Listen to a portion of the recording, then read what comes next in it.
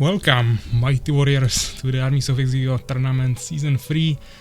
Let's see who do we got here. I see Ania, Urakaar, White Defender, SoulsKeeper. I think also Fenrir was there, yes, so welcome everyone. I for sure missed someone. I saw that also Legitfr in the beginning, so definitely nice to see you here as well. We got 15 viewers right now and it will probably go even higher, so definitely we should have nice audience, hopefully lots of activity in the chat. Let's make some noise, guys, and we'll get right into the games. Of course, first we'll have to pick all the maps. There are also a few players who won't be available later today, so we'll have to figure out their matches first, and then we will continue with the other matches. I will just quickly check all the messages you wrote here. Of course, I saw everything during the intro that we had prepared by Urakaar, so hope you liked it. If you have any feedback for that, then direct this towards Urakaar. Also let me know about the music, since I'm using different tracks for the tournaments. It's World of Warcraft music.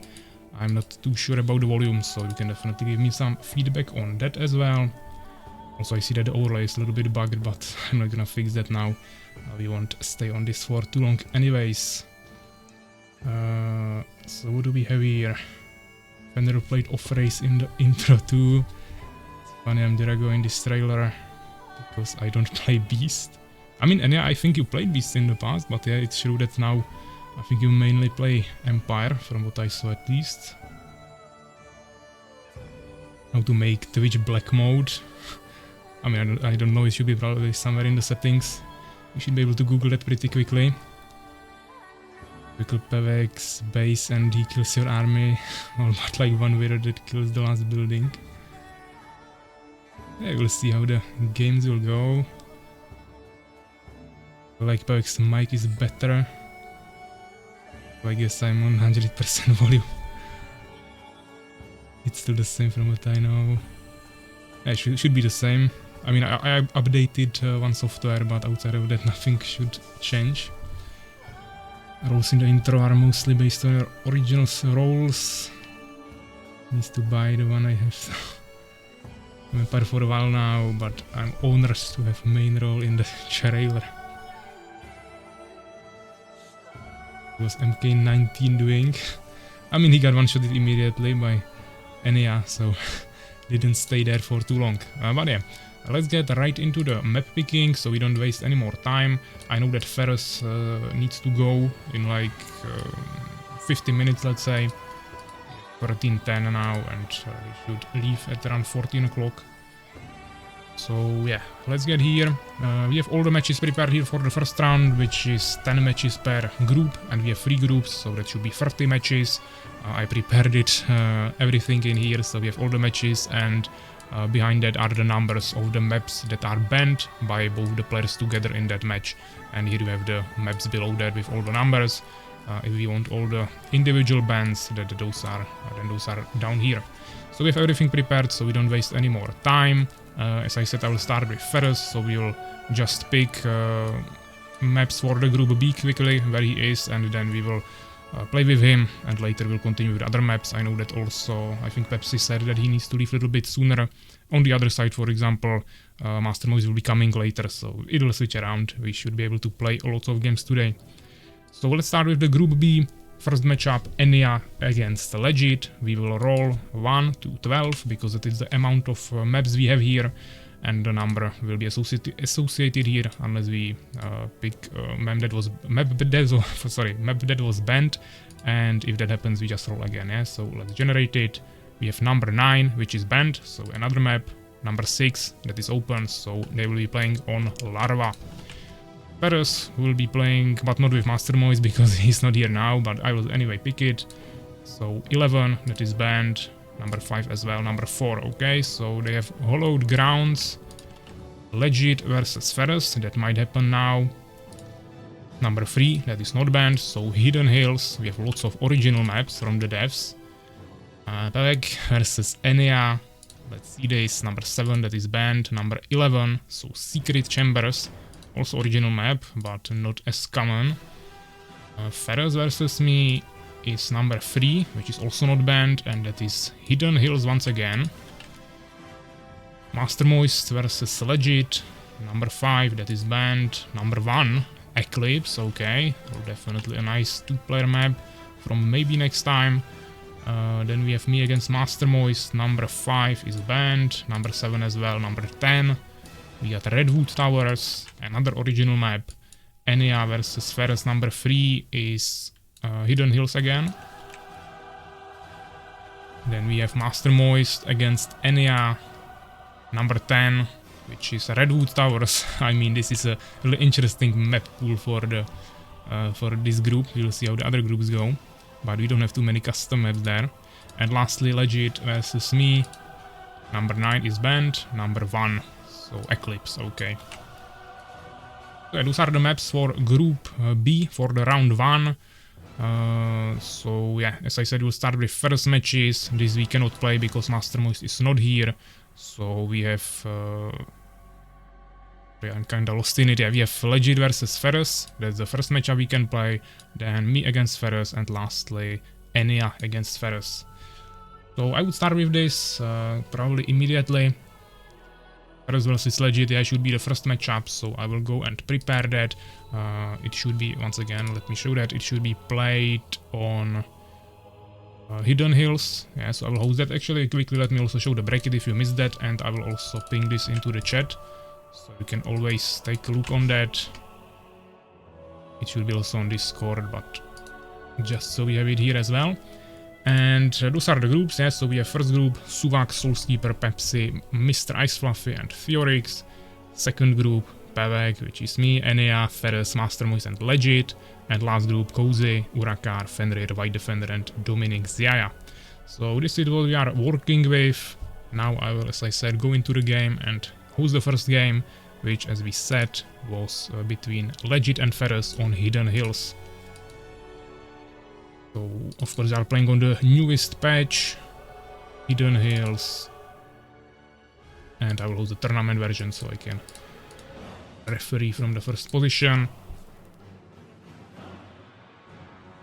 How much time I have till my first game? I mean, you should have definitely at least like an hour before we finish all the games with Ferus, because he's leaving in like an hour. I know that there was lots of messages, but if I would read everything, we wouldn't get anywhere. So if you have any direct questions on me, do it as Urakaar just did by also pinging me in that message. Or you can buy with Noran coins highlighted message, then I will also read it for sure, but I'm not able right now to read everything. So if you have any direct questions on me, definitely try to ping me there. Otherwise, you can of course discuss everything between each other. So yeah, once again, we have Legit and Ferus playing. Hopefully both of them will be here. I will ping them on Discord so we can start the 5-minute countdown, which is the time they have to join. Either of them, I mean, neither of them said that they wouldn't be available now, so if they don't come, unfortunately, there will be a loss for them. So yeah, Legit Ferus, join lobby. To be pinged on Discord, I will go and prepare the overlay. Also check it in the bracket just to make sure everything is fine. Yeah. Game number 3 in Group B, Legit versus Ferus.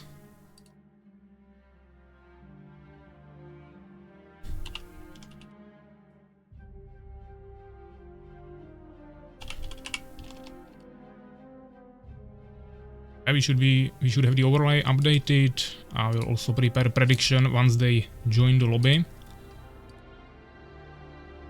We are waiting for Legit, who is online on Discord but inactive, so maybe I'll also write him in DMs.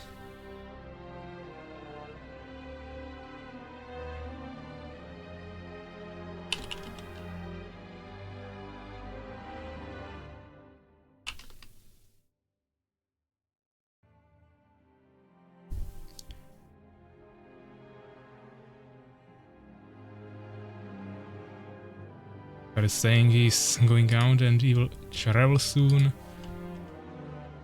Should finish this as quickly as possible. Player versus player, we can clearly see that. Yeah, I try to always put it into natural after each tournament. So I for sure know that it's not set up for the new one. I mean, before he comes we could Okay. Looks like I joined my own lobby. That's kinda interesting. I don't know if that was someone trolling from the chat or if Legit was impersonating me before and forgot to change it now. But that's definitely not allowed in the tournament, so make sure you guys have your own name from Discord. Yeah, I can also play with Ferus. There's another matchup. I just need to wait those 5 minutes, as it's stated in the rules. If Legit doesn't come, I also wrote him in the DMs. Unfortunately, it will be a loss for him and first win for Ferus.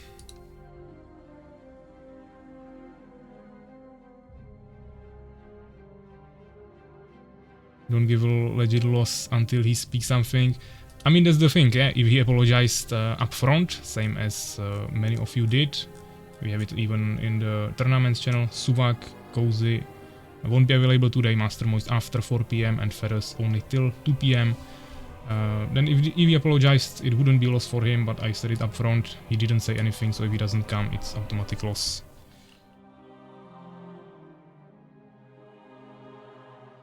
I will actually also change the information about Ferus there, because he changed that. He's not unavailable the whole day, but only like this. Are you playing with 100% speed? No, sorry, of course we are playing 75 as it was stated in the rules as well.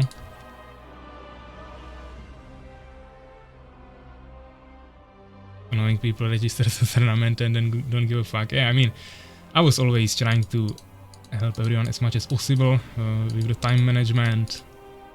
But since we are getting more and more players usually, more and more games, we have to become a little bit more strict with this, and I mentioned the rules and everything many times on Discord up front, so it shouldn't be a problem.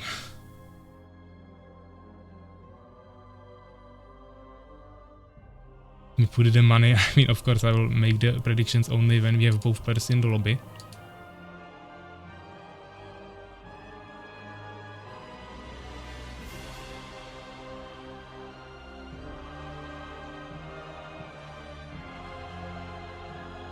Yeah, so when did I write it? 4 minutes ago, so let's just wait 1 more minute. And after that, we will assign first point to Ferus.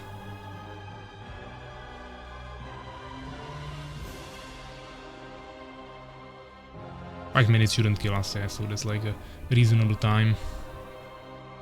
Legit believed he was playing later, his group B. I mean, he can believe that, but if he doesn't write anything, then it's not really official. And as I stated before, any apology that is done after the matchup will be disregarded.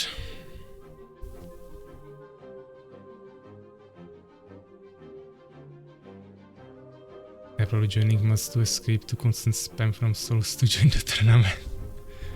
I actually played a game with him 2-3 weeks ago.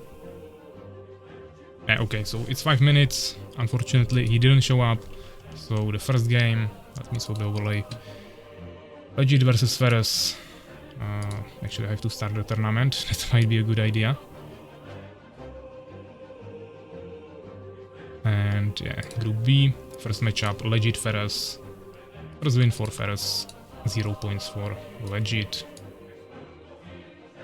GG, easy Ferus. So a second matchup with Ferus should be me against Ferus, so at least I am here, so we can definitely play that. Okay. I don't know who that is, but someone just joined the lobby here. Probably someone from the chat. GG Ferus, you won. But I don't think that was legit. Yeah, we'll just have to swap the lobby, because this is a map that is set up for observers from the first position, so we have to swap it. And also we have a different map. Let me double check that what we had. Ferus versus PAVVAC Hidden Hills. Yeah, so that was actually the same map. Never mind. But as I said, I have to set up the normal version, so Hidden Hills with the patch. We care about this, just map export 75% and you can join Ferus.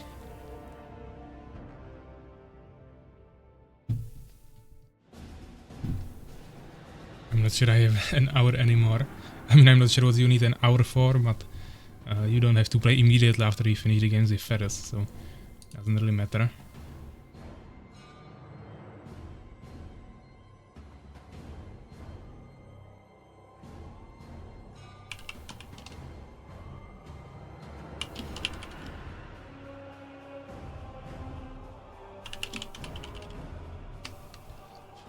I just wrote this score also on Discord.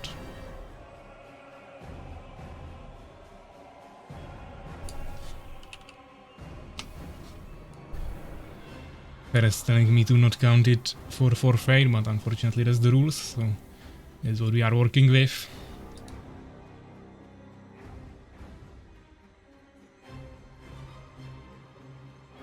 Of course, we are now waiting for you. Actually, I should probably officially ping you as well.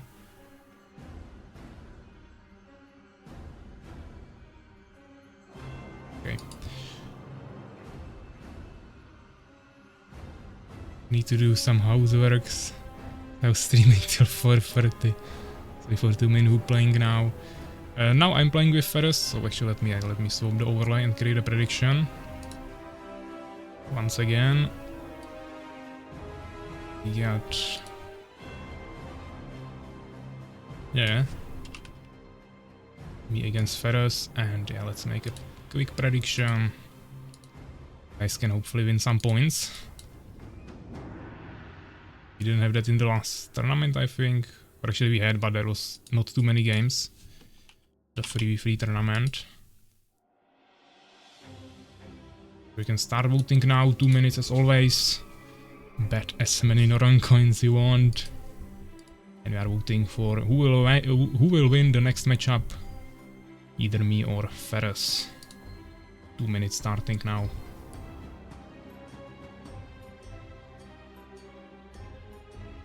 A hard vote here.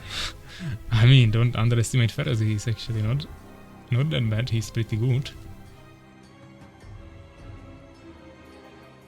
I don't have graphics card installed. I mean, then just install it.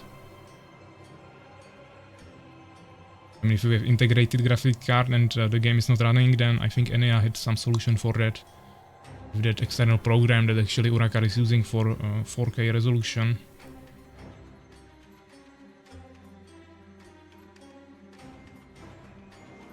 Hall of Famer. Looks like we have 71% to 29%.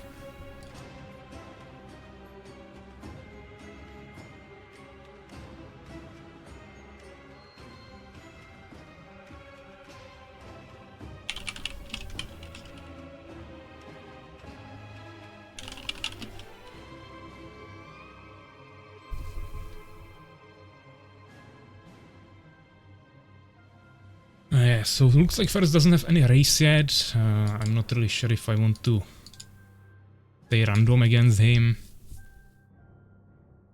If he stays, we probably can as well. But it depends what he will get, of course. We will see. Let's wait for the prediction to end first. We have 10 more seconds. Looks like it will end on 73% for me and 27% for Ferus. Unless you guys make some last second adjustments, that sometimes happens.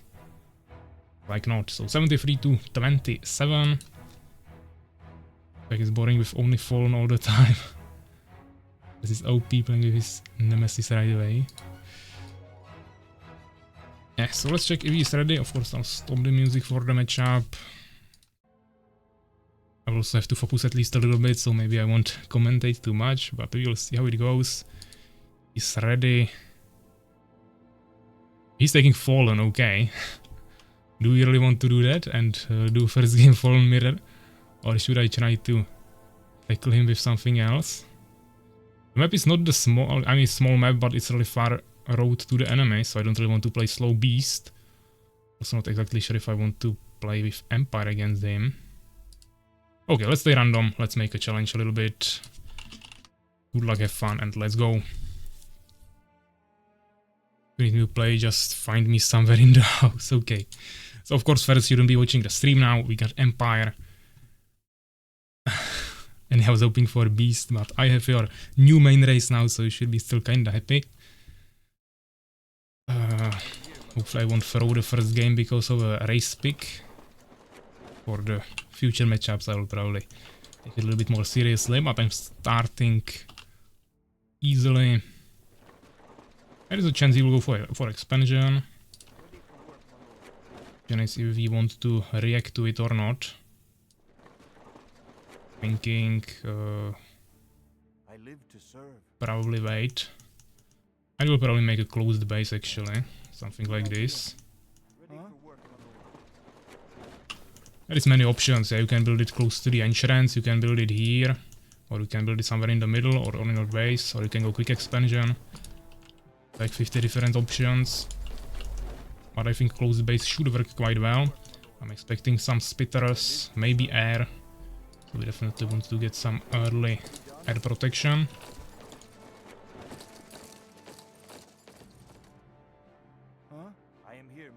You can probably start with a farm here, then tower behind it, second barracks on the right. Actually, if I want to use 3 peasants for that, or you'll probably have to. Will the work never end? To be done. Ready for work, my lord. Building complete, my lord. I live to serve. There is not enough gold, my lord. Will the work never end? What needs to be done?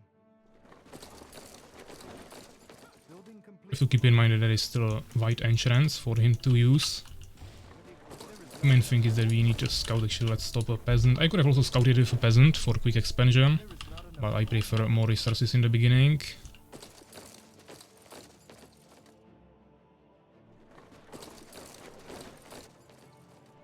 So we just scouted with the swordsman.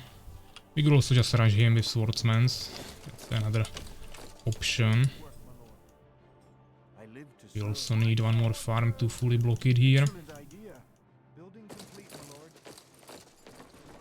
Let's rather upgrade the tower.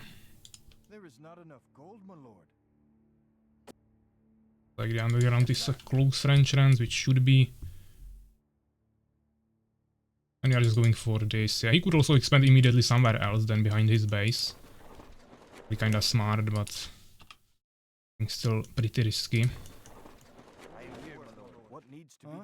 Targeting some other resources. What needs to be done? I live to serve. We have around the amount of workers we need. There is not enough gold, my lord. Let's make some groups. Sir. Ready. Okay, looks like pretty late base, so I think he's going for expansion for sure. Let's see what damage we can do here, maybe slow down his economy a little bit. And yeah, I think now we either have to kill him immediately or go for an expansion, which is an option. The thing is that he will be investing lots of resources into his own expansion, and I think we can actually win this with one base. But it depends, he already has huge value from this. We might have to expand. It will be still late, but probably still worth it. He'll play quite defensively, I think, now. He went for tower and everything. Good idea. There is not an excellent idea. Let's do it. Good idea. Let's go for this. I think we can get a few more workers. This will be the 10th one. Probably want priests. He shouldn't have matriarchs this early. He doesn't even have incubator yet, so. I mean, he doesn't need incubator for matriarchs, but he'll probably go incubator before Soul's Trap.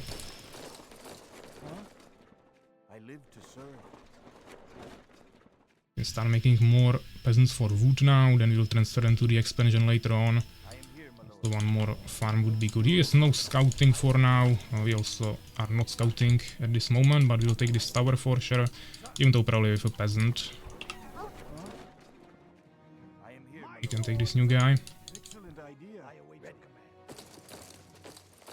Once we have the vision on the surface, we'll just go for the underground. Also, as I said, you could make air units, so we'll go and make a phoenix, also good for scouting.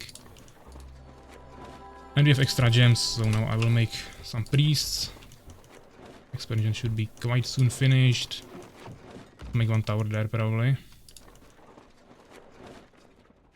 I don't think we need catapults yet. If we have less stingers, it would be a waste anyways.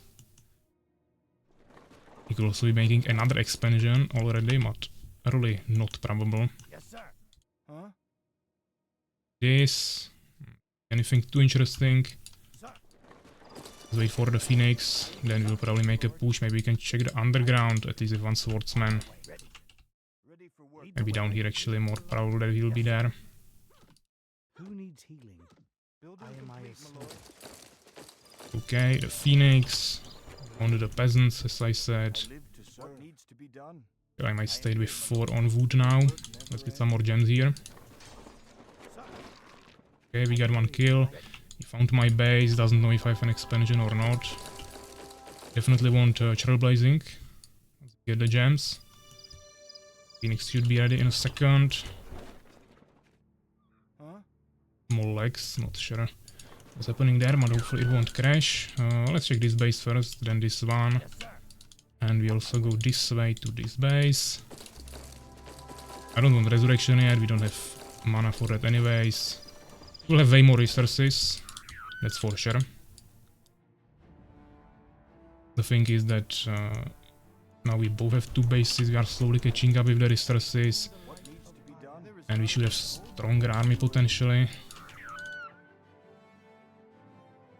It depends how much he invested into his defense. We see ton of stingers. I don't see a cocoon, but he could have it in the expansion. I think he's going here for metamorphosis. He's finishing it now, so I think he wants to land on me with stingers. Which shouldn't be as big of a problem, actually. building So we should be able to kill them with this. I am here, my lord. Good idea. Research complete, my lord. But I definitely want to have some towers here. Will the work never end? I mean, unless they are AoE, they won't help anyways, but still good to have it. I might actually leave the scout here, or probably not. Another tower, okay. I mean, it's only these stingers, so that's like a ultra weak army. Building complete, my lord. We'll just follow him here. We definitely What want third barracks, excellent idea. I am here, my lord. Building probably improved farming, building and we still actually don't have blacksmith, so we don't have any upgrades for swordsman. That was a bit of a mistake. there is no Upgrade the towers. Probably not worth it to go for this. Use the gems for some extra priests. Thinkers are still waiting here.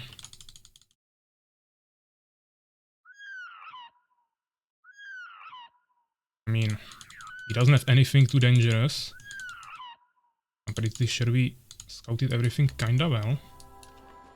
Okay, he's going for air attack. Yes, sir. Which means we'll have to bring our swordsman Upgrade complete, my lord. wherever he goes. And probably also want more phoenixes, just to prepare for it.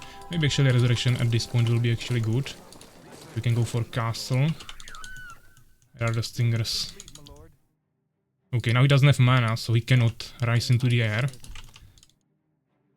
think this might be our opportunity. We definitely want armor, he has lots of units, so more value from that. Phoenix. We want more phoenixes around the map for scouting. Let's get advanced barracks. Probably not worth it. And an expansion. Excellent idea. Maybe here, not sure. Let's do it. Probably... I'm not sure actually here, I think. Our forces are under attack. Upgrade complete, my lord. Okay, not a problem. Ultra slow. Ah, this is not in our group for some reason.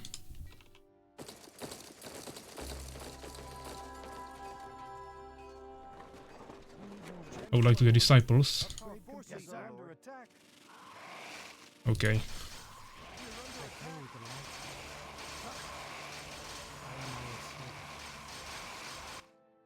Research He got a scout there, okay. Ah, he has guard, so fine. Our forces are under attack. He has lots of guards, I should have scouted better. Live to serve. I also have a seeker in my base.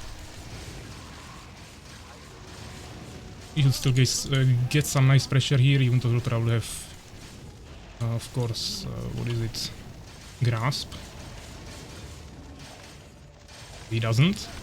I mean, if he doesn't have grasp, then he totally messed up. So at least kill his harvesters here. This is dead, as we said. We have one phoenix here.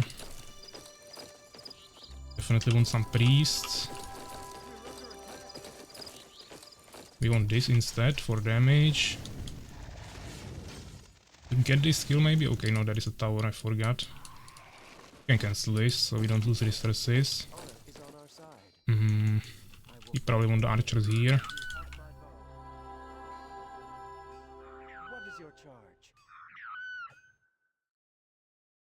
I mean, he has lots of these guys. Ultra slow to make the centuries. Okay, maybe we didn't want it there, then...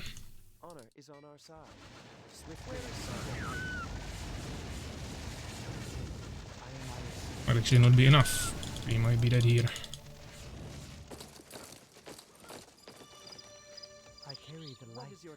Probably not. We have many archers. Scout up here. Definitely want something in the underground. Okay, this doesn't matter. We have lots of extra gold. Let's make towers.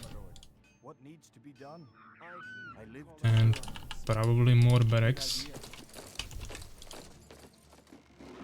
Nice to upgrade it, but not really possible.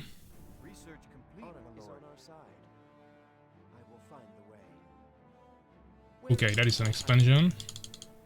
Fully working, or I mean half working.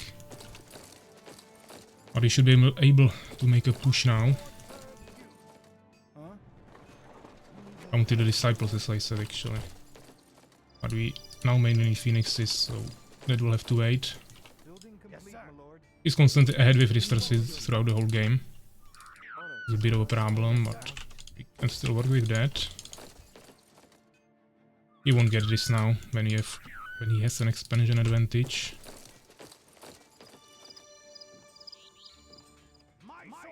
I mean, leather armor could be good. We should definitely start scouting again as soon as possible, but first let's get some priests here. Or maybe some phoenixes first. Finish in a second, we'll kill another archers actually. Let's see what he has. He might have stalkers already. That would be a problem, then we'll need dryads to enchant them.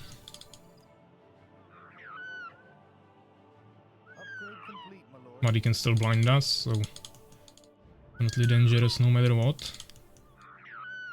I don't see any major infrastructure here, so he probably has it in his main base. Ah, he's harassing me, okay. That's bad. I'm not able to get there and he will kill my whole economy. Are producing again. And definitely go for a push as soon as possible. Hopefully I can catch him before he flies away.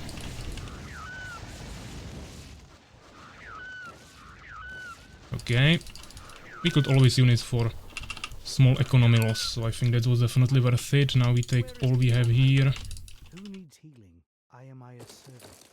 And we go for a push. Phoenix is with us.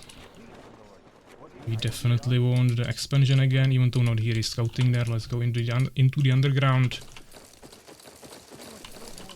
We don't have population.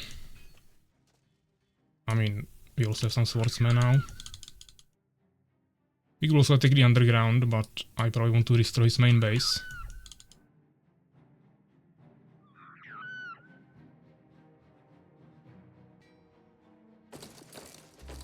Let's get a priest here, maybe one. Actually, I said I wanted dryads, so let's do that. How's the economy going or doing? Missing some gems here, fine. Ah, we actually flew like this, never mind. I don't have too many priests, that's a huge disadvantage here. Don't have population, okay. Everything on one place, also not the best strategy there. No idea what he has here. Some spitters, okay. Would also have to. Also good to have the dryads against that. Okay, he has huge army. Maybe I can tank a little bit with the phoenixes, we won't need them anymore. I should have the resurrection, but as I said, I don't have too many priests. I want to target him one by one idly. Resurrections here. Bring some more swordsmen on this side.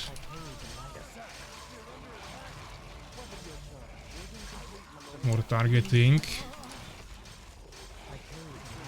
No more resurrections. Actually targeted my priests there.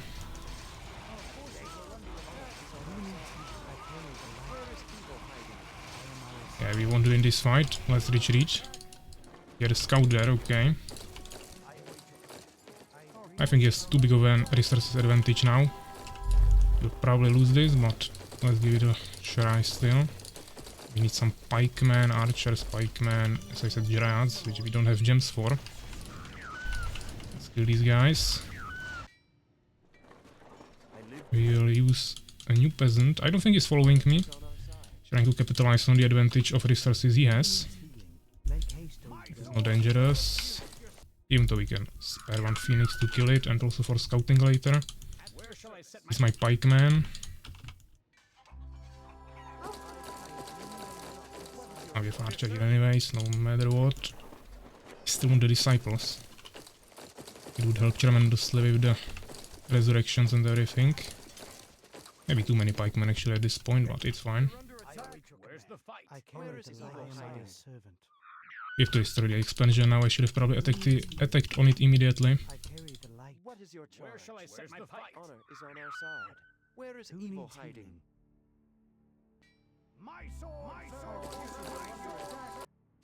Okay, we can take this. Didn't mean to, but it just attacked me. This is bad. Orders, sir. Thing is that I don't have anything to do with that.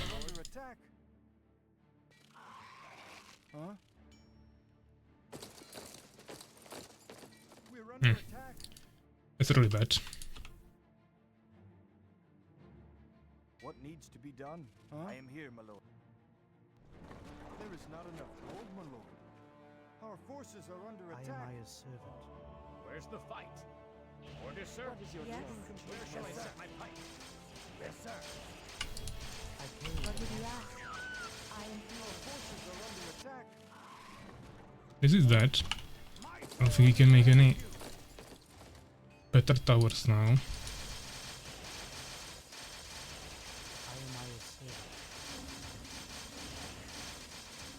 I guess that he still has one more base. I mean, working. Now I'll start working in the underground. It's good levels, I think, but the towers should take him down, hopefully. Also, we have some units here. I'll once again lose all of my peasants. Actually, let's retreat with them.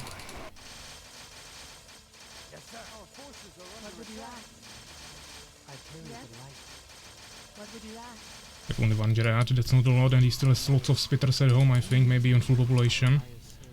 I have only 150. I think we have to... he's in the underground again. Let's try to catch him from the back. Guys can... Actually, let's go around with everything.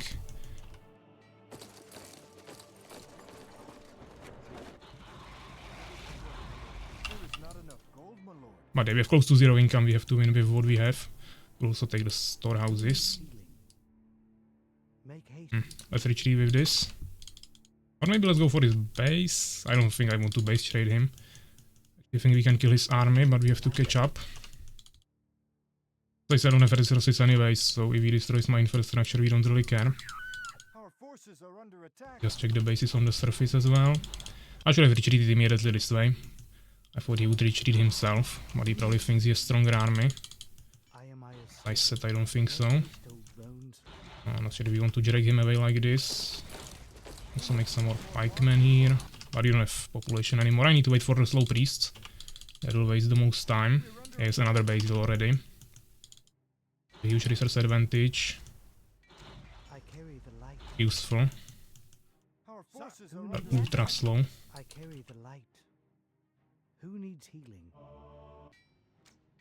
But without them there is no way we push that. We'll probably continue kiting this way, so we want to attack him like this. With this Strong keybinds, never mind. Now depends how quickly he can remake his army, which is all dependent on the infrastructure he has.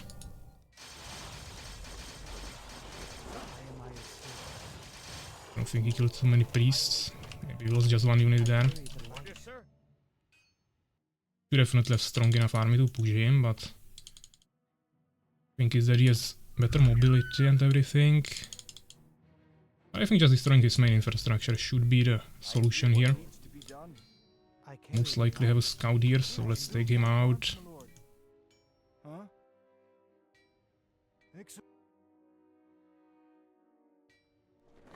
Now we can finally get the disciples. A little bit late with that, also we should have these upgrades, but I wasn't focusing on that too much.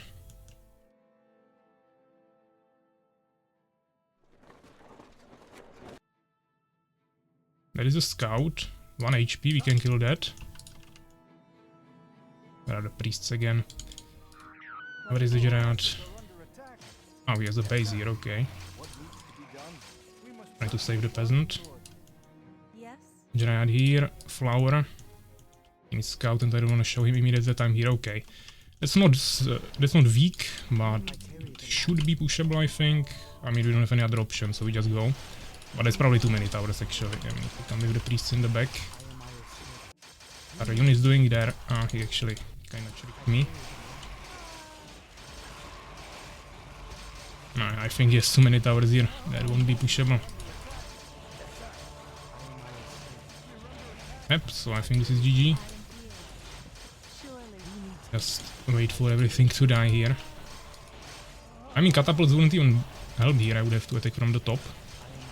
Maybe I should have, but kinda needed a surface contact here anyways. Stingers in my base anyways already. So yeah, GG. Nice first game. I mean, let's check the results. He produced way more units. Kill loss ratios kinda similar. He had one more research, a little bit more of an infrastructure, but definitely way more resources. That was the biggest difference. Get like 10k more gold, just way better map control. Of course, if we also went for immediate expansion, it would help a lot, because resources would be balanced at least in the early game. Also, a little bit better scouting for the guards to find them quicker would be good. After that, maybe I should have straight up transferred to stronger units like mages and knights. That would definitely also help. But yeah, definitely well played, Ferus. Well deserved first win. So let's go back to the bracket. And write it down here.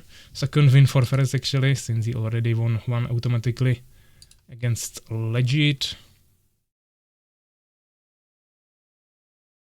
1-0, sorry. I wrote it in the reverse, fortunately it doesn't save. Yeah, of course, like this. Point for Ferus, 0 for me. And what is the time? We have 9 more minutes, so I'm not sure if Ferus is still here. I will actually ask him on Discord. If he wants to do one more, we can do Ania versus Ferus. Or even... I mean, we can't do Master Moves against Ferus, so this is the last match we can do for him now. But if he has to go, because I know that he has to go in 9 minutes, then we'll have to call it here.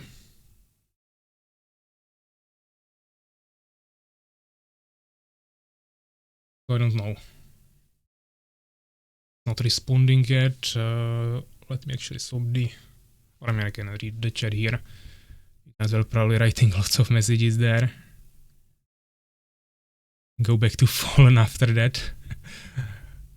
I mean, yeah, of course, if I had Fallen here, it would look a little bit different. I would for sure also go immediate expansion and also go some guards there.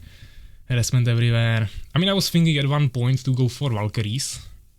Since he went for the expansion, I think I would make them quick enough to potentially get him there, but if he would have too many towers, it wouldn't help me anyways, so I kind of felt it would be too risky. But yeah, with Fallen it would be definitely much easier. Not sure how it would look with Beast, but probably not much better. When killed me, Empires has fallen on this map, he let me take both expose underground and finish the mine production on surface. Lost, can't escape from here.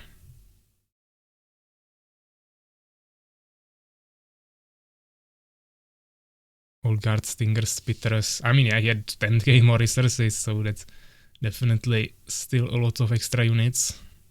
So him sacrificing lots of units inefficiently wasn't that big of a problem.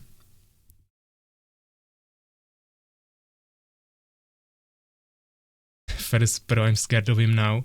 I mean, I said in the beginning that this is definitely not a clear bet, and it actually reminds me to give you the points back for prediction.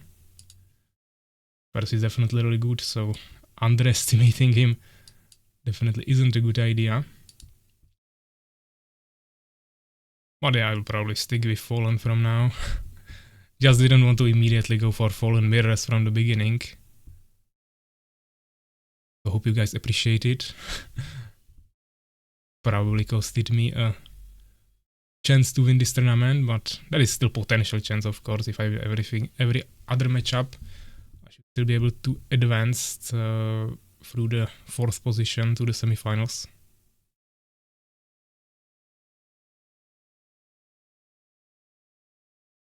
Full macro more than Empire micro. Now we'll fight with PAVVAC for 4th place.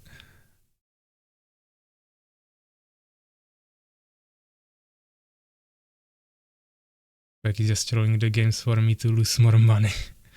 I mean, Urakaar, you are trolling. I told you that to not bet on me 100%. I don't know how much you played, but there weren't high bets anyways, I think. So it doesn't really matter. Because you push into towers. I mean, I didn't have any more resources, so there wasn't any other option. I could have went for all the expansions around the map and everything, but he would just make more and more units and then kill me on open field anyways, so there wasn't any more chance. If he didn't have the towers, I would probably push him in the end, so that saved him. By the way, Ferus is Polish. Ferus gotta go, he's shaking, okay. Can you set the map picks here? I mean, now we'll go and pick all the other map bands for the other groups, and then I will send everything into the tournaments channel, so don't worry. Saying he's glad to get here today. Great of playing with me. So yeah, let's get back here to the maps, random generator, and group A. I think it's PAVVAC, you need it. Kill his expanse, skip main, rebuild your echo, and then catch him somewhere. Yeah, I mean, definitely the attack, I'm not sure actually how the attack looked like. That was like the first or second bigger attack. When I went for the main base and he already had the expansion on the bottom side of the underground, I should have definitely went for that instead of main base. That would be way better. And then we will be on 2-2 bases. I should have also gotten the stronger towers for defense of my expansion against the stinger drops. So yeah, I just wanted to finish him with timing push multiple times during the game instead of capitalizing more on the map control. Good old guards and spitters, but economy here huge, yeah. To be honest, I'm scared. I'm so scared. Yeah, so let's start with the map picks for Group A, which is once again Group A, SoulsKeeper, SoulsKeeper, Pepsi, Mr. Ice Fluffy, and Ferus. So first game, SoulsKeeper against Fury. Roll it number 8. So this inner sanctum, it isn't banned. So this is the map for you guys. Then we have Pepsi against Mr. Ice Fluffy, number 7, which is banned. Number 4, which is Followed Grounds. Fury against Pepsi, number 12. Shards of Winter, nice, isn't banned. Then we have PAVVAC against SoulsKeeper. Number 2, which is banned. Number 4, which is banned. Number 5. So King Sijon Station, favorite map of SoulsKeeper here. Pepsi against PAVVAC. Number 4, which is banned. Number 7, Dark Side Forest. And then with Mistrise Fluff against Fury. Let me play some music, guys. 12. So yeah, that's actually Shards of Winter again. PAVVAC against Mistrise Fluffy. Number 2, which is Forgotten Crypt. SoulsKeeper against Pepsi. Number 5. King Siege on Station again for SoulsKeeper. Seems like the luck is on his side this time. Mistrise Fluff against SoulsKeeper. Number 3. We have Hidden Hills again. And lastly, Theory against PAVVAC. Number 4 is banned. Number 3, Hidden Hills again. Okay. So this is the maps for Group A. Group B you already saw before. Now let's do the last group, C, which is Cozy, Urakaar, Fenrir, White Defender, and Dominic Zaya. So we got Urakaar against Dominic. First game, which is number 12, which is banned. Number 7, which is not banned. So we got number 7, which is Darkside Forest. And we have Fenrir against White Defender. Number 9 looks like Luminous Realm. Map from PAVVAC also. Haven't seen it before here.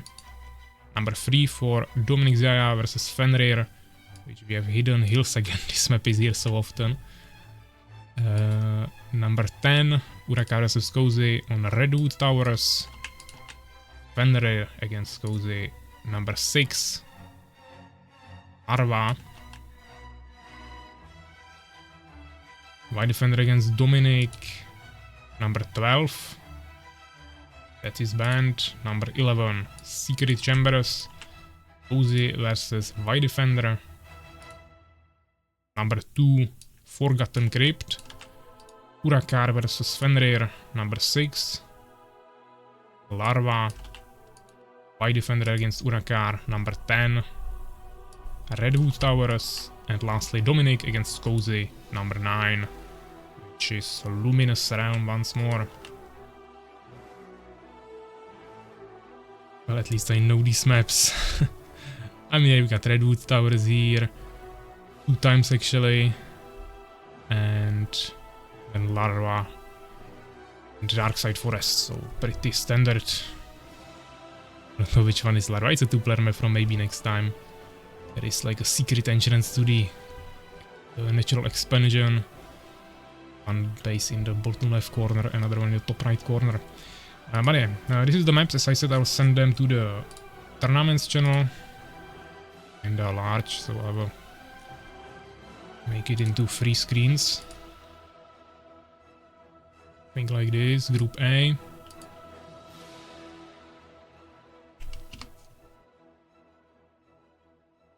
Oh yeah, we have to move it a little bit. Group B.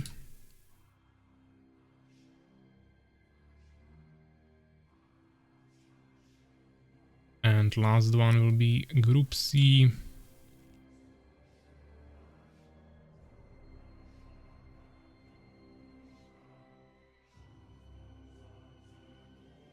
Okay, we have it in the tournaments channel. I'll save this, and now we can start with any games you guys want. It's kinda up to you. We have 22 people here, okay. I think that's the most we ever had. I even saw 23 for a second there. I generally think that's the most we ever had on any stream, and especially on any tournament as well. So welcome everyone new who just came here. We are basically just starting the tournament. I only had 1 game for Ferus that is leaving soon. 24 high today. Okay, looks like SoulsKeeper is keeping track on that. I'll also see it later, of course, in the stream stats. But yeah, let's go. What other game you guys want to play? Is there someone who wants to start? Or we just go right from the beginning, from the Group A. First matchup we can do. It's up to you guys. We can see the standings. Ferus with 2 wins already. And Legit with 1 loss. We have all the matches, so we could start with Theorix and SoulsKeeper. I watch on Discord stream. Let me check that.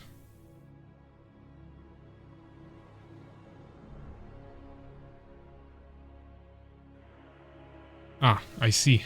I didn't change the title of the stream. I'll fix that.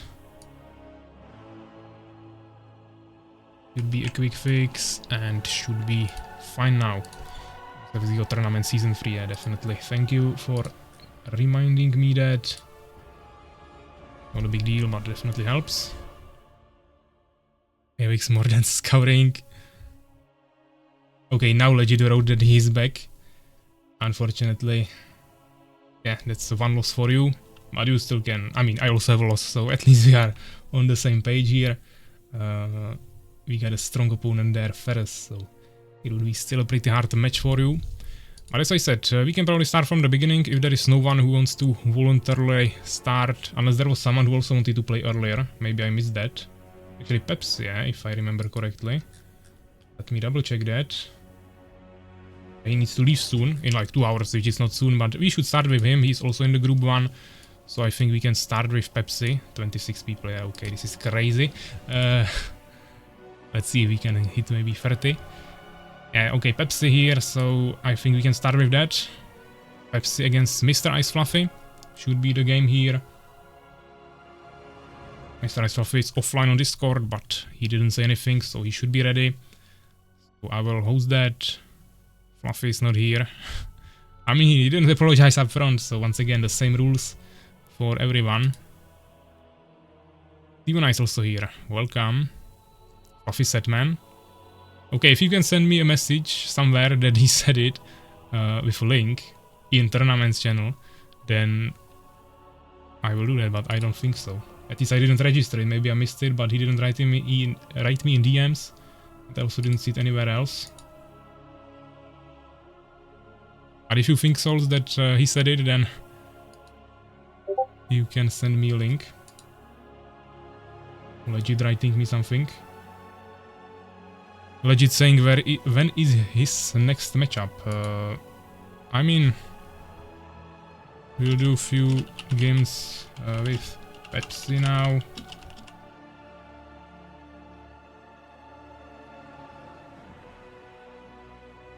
And then we can play.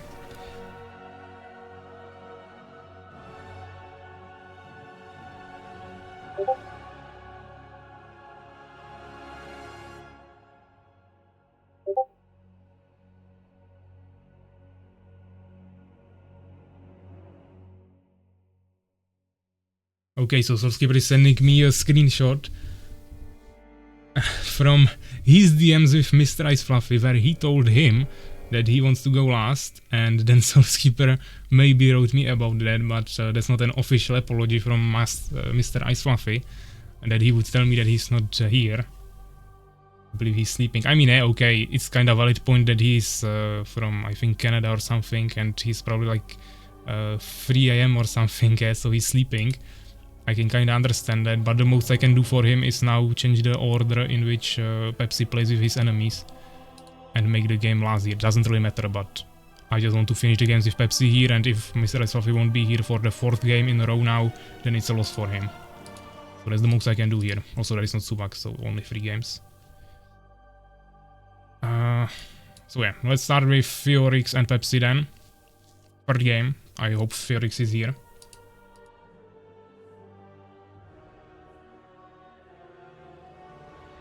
Yeah, looks like he's playing Armies of Exigo. Actually, yeah, like, I have to check the map first. I forgot that already. Ferus against Pepsi, Shards of Winter, okay. So let's host that. Tournament, Shards of Winter, tournament version, referee, and you guys can join. I will ping you, as always, on Discord.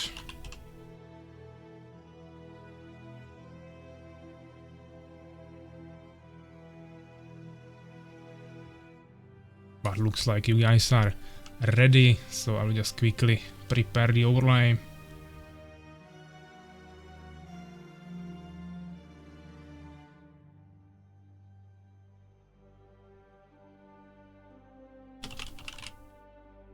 We got Ferus against Pepsi and also a quick prediction.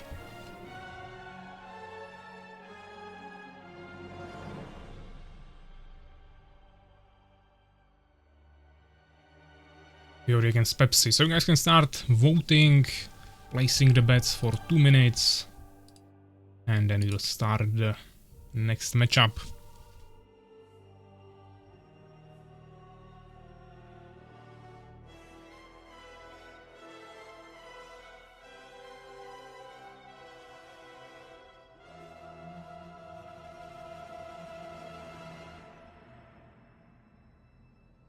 So yeah, prediction is going. We got 200 Northern coins for Ferus now, 160 for Pepsi, now rising to 260, 43% to 57.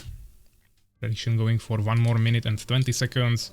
Looks like neither of the players picked any races yet, so either they want to go double random or they are trying to make it harder for you to place down the bets. Maybe you will get influenced by the races, but now Pepsi is going with the beast race.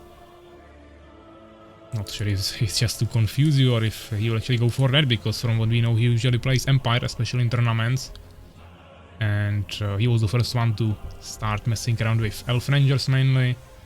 But we also saw him play lots of Swordsman strategies and even Valkyries as well. Now we have Beast on both sides.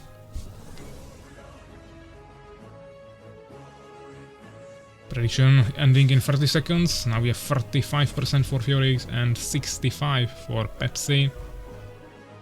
370 coins to 226 of you here, guys. So we are really getting close to those, to that number of 30. So once again, welcome everyone who is new here.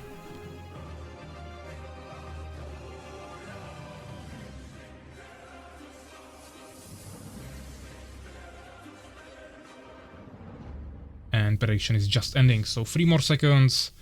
32% to 68 is the last result. More guys voting for Pepsi, but it's definitely like 66% to 33 approximately.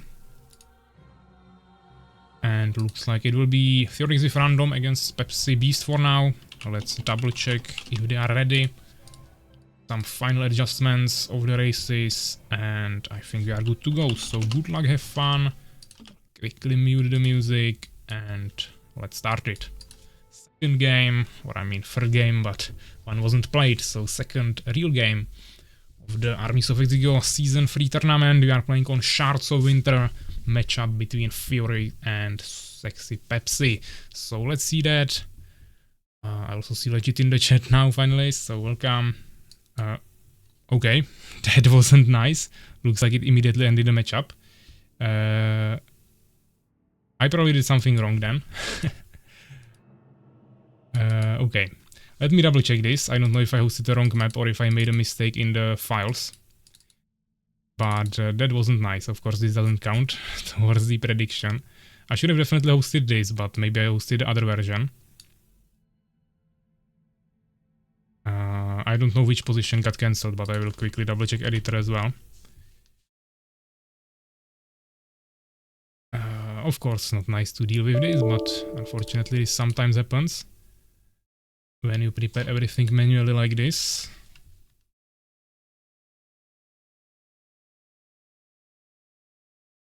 My steel shall taste your flesh.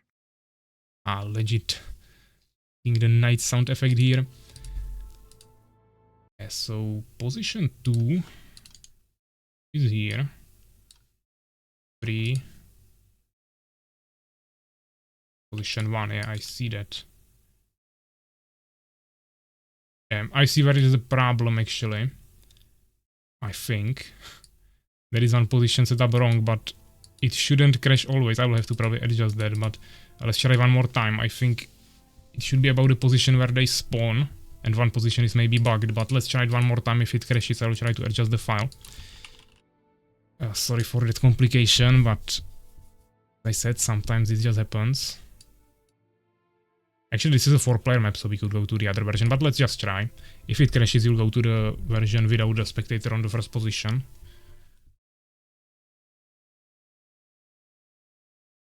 So once again, Shards of Winter, Theory against Pepsi. Let's see how this goes. And looks like we are fine. So yeah, we are watching from Theory perspective. He's playing with the purple Fallen on the right side of the map, and on the bottom we have Pepsi with the green color playing as the Beast race. They are right next to each other, so potential for some close encounters early on. Looks like neither of them is going for a quick expansion, which is definitely pretty risky on this map, but I think you can definitely pull it off with Fallons, especially against Beast. I even like to make expansions quickly in the middle sometimes, but you can also make it back in here, really doesn't matter. The only disadvantage is that with Fallen, of course, you have to constantly create control forms on the way there with your summoner. To get new population for your new harvesters, but it's definitely still possible to pull it off. But as we see, they both decided to go for some early buildings, not even a front base, just closing their main entrance to the base. There's a pretty wide ramp on this map, so we have to make more buildings there, but I think they managed quite well to kind of close this. Pepsi is making his arena now, already finished his stables. While Theory is going for double hive opener, pretty standard. We see him producing the 5th harvester. While on the side of Pepsi, we just see many minions. First Boron already out. Not fully blocking the entrance, but with 2 Borons he should be able to do that. And he'll probably make maybe Goblin Hut here, or just any other third building, maybe even Dark Altar, to fully close this. First Stingers are already coming out. Even if he wants to go other units, it's always smart to get some Stingers for scouting. With other races you can scout with villagers, but with Fallen you don't really have any other option than going for the Stingers. We see actually Pepsi going for a Totem immediately, not even getting the first Warrior. I mean, he's getting it now, but after the Totem, also not going any quick Goblin Huts.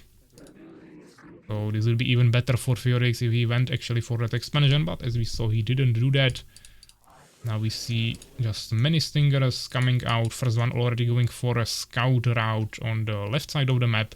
So looks like he will not find Pepsi too quickly, since he decided to go the other direction and he's not sending any other scouts yet. Maybe he will redistribute them now. Yeah, looks like at least one will be going actually in the middle again. Maybe he wants to go this way. Yeah, looks like this guy is going downwards, so... And also first warrior is going to scout, but also on the left side. So both of them decided to go with their first scout the other direction than is the enemy base. Waiting for other players, hopefully no one disconnected. That wouldn't be too nice, especially this early on.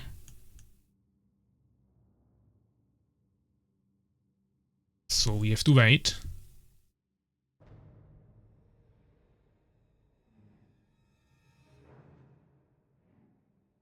Seems like we are back. I don't think anyone disconnected, so probably just some issue either with admin or their own internets. But as I was saying, each of them send their first scouts the other direction and is the base of the other players. So it will take them a while before they find each other, but there is already the first scout of Ferus who found the base of Pepsi. Immediately getting stopped by the warrior.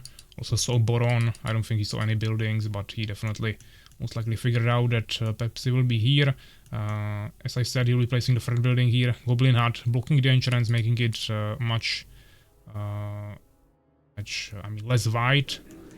And also he's protecting the totem with the Goblin Hut, so that's definitely really effective. And we see Dark Altar in the back also already being placed down. There is also Incubator from Theorix going for faster reflexes.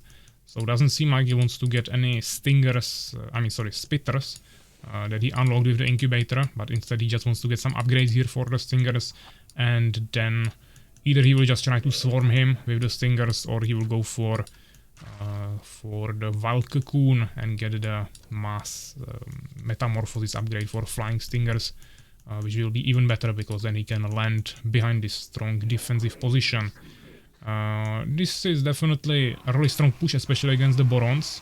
Pepsi just needs to stay back now close to the totem. With the totem he should have no problem surviving this. But as you can see, he managed to trade 1 Boron for 1 Stinger, which is a huge value because it's only 50 gold for 90 gold and 35 wood.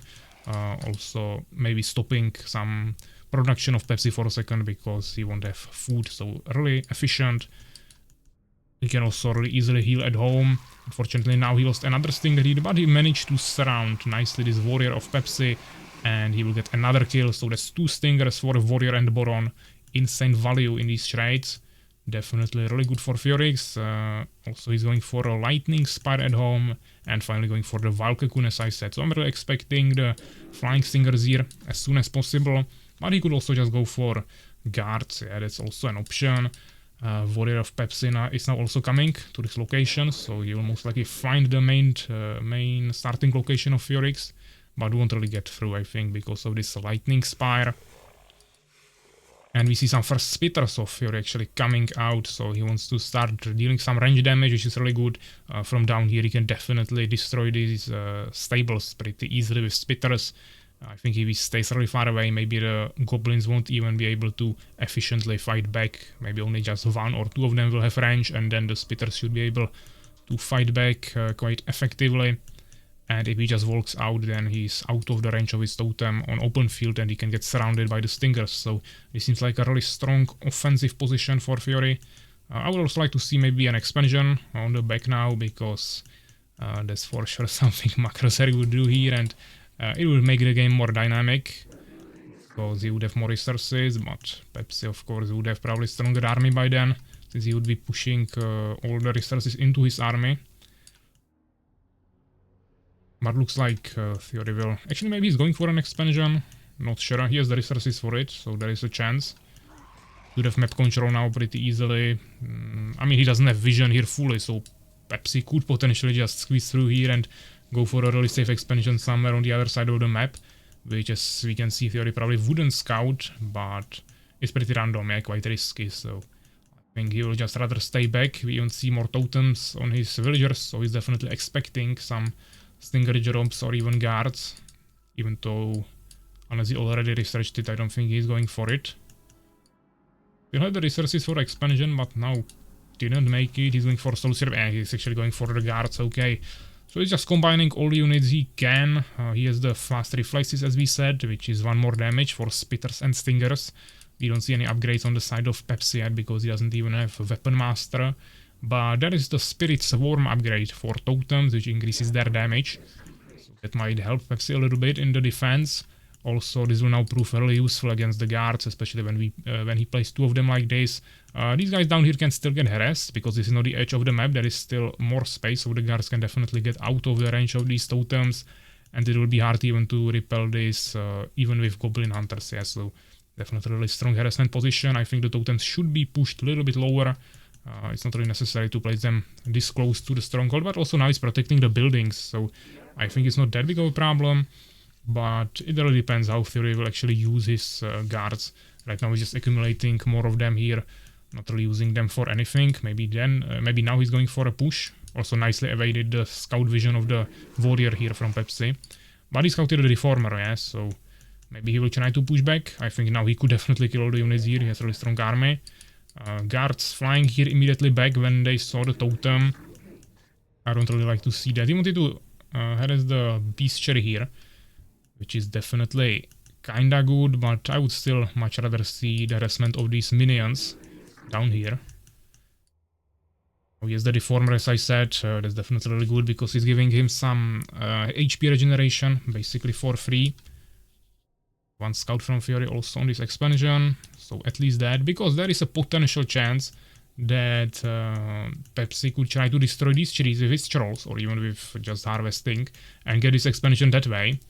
But of course, the only thing Fury needs to do is place 1 stinger there, so that was definitely smart, but it's an option how Pepsi could also expand if he was actually fully locked here. That's another mechanic of this map. He definitely cannot fight this. I mean, maybe if he had a little bit more guards, he could just snipe out the goblins really quickly by also spreading a little bit more, and then the rest of the units would just die. But I don't think he has enough guards for that yet. He has only like 7 guards. Now he also invested into an expansion, so he wants to play a little bit slower game, I think, and holding the position here. Go Theo, didn't you bet on Pepsi?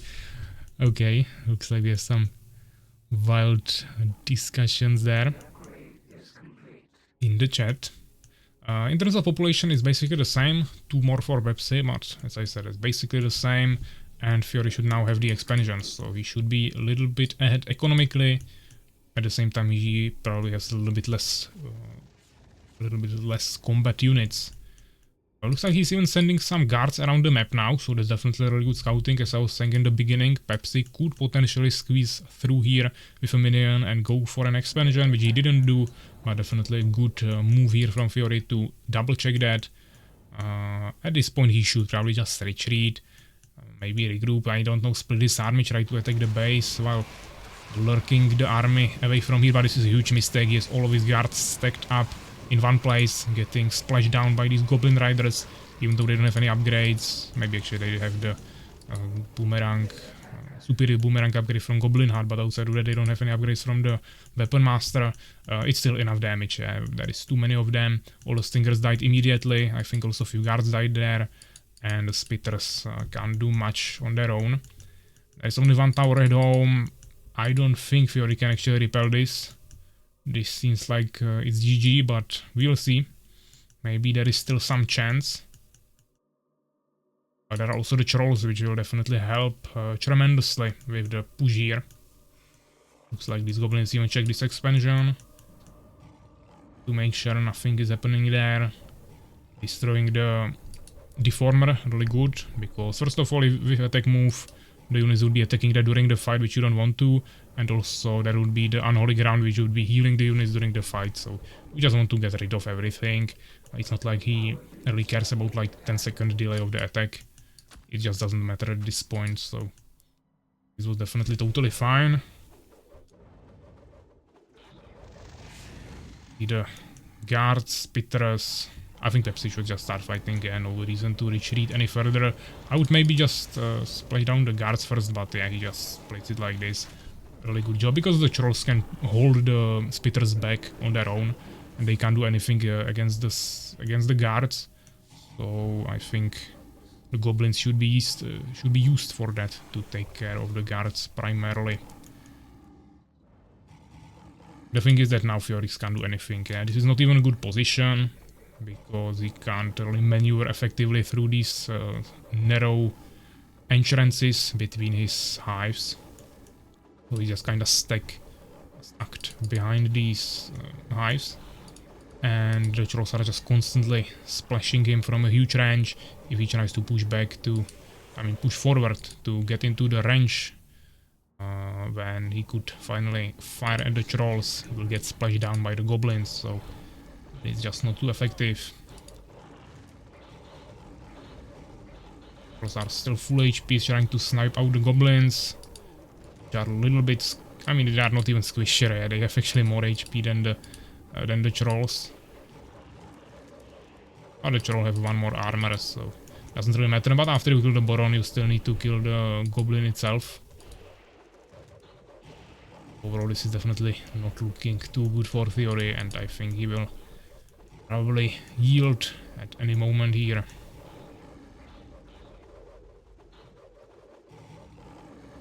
Hey, this time on the PC, hello. Fiori is cooked, yeah, definitely.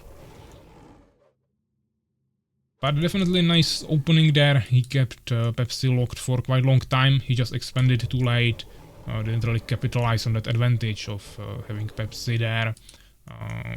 He was playing really defensively, staying there for a long time, just accumulating units, making lots of totems, which costed him lots of extra resources. That was just wasting lots of time and resources that cannot push you. So if he's putting resources into totems, he cannot use them to punish you for expanding. So when you see that, which you can with some decent scouting, you always want to capitalize on that and not push into the totems, but just take expansions and gain economical advantage from that and win that way with macro. But yeah, GG, 17-minute game, 46 kills on the side of Pepsi, 11 for Fiori. 4 researches here, a little bit more buildings actually for Fiori, but yeah, he had bigger base. Just the researches and everything wasn't really there. And the resources a little bit more, but just didn't really matter overall. This is basically the same. But yeah, good job guys. We had 2k gold left. Yeah, that was towards the end. He could have spent it a little bit more effectively, but when he lost his main army, he was probably at around 0 at that time, so that was just accumulating after that, where he probably already half gave up. The first serious Elf Ranger player showed us his skills with Beast. Yeah, as I was saying in the beginning, he usually plays Empire, but this time decided to show us his skills with the other races as well. But yeah, let's get back to the bracket. We got, what was that matchup? First group, Theory against Pepsi. First win for Pepsi, so 1-0. And now, as I said, we cannot do Pepsi against PAVVAC because PAVVAC is not here. And he apologized up front, so that's totally fine. We'll wait for him. And the only game we can do now is Pepsi against SoulsKeeper, and after that we'll try Pepsi against Mr. Ice Fluffy. Unfortunately, if he won't be here, that probably won't happen. But yeah, let's try Pepsi against SoulsKeeper, which should be a game that will be played on... Do we have that? You probably already see it, but I don't. SoulsKeeper against Pepsi, right here. King Sejong Station. SoulsKeeper against Pepsi. So let's host that. I said a favorite map of SoulsKeeper. In the wrong folder. Tournament and King Sejong Station. Tournament version. You guys can join. Pepsi and SoulsKeeper.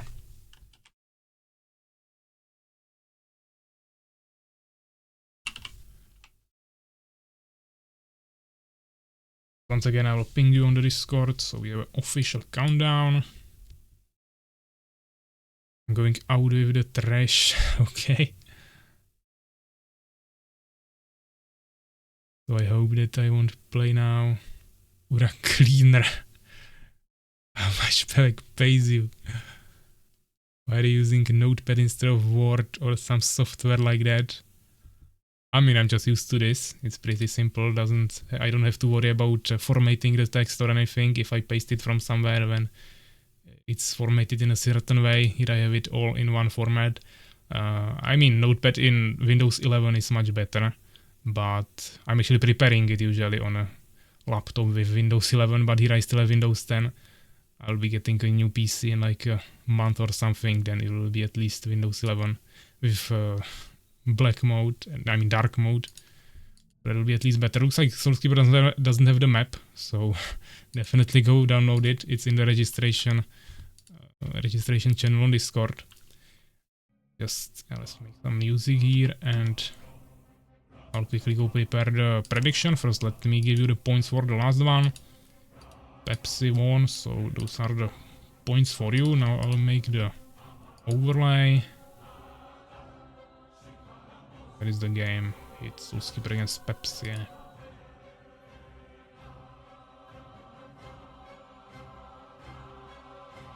SoulsKeeper against Pepsi. Will be updated. Now let's make a new prediction. SoulsKeeper against Pepsi. 2 minutes starting. You guys can start voting.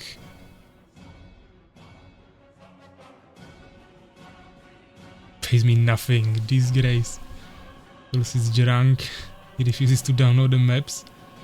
I mean, if he doesn't download the maps, then it's a free win for Pepsi. So he will be happy about that, I think. Payment is probably that he will delete me in the next game in like 5 minutes. I mean, we are not even in the same group, so unless we both advanced or we fight for the fourth position in the semi-finals, then we won't even fight. Souls is always ranked, so it's a normal state. Okay guys, the prediction is still going. We have 100 coins on SoulsKeeper now. Nothing for Pepsi, but 1 more minute and 10 seconds is still left there. Looks like SoulsKeeper finally figured out the map problem. We should be able to actually make this matchup happen. You go Beast, yeah, why not? Something new for me. Okay, looks like Pepsi will be playing Beast during the whole tournament or something. Looks like he likes it.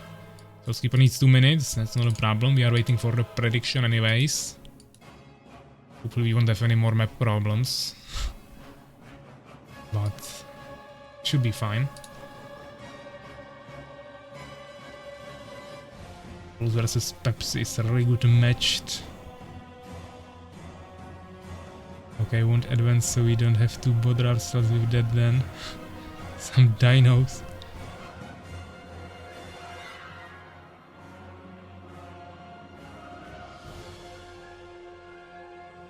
Yeah, how is the prediction looking? Looks like only 10 more seconds and still only 100 points for SoulsKeeper. Nothing on Pepsi. 5 more seconds. Yeah, looks like it won't really be done here.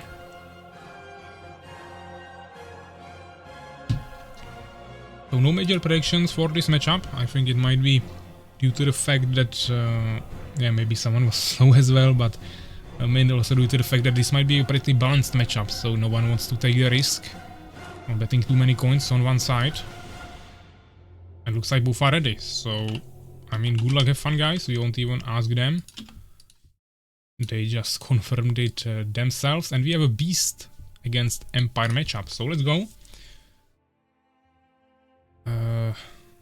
That's too long message from White Defender there. Long time not seen Striders, hope some will appear. Souls not coming for Fallens. Yeah, definitely. Looks like Empire versus Beast here. They're still shit. Okay, this is getting a little bit weird. Another game that got deleted. I mean, it fails to start. Fine. This definitely looks like I made some mistakes in the maps, which is pretty weird to make mistakes in so many maps, but maybe there is some general mistake. So I will once again check it. Actually, I know where is the problem here. Yeah, that's actually true, because those are the only two winter maps, the King's Legion Station and Shards of Winter that we just played, and I was creating those separately, so I didn't change the places actually. Okay, I'll just quickly fix this, guys. It's a really simple fix, just one button click and it's done. And I will export the maps again, both of these for the tournament version. Sorry for that, but because those are winter maps and I wanted to keep them in the same environment, I was creating them separately and totally forgot to adjust this. So just a quick setup, I'll send both of the maps again to Tournaments channel. And you guys can just quickly download them and we can continue. So we don't have to deal with this problem later on. Sorry for that, but this just happens. So what was the name? King's Legion Station. Just a backup, so we don't need that. And Shards of Winter. Tournament versions.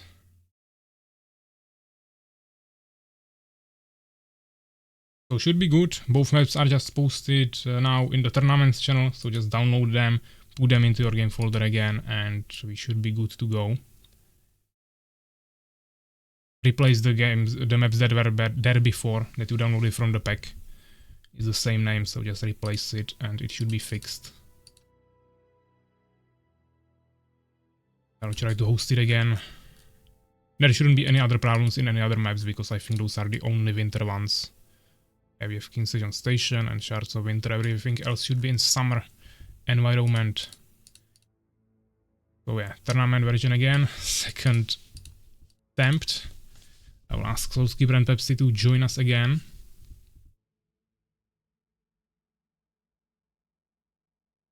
At Animal Race. Like unprepared with maps, such a thing never happened in the past. What's Scouting doing with the people? I mean, if we have too many new maps, I have to constantly create new ones.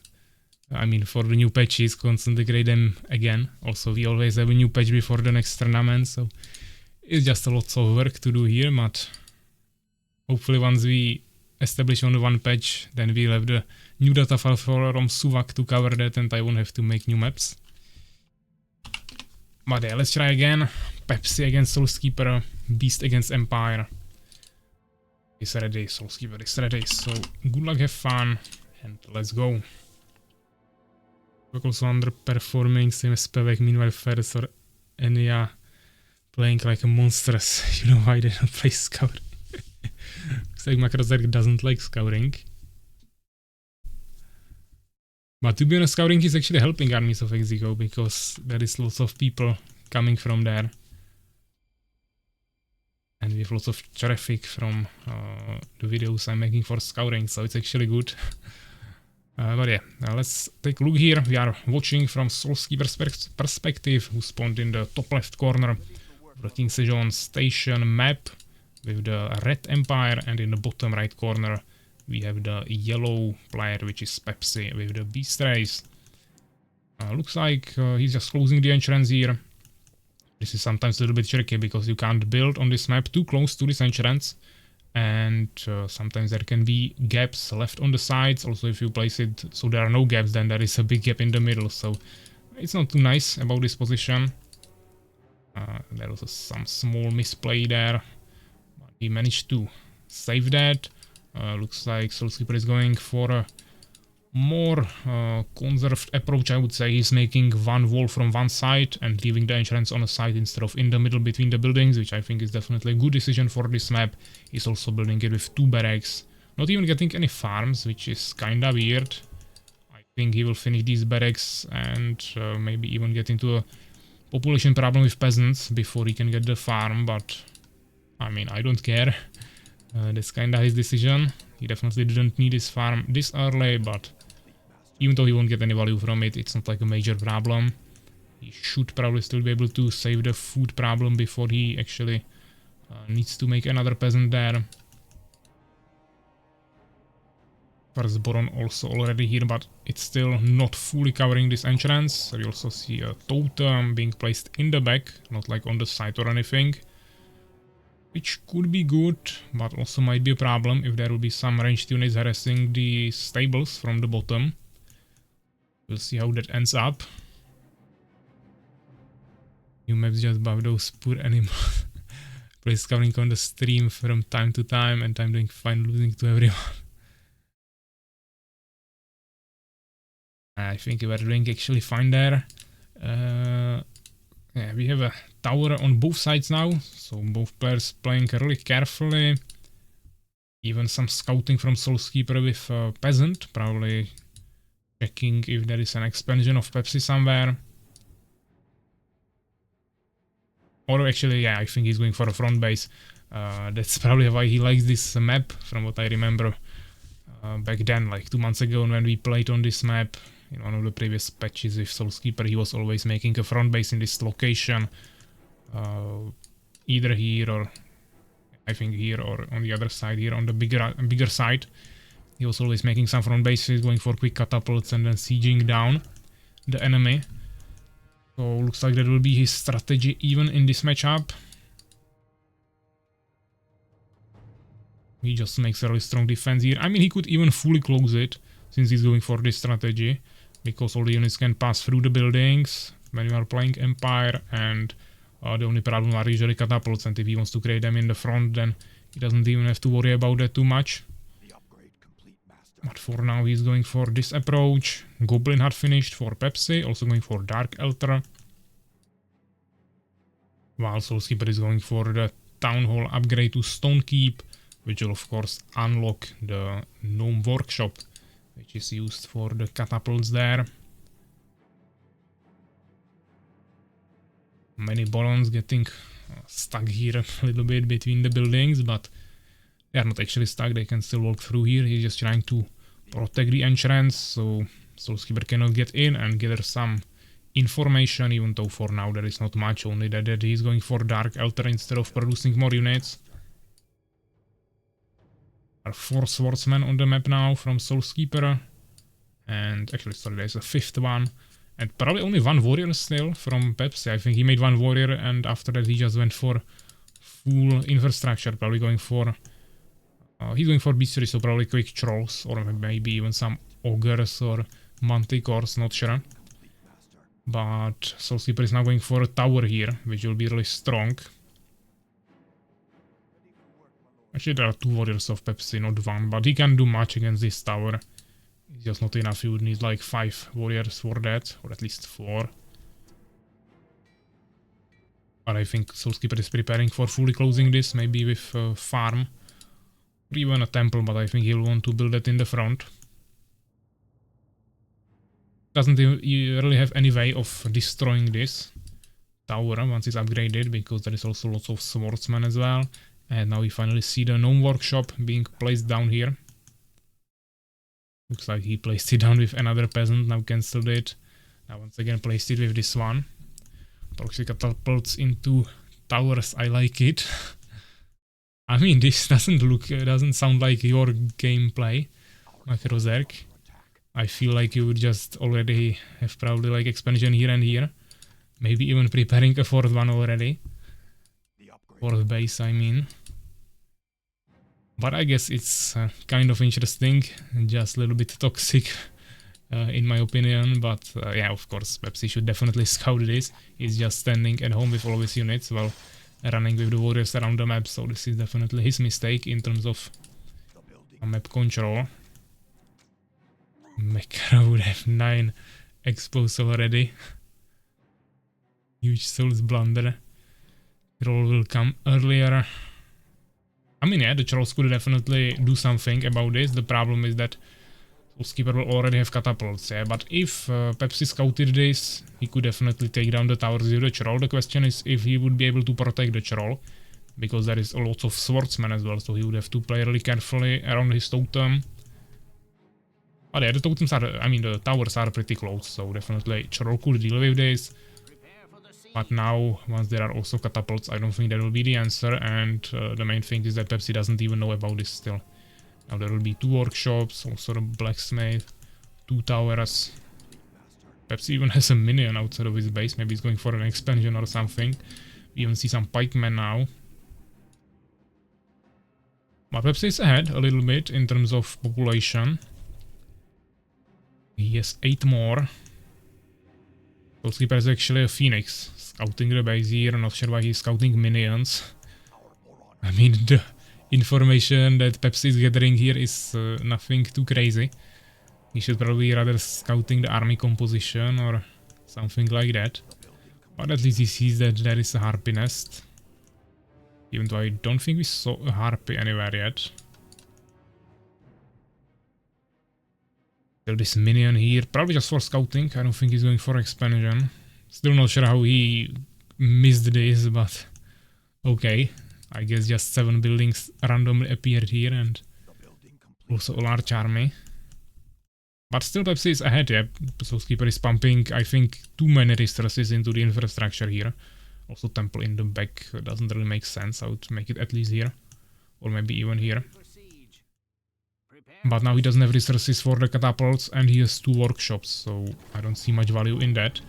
But there are 3 catapults against 3 trolls. Of course, the healing on the side of SoulsKeeper will be much easier once he gets the priest. But even though Pepsi has 1 witch, he doesn't have 75 mana for sacrifice on the Boron here. Also doesn't have any spare Borons, I would say. And once he loses these stables, it will be even harder for him to do anything in terms of heals. Now he's trying to siege down the enemy front base, actually doing quite nice job. As I said, SoulsKeeper would definitely need priests for this. Now he has a temple, but he doesn't have any gems. You have to keep in mind that also he spent some extra gems on the workshops. He could actually also really easily get a second base. I guess he wanted to invest everything into this push. But now he lost the tower, he lost the second gnome workshop. Very poor scouting from Pepsi. He let Souls pretty much build a fortress in his face. I mean, he did, but SoulsKeeper was still not able to actually utilize that advantage. Now I don't know what he's doing here. He just ran with 5 units into the enemy base. Fortunately for him, he lost only 2 pikemen there. So not such a big loss, but he's still not producing any priests. Not even new catapults. Now maybe he wants to make an expansion, but I'm afraid that's a little bit too late. Pepsi is just totally destroying him with all the trolls here, and keep in mind that this is after the nerfed siege units. By, I don't even remember, 20% I think. Still we see a huge damage from these siege units. Expansion actually getting placed down by SoulsKeeper, but now Pepsi is trying to redeem himself with an insane scouting and immediately finding the enemy base with a minion. Not sure what SoulsKeeper is doing here. He had a full HP peasant and still didn't kill the minion there. He was fully focusing on this fight, I think. But even though he managed to attack him from two sides, so the catapults can freely shoot there if Pepsi wants to utilize the trolls to fight here. I mean, it's definitely looking quite good for SoulsKeeper. I think he was definitely in much worse position, but he managed to somehow make this work. He still will lose this fight, but he definitely managed to kill lots of units from Pepsi. And if he didn't lose the peasant here, because he was fully focusing on the fight, which is understandable, but I think he could have looked there, that there is a 1 HP minion killing his peasant. So if he would stop that, he would already have expansion on like 60% instead of 40, and he would much sooner start gathering some new resources, because he's still behind on food. So he needs to gain the advantage somewhere, but also Pepsi has lots of resources, so I think now he could easily get an expansion either here or maybe safer down here. And start getting also some resource advantage on his side, but I think Pepsi's strategy here is to just take his army and go push this expansion with all of his units. Keeper's catapults are so slow, even though, once again, after a buff to movement speed actually, even though that was only just like 10% or something, but still something. Catapults are still really slow, so they won't really get into the position. They will probably die here, even though Pepsi also doesn't really have the movement speed to chase them down. There is lots of pikemen. I mean, that's a good idea against the trolls. We'll see how they will actually stand against the goblins, who will be splashing them down. Also, there is the stone form that can save the trolls if timed correctly. You can see not a single troll actually died there. That was definitely really bad. He was chasing a troll here. I think he could have just stayed here and finished these two basically 0 HP trolls. It was a huge mistake. Also now there is a confusion from Pepsi, and SoulsKeeper already scouted Harpy Nest way sooner, so he knew about this, which means catapults are already kinda out of the game. Unless you can kill the harpies somehow, or maybe enchant them with dryads or something. Or at least enchant the enemy trolls, so both players lose the siege units. You will just lose lots of value in terms of that. The front base is still here. Perhaps they kinda cleared the area here of the two gnome workshops and the towers there. But the temple, blacksmith and farm is still left here. Pepsi making a totem actually, so probably preparing for an expansion, but SoulsKeeper kinda sees it here with the Phoenix. Now Pepsi is going for the enemy base of SoulsKeeper, who is now a lot behind in terms of food. Pepsi might be good though, and Souls doesn't have the best micro. What the fuck is this micro? Pure chaos. You threw. I mean, yeah, definitely wasn't played the best during the fight. Now he's trying to somehow catch up here with insane macro, going for many bases everywhere. But I think it's too late. Yeah, you still need at least some army to fight back. If you would have like 5 catapults here in the back, maybe I could see it happening. Now he's charging with pikemen onto totem, but not even killing the minion here, so Pepsi could have started repairing this earlier and even kill more units. This way he only killed like 2 pikemen there. Be 3, I think only 2, just not too many overall. And there is a pretty decent army of Pepsi now pushing. He's almost on, actually on 100 food now. Plus decent amount of units at home, so he cannot really get pushed there. He has only 1 base, so not even any expansion that could get pushed. Of course, Pepsi is slowly and safely sieging the enemy base with just trolls. He also managed to stop one of the expansion of SoulsKeeper.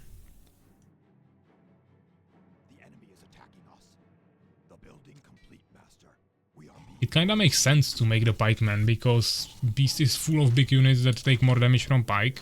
Yeah, goblin, riders, borons, trolls, ogres and everything. Even demons. So it kinda makes sense, but the problem is that pikemen are really not too tanky, and once there is too much splash damage, they will just fall really quickly. So it's just better to make like few of them and charge from the back on enemy backline of trolls or something. To at least force them into stone form or even kill few of them. But just messing them like this, I don't think it's too effective. But yeah, at this point it doesn't really matter. Yeah. He has lots of resources, even though Pepsi also has some in the stock, so it's not like that big of a difference, but overall would have spent this in some way. But I don't think he had any more chance after he lost that big fight there. Actually, also the main push there. Once he lost the front base, the chances of him winning went really low, really rapidly. But yeah, a nice 19-minute game. Let's check the results. 33 kills for Pepsi, 23 losses, and 21 kills for SoulsKeeper with 38 losses. So this is the finalist souls. Those are the finalist souls. Pepsi's crazy beast skills. Good job. Yeah, looks like he's doing really well. The one largest army to 18.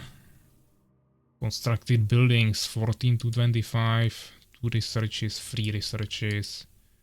And resources 10,000. Basically on both sides, and no one really had fully working expansion or anything. So, good job, guys. Anyone who paid for Souls teachings should get a refund. Okay, that's funny. Let's get to the bracket and give the deserved point here to Pepsi. So 1-0 for Pepsi. And yeah, as I said, Suvak is not here. I will do a Pepsi against Mr. Ice Fluffy.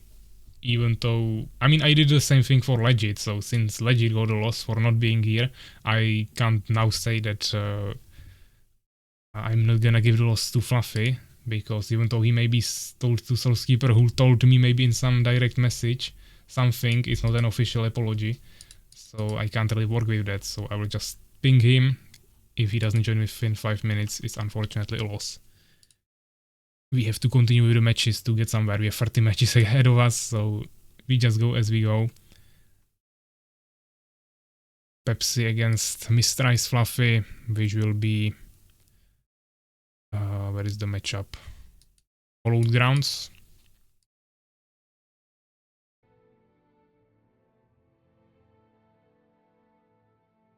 And it's actually a 2-player map, so once again the tournament version, hopefully this is not a one that would not be working. Do some music here.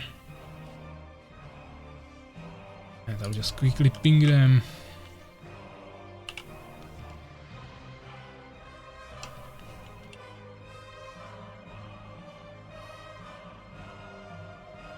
I don't know, Souls are a really good player and cool guy, but never show up when needed.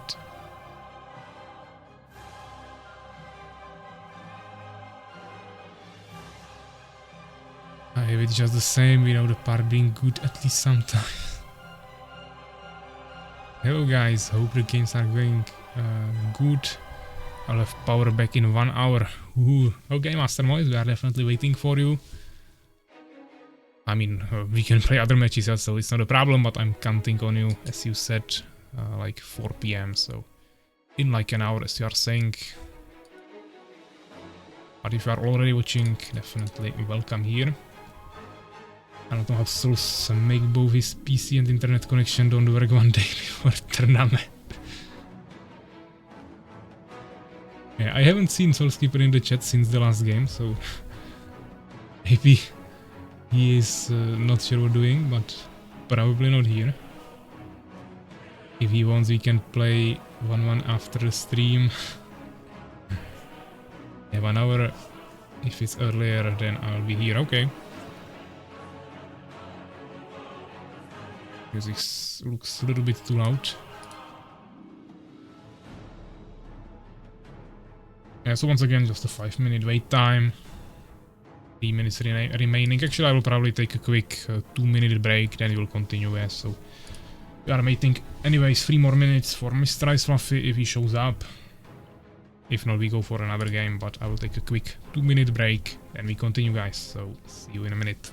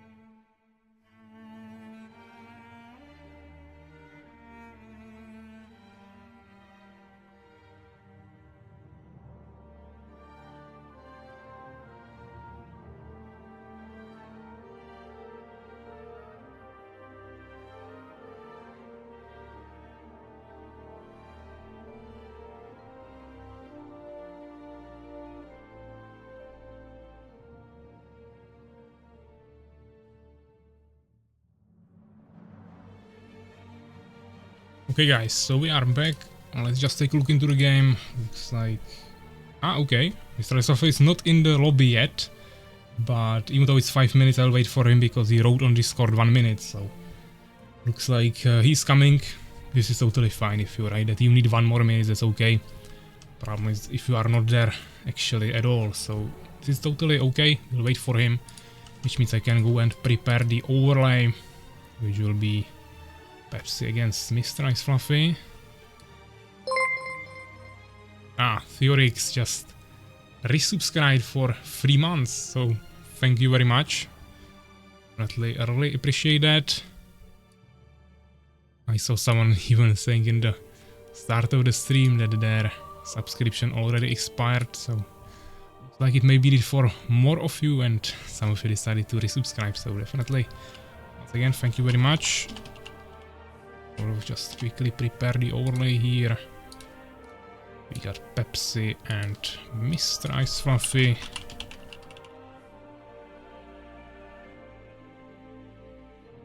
And yeah, let's check the prediction as well, which was last game. Actually, no one voted for Pepsi. Someone bet 100 points or SoulsKeeper, so unfortunately, you will be losing that. But new prediction, you have a chance again. Pepsi against Mr. Ice Fluffy. You can start voting, guys. 2 minutes. It's still not the... I mean, Pepsi is in the lobby. Mr. Ice Fluffy is not in the lobby yet anyways, so we have the time. It's saying on Discord that he's already in Armies of Exigo, so you should join us at any second. Please, I can now check the messages you guys wrote here when I was away. Yeah, prediction is running once again, so try to not miss it. Some of you wrote for the last one. It's only 2 minutes, so we don't have to wait too long, but 2 minutes should be still enough for you to write few numbers and click one button if you want to make a prediction there. I'm very hungover, Master Mo is saying, okay. I have busted version of AOX. So what do you have that is not busted?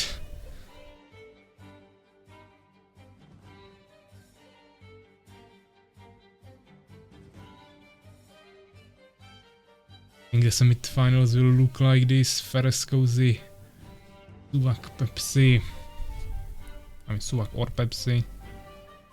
We'll see. There is definitely lots of chances for everyone. You don't believe in me, Ania saying. Mr. Iswaf is writing me. Looks like he doesn't have the compatible version. Once again, we should have dealt with that before.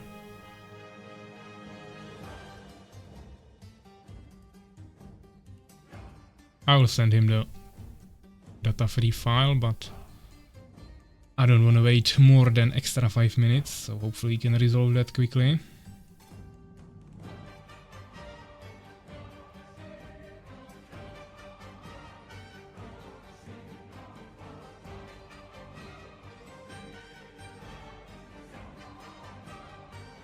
Who might just beat us, but we'll see about that. Yeah, I mean, Ania definitely has lots of chances as well.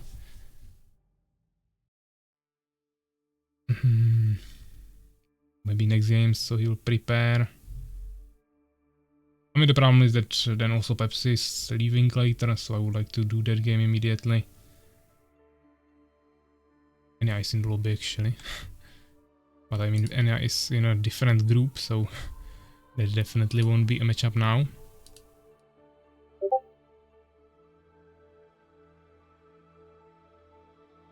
Looks like he has only data and not data.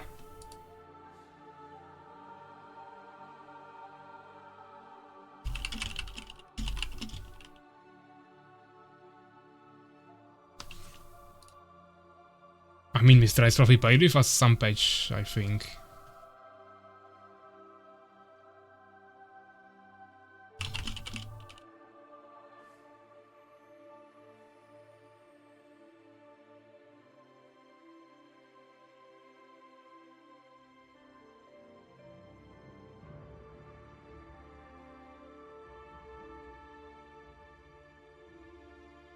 Let's wait for him 2 more minutes. If it doesn't work, we'll go different matchup and one of you will go and help him set it up.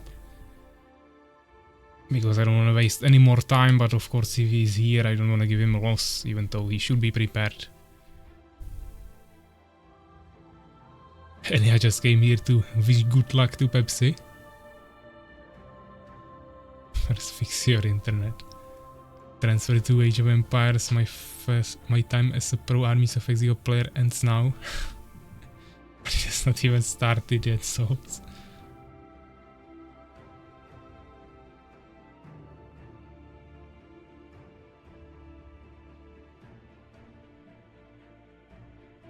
I mean, if Fluffy doesn't even have any data files with numbers, then he doesn't even have full HD mode. It's possible, but from the screenshot I saw here, it's not really probable. But I don't know.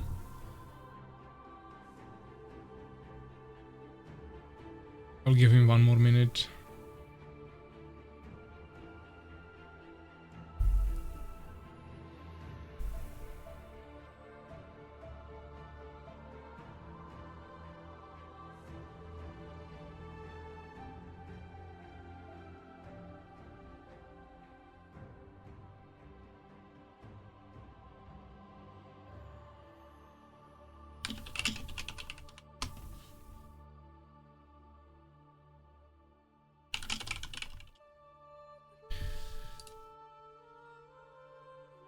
Yeah, okay, so he sent me a folder screenshots. Looks like he really doesn't have full HD mode. He just needs to rename the data file and he should be able to join. So that's like a thing for 20 seconds. So we should be able to do that.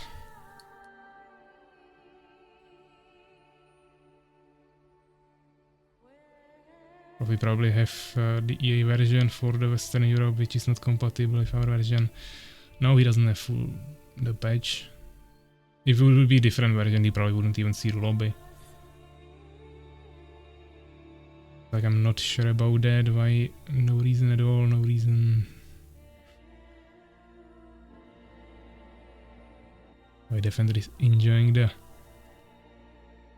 Avatar of Darkness emote here.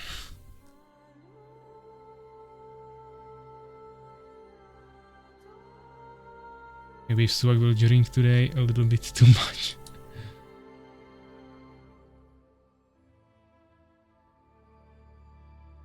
Okay, Mr. Iceloff is writing something again.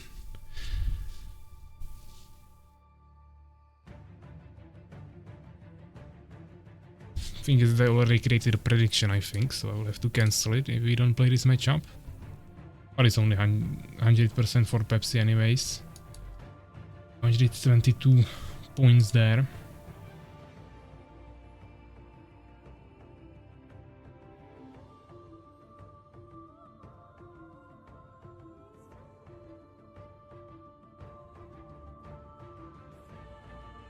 Buff dinos and wyverns. Still same error, I don't know what you guys changed since last time I played, but now I gotta figure this out and fix it.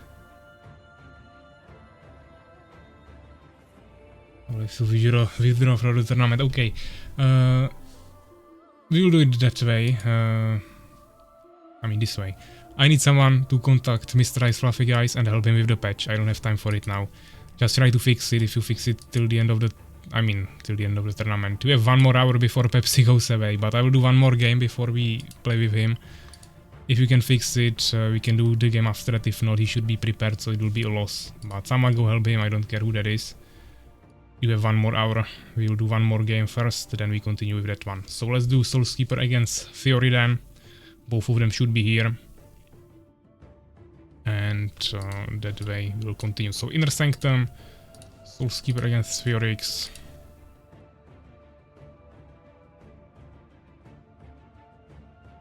Tournament and Inner Sanctum. We don't need a tournament version actually, it's a 4-player map, so you guys can join. SoulsKeeper and Theorix.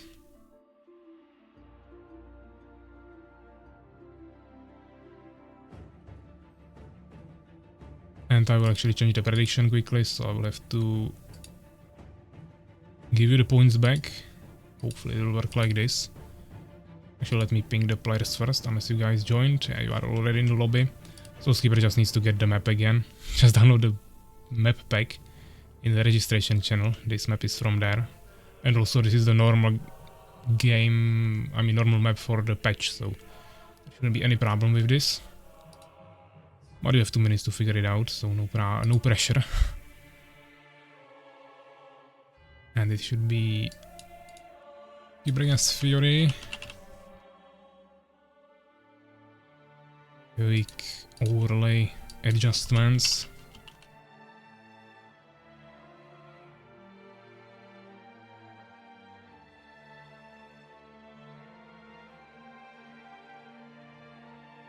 You guys can start predicting. Place bets for next 2 minutes. SoulsKeeper against Theorix.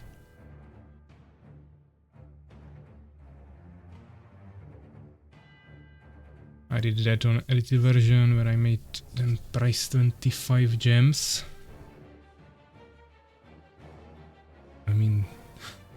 We're talking about Striders, that doesn't seem like much. Goblins early game, Dinos late game.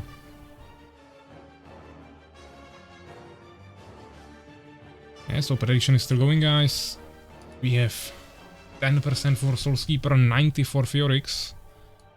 We have a bet of 450 Noran coins on Theorix there. Only 50 coins on SoulsKeeper.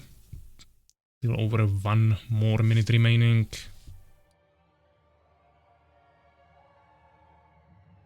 I think the biggest problem is for Pop.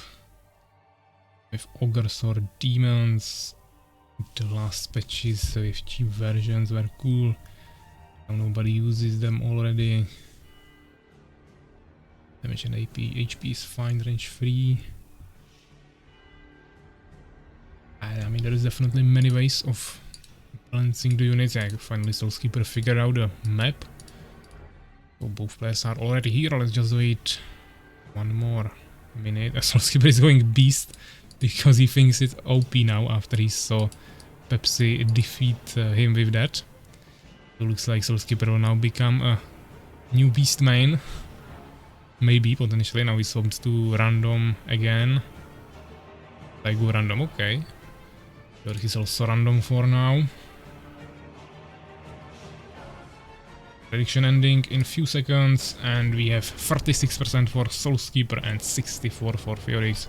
250 Norn coins to 450.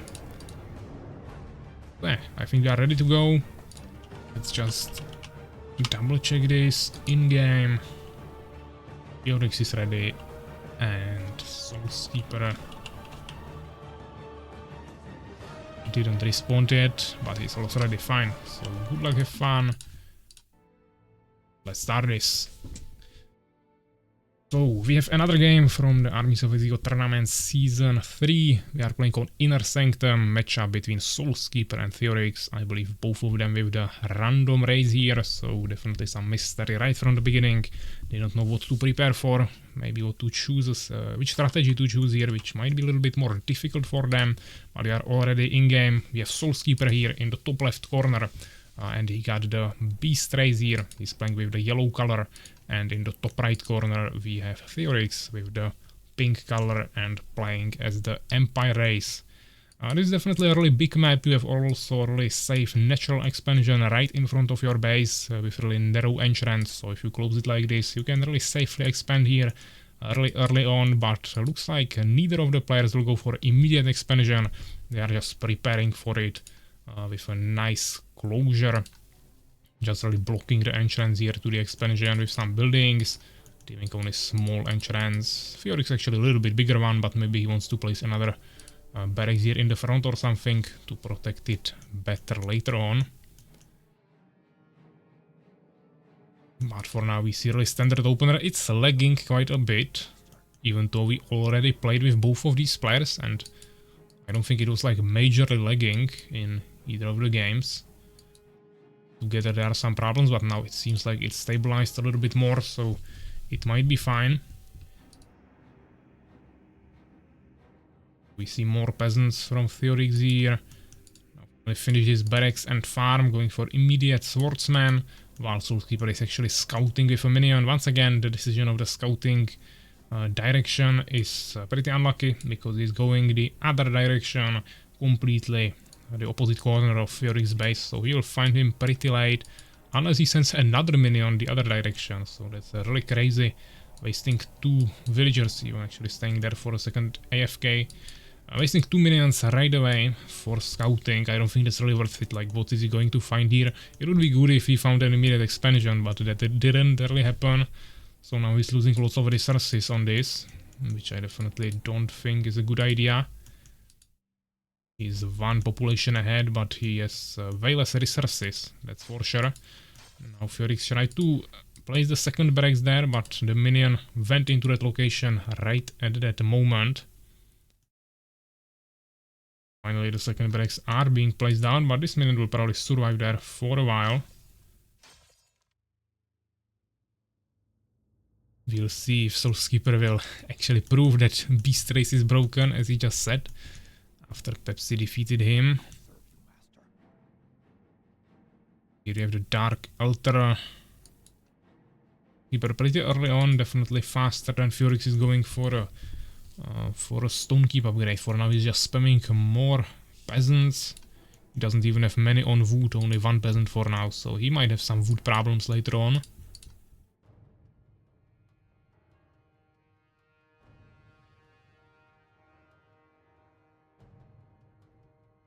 Betting some swordsmen here, but still only from 1 barracks. I think the second barracks are actually pretty late here, and also he doesn't have the second farm yet, so now he has no population to actually produce any units, even though he has resources, even some queued up units, so even more resources, lots of production buildings, but he doesn't have the population, so bit of a misplay there. He didn't calculate what he needed there for the right time, so now he needs to wait a little bit. While SoulsKeeper is already quite ahead, and now he's going for immediate Lizard Fortress, so the wish of Makrazerk and Urakaar might be fulfilled here, and we might see some Striders or Wyverns from the Lizard Fortress. Some lizards joining the lobby here, and also Goblin Huts, so maybe some combination of Goblins and Striders, or even Goblins and Wyverns. Of course, we shouldn't neglect the Warlocks, those are also an option. Even though from one base going for Warlocks is kinda tricky, you can definitely pull it off. Doesn't seem like he wants to make any witches. And if he also won't spend too many gems on the goblins, I think he can definitely pull this off and get some really early Warlocks. He just needs to not make the Lizard Fortress only, but also the Lizard Keep. I think that's the name, and then research the Poison Fog ideally, because without that you can still use the Warlocks for Guardian Runes or even Abduction, but majorly you want to use it for the Poison Fog or eventually for Rains of Fire. Ferus is going for Temple. We don't see any towers yet from either of the players. But Temple will be definitely useful. He will get some nice healing from the priests. That was an AFK peasant for a second. Not sure what's the plan there with that. But there's lots of resources. He could even go for expansion, but I'm afraid he didn't even find the base of SoulsKeeper yet. So he doesn't really know which direction he should go. For now he's just following this warrior, which is actually the right direction, so that's good. Seems like really open base. I'm not too sure about his building placement, but looks like he really doesn't care about his defense. He just wants to create some infrastructure here, start spamming units and pushing into the enemy. So I guess it's not the most effective thing, but maybe won't be that big of a problem if he plays offensively enough. But he's preparing a gnome workshop, so definitely we'll see some catapults there. And SoulsKeeper is going for one Wyvern and then for one Strider. So it's actually a combination of different kinds of lizards. We don't see the Lizard Keep yet, but looks like he's maybe even preparing for an expansion as well. I think he will try to do some subtle harassment with the Wyvern here. And since Ferus doesn't have any anti-air, I think he will have major problems. And he doesn't... Actually, yeah, he has Blacksmith, but he doesn't have Elven Sanctuary. So he can't make Phoenixes, he doesn't have any towers, so the only answer he has now for the Wyvern is to quickly produce some Elven Rangers. Otherwise he'll have huge problems there, and also the Strider is coming, and since he doesn't have the Elven Sanctuary and not a single tower, there is literally no way of him, for him to actually scout the invisible units. So now this will be a huge problem, because, you don't even need an upgraded tower, you just need a scout tower. But even for that you need like 50 seconds to actually build that. And if the Strider doesn't move, this will be a huge problem. The damage is actually pretty good of this unit. The advantage of being stealth is also huge. I see lots of discussion of Macrozerk and Urakaar now in the chat. Don't have time to effectively read that, but I guess they are enjoying this. So yeah, Ferus tried to somehow answer to the Wyvern with some Elven Rangers here. Even though he's not even bringing them there yet. Maybe 2 won't be enough to take down the Wyverns, so that might still not be the best move, but he doesn't have any other way of actually doing this. I'm not sure why SoulsKeeper retreated. Now he is giving time to Ferus to prepare for the invisible units. Also these archers needs to go here and take down the Wyvern. And now we see SoulsKeeper going for the expansion, also Bestiary. Looks like he is not even making any more lizard units, he just made one Wyvern, one Strider, tried to cheese the enemy a little bit. It's actually not that bad of a strategy, because you are forcing your opponent to invest lots of resources. First of all, he slowed his economy, that's a huge point. But he's also forcing him to invest lots of resources into creating infrastructure to get the answers for these special units. So he just needs to make the Elven Sanctuary, even though in ideal world he should already have it. But when he doesn't have it, he has to now make Elven Sanctuary, he needs to make lots of Elf Rangers, he cannot produce the other units that he would maybe usually want to make, he needs to remake his economy, maybe make a tower, and this is giving so much time to SoulsKeeper that he can really easily make the expansion extremely safely, maybe even 2 of them. While also having stronger armies, so we can even push here. So I think this is definitely looking pretty good for SoulsKeeper. We'll see if Ferus will find an answer for this, but he's also like 11 population behind, so it's not looking any good. I don't know what they speak about, but enjoy the game, meanwhile we'll be complaining about weak lizards. Okay. I saw there are some dinos discussions and things like that. I saw that you were complaining before, but I thought that you changed the topic of the conversation a little bit once you saw the Striders actually being used here, but maybe you were still talking about the same things.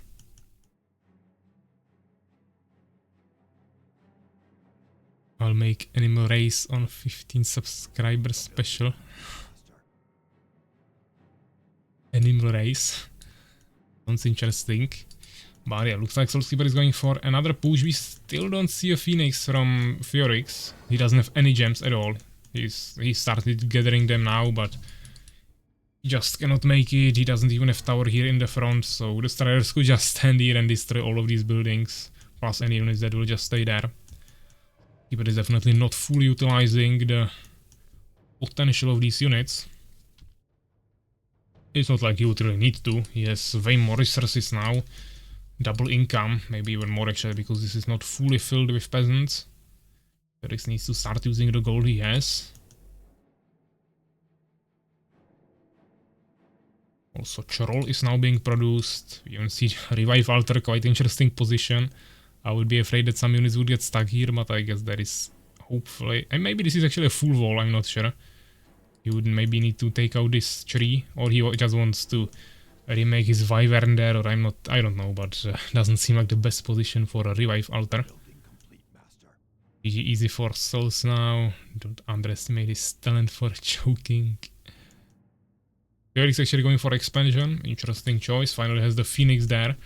So with that he at least can fight back. The problem is that he still doesn't have any priest. Yeah, one priest with half mana just won't be enough to actually keep this army alive against so much splash damage. So I would just like to see him make more of that. Wyvern actually still didn't die, so we cannot resurrect it even, but it is level 2, so if it dies he can revive it in the Revive Altar with at least some value. But yeah, now you will see that the swordsman will just totally melt. And I don't think the archers will stay alive any longer. He's at least utilizing the heal of the temple, which is diminishing the effect of the splash damage a little bit. Almost seemed like he sacrificed the Wyvern there, but there was probably a Boron below that, while the Wyvern died at the same time. With arrows of the Elf Rangers, but yeah, you can see that. Yeah, they have definitely no chance in this situation. Now that he managed to split the army of SoulsKeeper a little bit into like two halves, he's sniping some goblins there one by one, so getting some kills there, but overall it's not looking too good for him. There is still more units of SoulsKeeper coming, even though now he decided to retreat. He could have definitely pushed that, but... what is that? Ah, yeah. This is what I was talking about with the Revive Altar position. Now he needs to destroy his own bestiary with trolls to even get out of there, even though he could have just one-shot into the tree and I think he would go through here, but I guess he just rather destroys his bestiary than a tree. That is his choice. Also we see a third base in the back now being placed down, one scout here. And push again, losing lots of units in the front.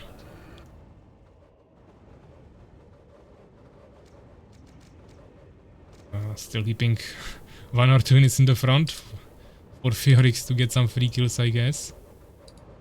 While destroying the temple here.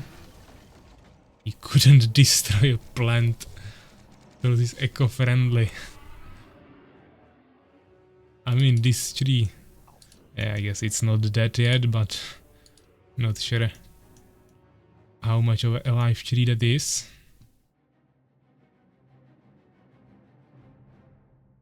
But he's definitely destroying cherries here, so I'm not too sure. Yes, some bees here. Almost looks like Isengard in his base. So I don't think he's too eco-friendly, but okay, I guess that's a sacred tree he had there in the expansion.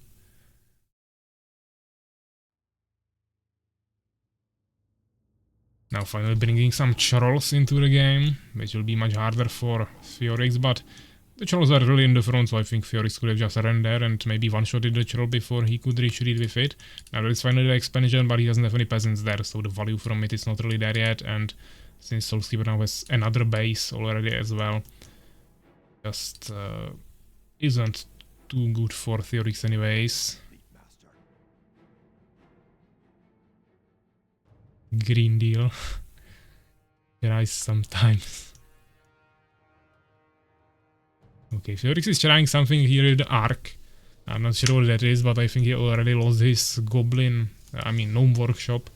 He didn't even have gnome alchemist, so strategy of shooting with his archers from the gnome arc probably won't really happen, and it's not like it would be any good anyways.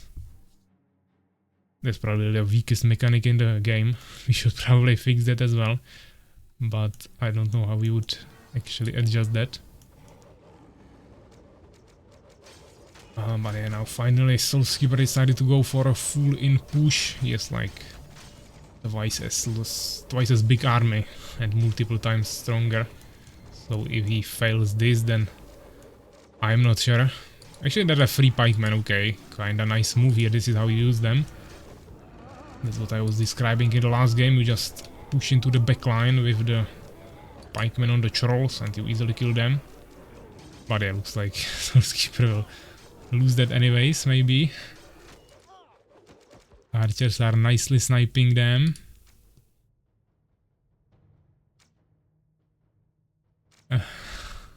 How is this game still going? Souls, what the fuck? Okay, looks like Makrozerk is losing it a little bit. Should have ended like 10 minutes ago. This is a real pain. I mean, he said that he's the real finalist, I think, so I guess this is the skill level we are working with right now. Yeah, let's just give some extra free kills for Ferus. He needs to level up his archers, so this is helping a lot. The funny thing is that Ferus, I think, didn't produce a single unit for like last I don't know how many minutes. Okay, not sure why he's getting trailblazing now. He doesn't have a single swordsman. But okay. Interesting decisions on both sides. But I really don't think SoulsKeeper can lose this. Yeah, he has... Even though the micro is terrible, he still has so many more bases that he should just straight up win this on resources. The building complete, master. Also, if he...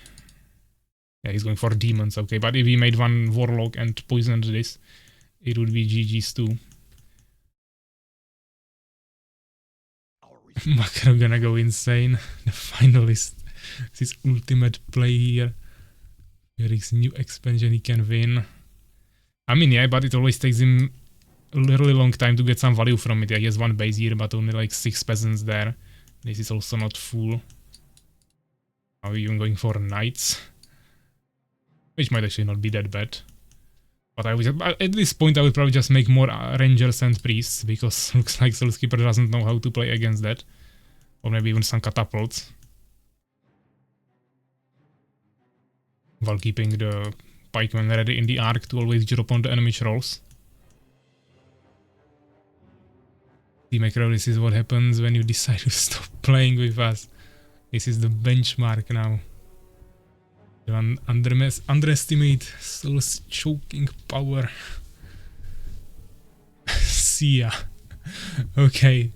Looks like Makrozerk cannot watch this. Or actually, that was maybe for Pepsi. Oh, sorry. Gotta go see ya. Okay, Pepsi, no problem. See ya then. Even though I wanted you to play that one more game with Mr. Ice Fluffy, but... I mean, he was here, he didn't have the patch. We will see if he will figure it out somehow, otherwise this should probably be a loss for him, since I gave loss to Legit before. And we won't have time for it anyways, yeah, so since you have to go, I'll probably have to give a loss to Mr. Ice Fluffy there. If we ever finish this game, maybe that will be another 5 hours long game and we won't play any more games today. That's also an option. I would say as well, see ya for this style from Souls. Will there be a scouting stream later? I don't think so, we will play this game forever, so it's not looking like there will be anything else. Should I stream it today? What is it with so little air expose maps? Air expose? I'm actually thinking which maps we have there with air expansions. I mean, that is the... what is the name actually? Secret chambers. There are air expansions in the underground. 4 of them in the middle of the sites. Oh yeah, there is not much happening in the game, so I can't really commentate this. When something starts happening, we will talk about it again, but for now we can talk about maps. Yeah, so what else do we have there? There is of course Redwood Towers, where there are air expansions, but you can get to them through the trees as well.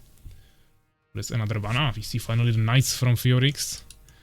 Fortunately only 2, and okay, now if SoulsKeeper loses this, I am really afraid that there is something really wrong. He has 3 demons and like 20 goblin riders. 10 warriors and few riders, witches, normal goblins, wyvern. And he has full population. So he should definitely win this, but we will see. I also saw him researching the rift, so yeah, we see it now. This game ain't gonna end. I gave up on commentating this game already. I mean, yeah, now finally something is happening, but this is already too much, as I was saying. SoulsKeeper will just win this on pure macro, even though, as you can see, Ferus is still doing some nice kiting here, trying to micromanage the Elf Rangers, but he was now, I don't even know into what he was actually investing. He still has the same amount of peasants here. Probably the Knights actually, he placed all of his resources into the Knights. But even more archers wouldn't help, and once there are the demons, even the catapults wouldn't help much. But they could have helped in the early game, I think, a little bit. Well, now we all know what Souls is teaching in his tutorials, at least, how to throw the game, which was already won. Wait a minute, if I anti-magic demons, they instant die since they are summoned. I don't think so. It's not a summoned unit, it's a transformed unit. It's a morph. But you can delete bears, for example, or skeletons. But demon is a transformed unit from the witches, not a summoned unit. It doesn't have a summon time. Like a timer when it would expire. Didn't expect beasts to have map conjure. I don't think so, they don't have summon time. GG 10 minutes back. We have Amaterasu here. Welcome. I think this is a player from the first tournament. All buildings get anti-magic damage. Okay, yeah. So let's check the results. Of course, win for SoulsKeeper. Maybe not of course, but it's a win for SoulsKeeper. 26 minutes, 30 seconds. Actually, more kills for Ferus here, with 88 units against 259. Negative kill loss ratio for both of them. In terms of largest army, it was 27 against 78. And yeah, actually buildings as well. 10 more researches. Ferus was really making lots of researches. SoulsKeeper just units. In terms of resources, yeah, more than double. Actually, sorry, not more, but approximately double. In terms of gold, a little bit more gems, a little bit more wood. So overall, definitely way more resources on the side of SoulsKeeper. All those skill stats. Yeah, that's pretty interesting. This is how it sometimes looks like if this yellow would be fallen. You just spam lots of units, some stinkers, and you send them to die against some accumulated strong army of Beast or Empire. But for this to be seen in a Beast against Empire matchup, that's kinda unusual. Even Stuart yesterday was complaining about them, you need ears to kill them. Yeah, let's see the bracket. Okay, this is once again a little bit too loud. Yeah, here we have it, and it was a matchup for not Subak, for SoulsKeeper and Theorix. So this is the first point for SoulsKeeper. Which means now if we take a look on the standing, actually as I said, yeah, I have to put the point here for Pepsi, because I also gave a loss to Legit before, and you just have to have the patch, yeah. I mean, I tried to even help him, but it just didn't really work. So this is a win for Pepsi as well. So yeah, Pepsi is on 3 wins already. SoulsKeeper with 1 win, 1 loss. Mr. Ice Fluffy 1 loss and Ferus 2 losses. Subak is not here today. So you wanna win the first group. I mean, there is still Subak, yeah, he just didn't play a single game yet. Because he is not here today, most likely, or maybe he will come and stop by for 1 or 2 games, but majorly he's not playing today. The other groups, we haven't played anything in the first group yet. Second group is looking like this for now. For now, Ferus and Pepsi are the closest ones to advance. Actually, Pepsi should advance now, unless he literally... Unless Subak gets 4 wins and Pepsi loses the fight for the 4th position in the semifinals. So it's still not safe for him, like 100%, but he definitely has a really good chance to getting there. From the other games, what we can play here? I mean, we can play... There is only Subak and Mr. Ice Fluffy. And I don't necessarily need to force the games here for Mr. Ice Fluffy. I will wait for him to try to figure out the patch. It was just this one game now that we needed to play because of Pepsi having to leave and everything else is Subak. So we will skip the group A now. Let's get to group B and C. I don't care which one you guys want to play. It's kinda up to you. We can play whatever. We already kinda started group B, so we can either finish that or we can actually go for the group C first because they haven't played any games yet. Legit high, I can play. Okay, I mean, if you want to play legit, we can do that. We have the first game here, Ania against legit, so I'm totally fine with that. This will be a game that is in the group B on the first position, and you guys will be playing called Larva. So yeah, and also saying go. I will host that. Okay, we can match up on Larva tournament map. Hopefully everything works fine. A referee, you guys can join. You both are in the Twitch chat, so I hope you can just join without me pinging you on the Twitch. I mean, sorry, on the Discord. And I will just, yeah, let's choose the prediction. Actually, most of you, or bigger points, were voted for Fury in the last game. So everyone who voted for SoulsKeeper will be getting some nice coins there. And now we go and prepare the overlay, which is Ania against Legit.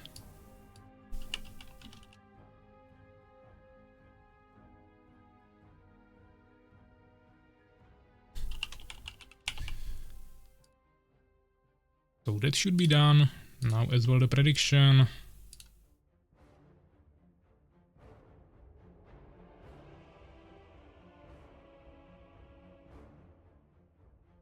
Okay, you can start placing your bets.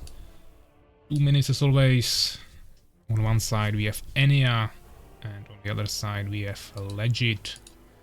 Looks like Legit might have some problems with the maps, but yeah, it finally downloaded, so that's okay. I was waiting for Ania to join the lobby as well.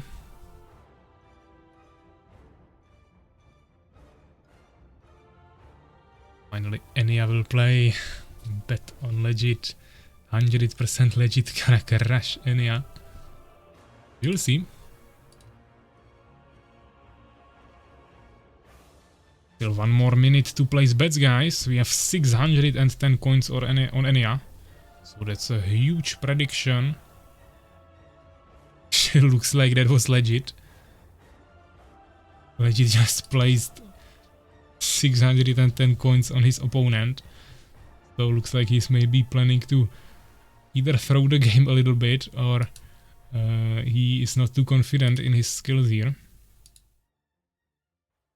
But no other bets for Legit yet. So if you guys want to get a chance on winning 610 coins, you can place some bets on Legit.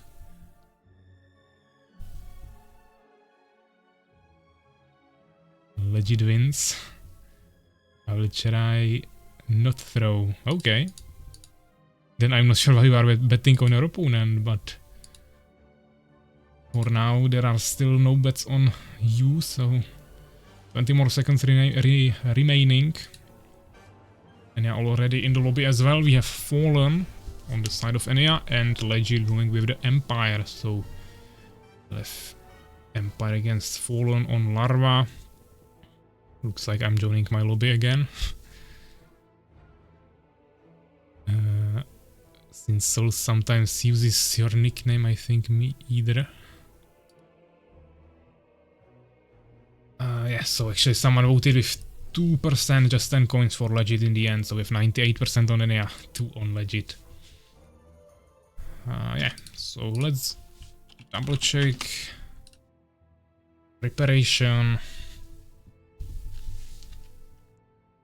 Ania is ready. And Legit as well, so good luck, have fun, and let's go.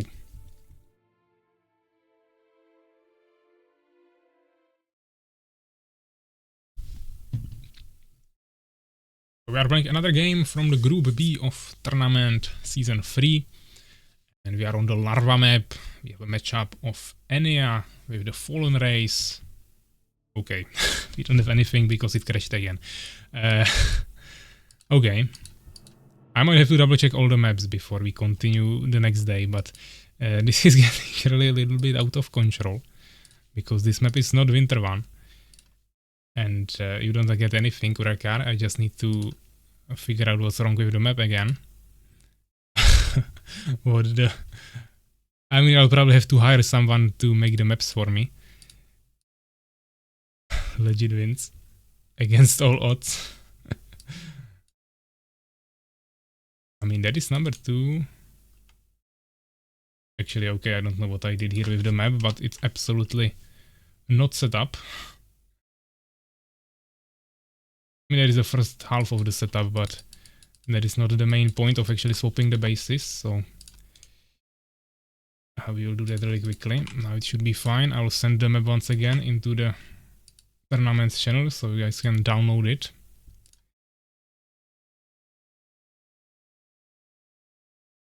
Larva. Yeah, this is just a backup, we don't need that. Pepsi actually asking Mr. Ice Fluffy if he needs help. That was probably around that time when we are figuring that out. So I'm not sure if you guys figured something out, but probably not. They already left anyways. So I just get the new map again, replace it. And yeah, definitely for another day of the tournament I will double check all the maps.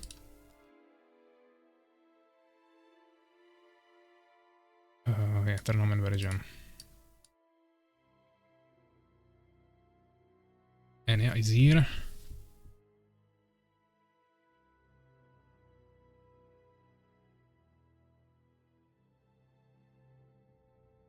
So by the rules he wins. That's some pretty weird rules.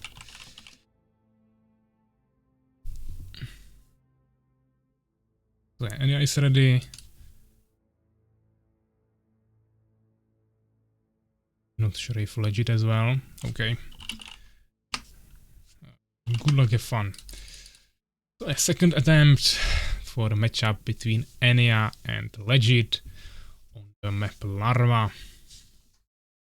Again, matchup between Ania with Fallen and Legit with the Empire Race.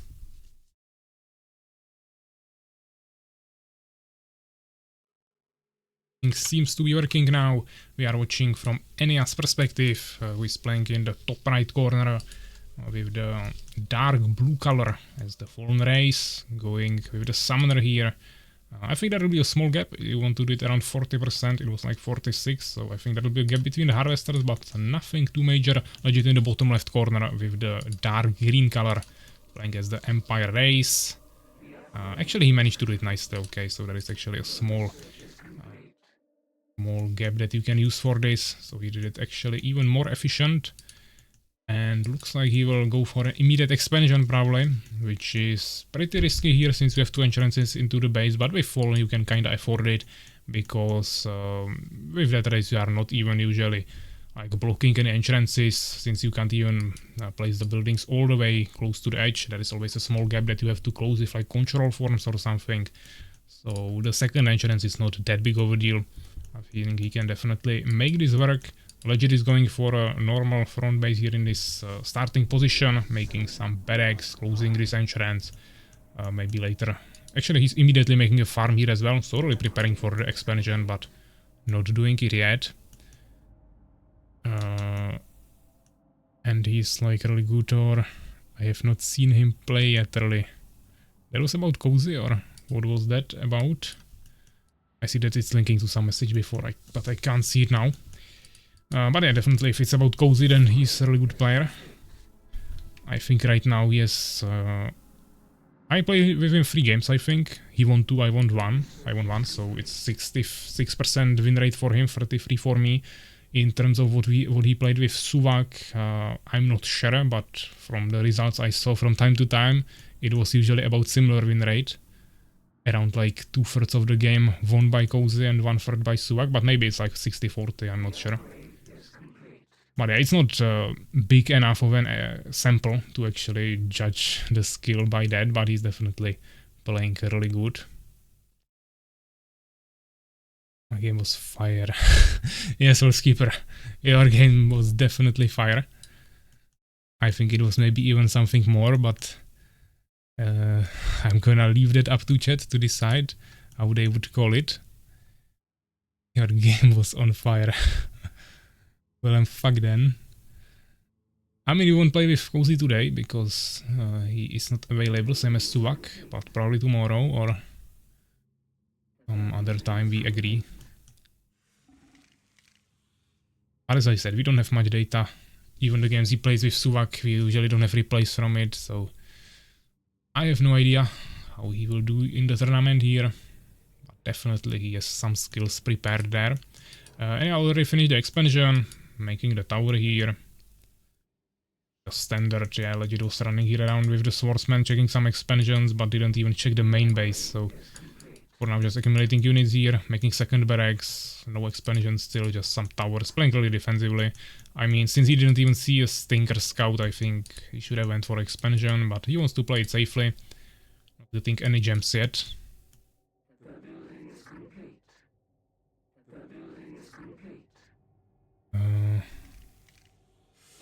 The White Defender and Macro Urakaar. Maybe agreeing on some Discord there or whatever. I don't anymore because I'm just making zoo every time on stream, so I forgot all the normal valid strategies. But remembered your goblin spam path. Where the purest mirror. Yeah, so finally the first Stinger Scout coming to the base of Legit, finding this front base. There is no way Ania can now push this, yeah, so Legit could have easily hit an expansion already. Unfortunately now he's already behind. Yeah, Ania has expansion, and actually pretty nicely working one.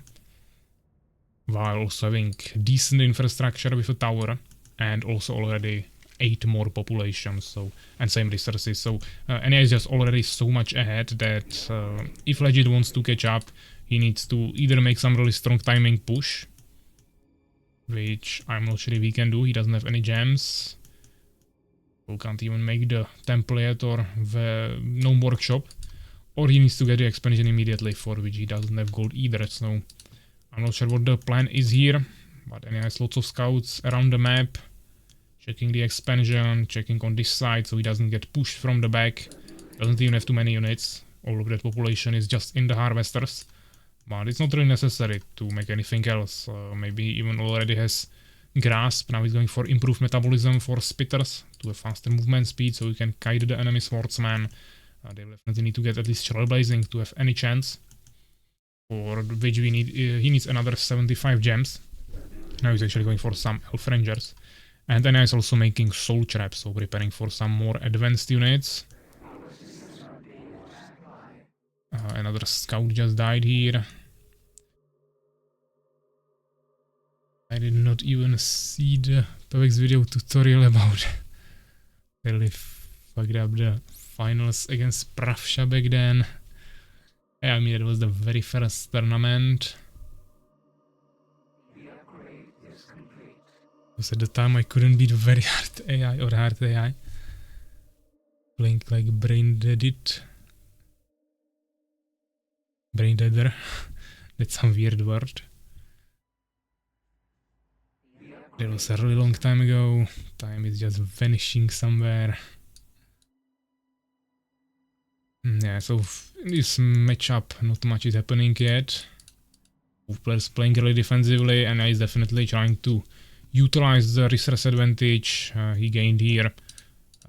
Sending some scouts from time to time, but to be honest, if Legit had the base here and was already building another one, either here or here, or maybe even here, it would be totally safe, and he could actually get the resource advantage, but I think that's really improbable that the Empire would go like 3 bases immediately, so I think this is totally safe for Ania. He just has 2 bases. He has really strong infrastructure, and now he's just accumulating some stronger units. Looks like it will be a combination of Spitters, Nightmares, and then probably some Void Walkers, maybe even Matriarchs. Or he just wants the Throw Shrine for some upgrades for the Nightmares, that's also option. We see Summoner here, I think that will be transformed into the Void Walker maybe soon. But he also needs some extra population, he doesn't have any extra gems now. I think he cancelled now something, so maybe he wants to get the... Actually no, this is just a control form. He's going for the Freeze first. Which is not a bad idea, but I would still get the Void Walker first, because you need to also regenerate some mana there, so it's just better to get the unit first. Even though... Yeah, I mean the freeze doesn't even take as long, it's 60 seconds. It's not like Decree, which is like 120 or 140. I think 120.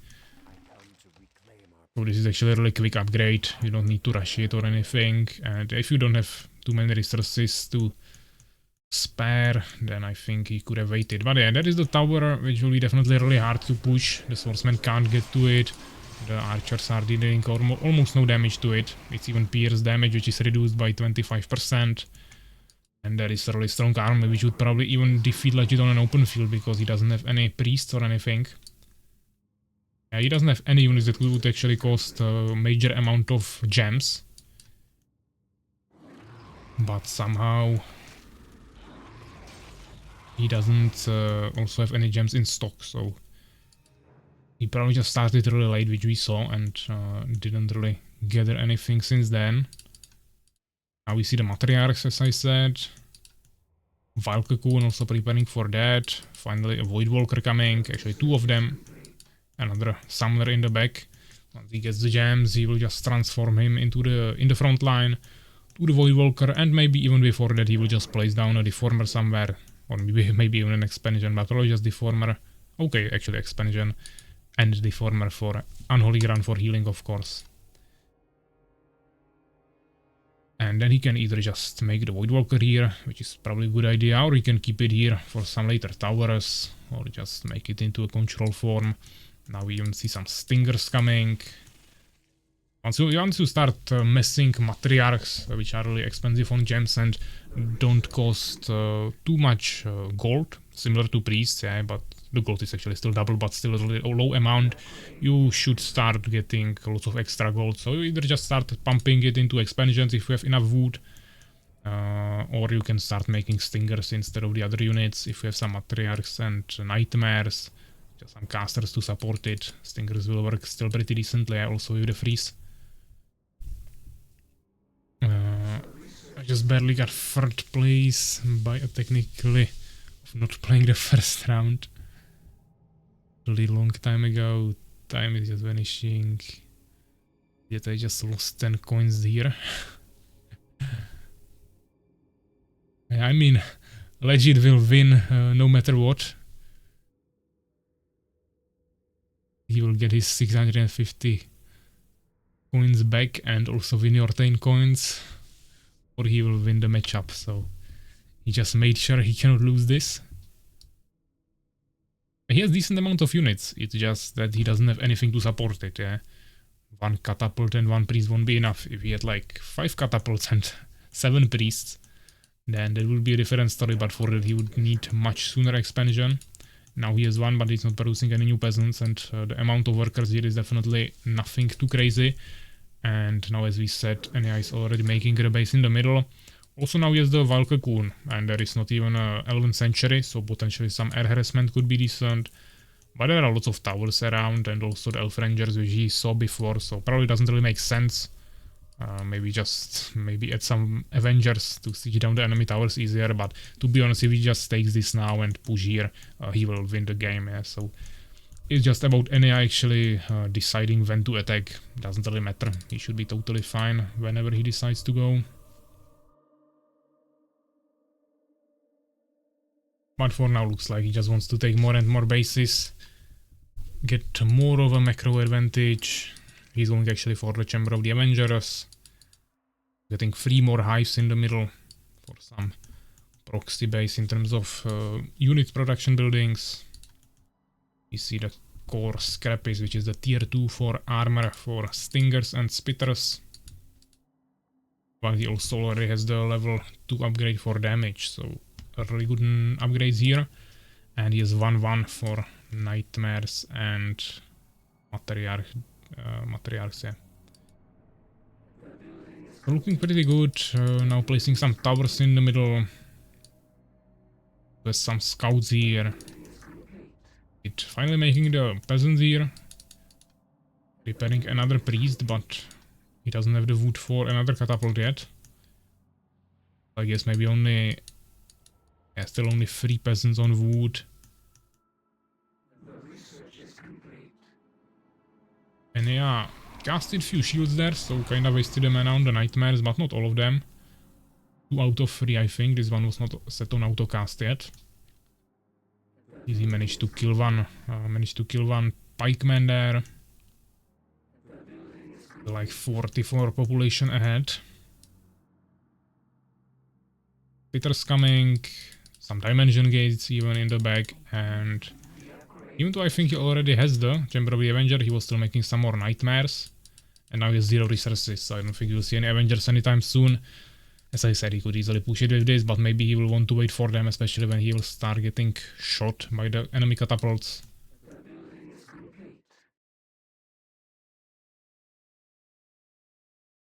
Walkers already on full mana, so really well prepared. Same the matriarchs.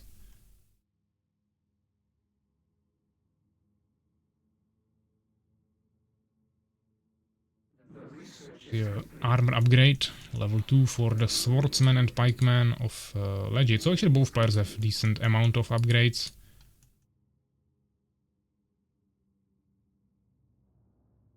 Even the archers have here 1 damage upgrade. Red catapult prepared, also 3 priests. I'm not sure if he has mana repletion on the matriarchs, but most likely yes. Now he's getting advanced focusing upgrade, which is the tier 1, I think, for the damage. Nightmares and matriarchs. And now looks like he's finally going for the full push, even though the catapults might do some decent damage there. It just won't be enough, and he can also freeze them. Even though... okay, this wasn't played the best by Ania. I think he could have froze it from here.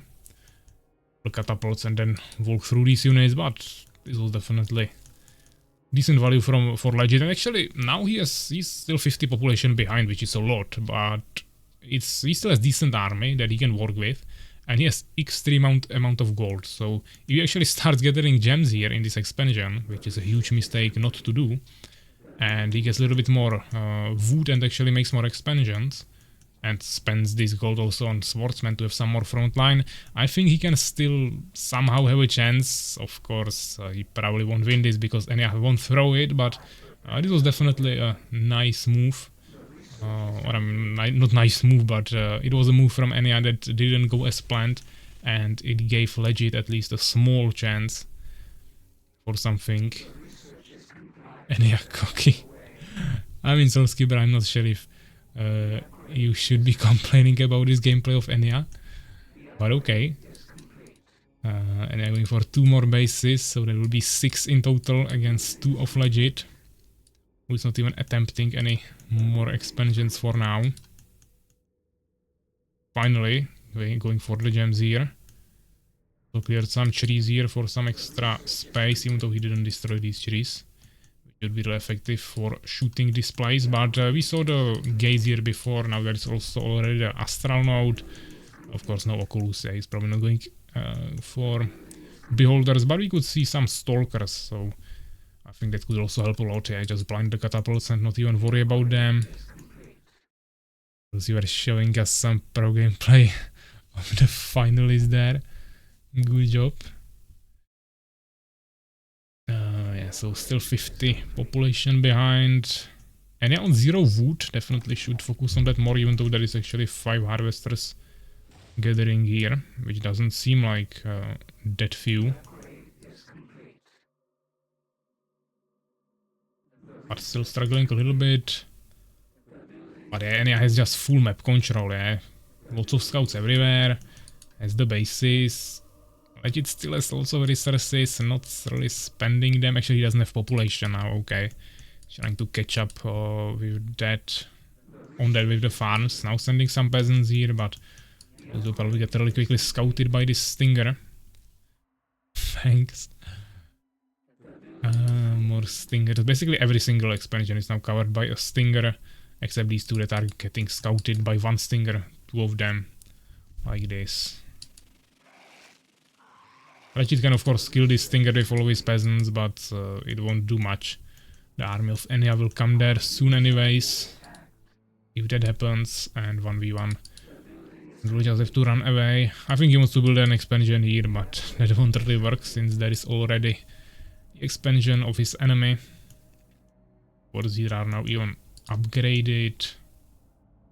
You can see a seeker. I can maybe see him trying to teleport into the enemy base. Would probably work a little bit better. He wouldn't have to go through this choke point with all the towers and well-positioned catapults. He could just teleport here and one-shot them, or somewhere in the back to have a bigger fighting space. But now even with the Avengers it should be no problem. He can siege down the enemy defense pretty easily. Mackerel was really enjoying that. I'm not sure if Mackerel already left us. What was his last message? I think he went on... Yeah, he's actually on voice on Discord with White Defender. So maybe he's here, but they are probably discussing somewhere there. That is why the chat died a little bit, because the whole discussion of them transferred to voice.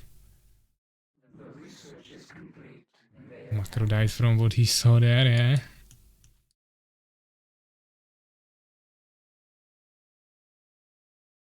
Looks like Ania ran out of second income. This one basically, but he needed the wood anyways, so this is actually quite okay. Now he just needs to take these harvesters and bring them to one of the new bases. Shouldn't be a problem. And actually, Ania did the teleportation as we kind of predicted a few minutes ago that it could happen. He decided to go to the open field. Lots of pikemen, but unfortunately they are hitting the stingers, which shouldn't take too long, but it would be probably better to straight up send them here and let the swordsmen handle the spitters there. Sorry, stingers. This is interesting movement of the Avengers. They were just gliding on the ground instead of walking. And maybe we'll see them move again, but it was some weird bug. Yeah, these ones on the top are walking, but these guys down here, that was kinda interesting. But legit just called it GG. You can see that now you can actually target Avengers with freeze or any ability. So you can actually freeze your own units like this. Kind of funny. But yeah, legit of course had no chance. He was left with lots of resources, so it wasn't the most efficient way of spending that, but to be honest, this attack from the back was really strong, so he probably wouldn't have a chance anyways. When Avengers even can slice. Even those fucking moving cherries are flexing there. Yeah, GG legit. Nice game, 24 minutes. Here have the units, yeah, so like double kill-loss ratio in favor of Ania. The 250 largest army actually isn't that big of a difference, but there were more expensive units, yeah, with more population on the side of Ania. A few catapults for legit there. Really nice infrastructure here, even though humans usually have the most buildings thanks to farms, but yeah, Ania had definitely major map control, also way more researches, so the army was just way stronger overall and also more than double resources, so also huge difference. The gems were the main problem. Legit wasn't gathering in his expansion the gems for a while, which definitely set him behind. In the early game he wasn't able to get much casters there, and after that it just kinda snowballed, so it was a major problem there. The only reason I won the first attack was because of luck. You defended well, yeah. Good job, guys. Let's get into the bracket. Yeah, the first game here, I mean game number 1 in the group B. 1 point for Ania, 0 for Legit. Unfortunately, we cannot play this since Ferus is not here, even though Master Moist should be already here. I don't see any messages from him yet, but he should be here from what he said for around like 8 minutes, but maybe he's coming a little bit later. We don't have to worry about it too much. This one we already played, so next game should be me against Ania. So I guess we can arrange that. I will just quickly give you points for the prediction. Oh, sorry, I don't want to make a raid. We are not ending yet. Yeah, so Ania points are redistributed. And a game between me and Ania should be game number 4 in Group B, which is Secret Chambers. So I think we can host that.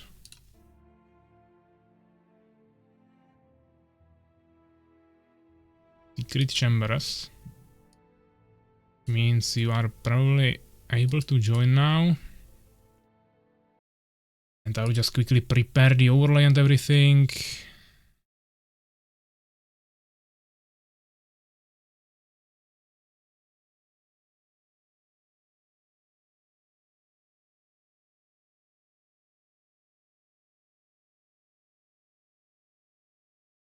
My hands are cold. I mean, that shouldn't be a problem.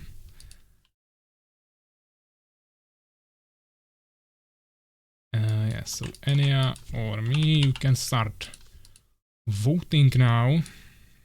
Prediction is going for 2 minutes. GG, yeah.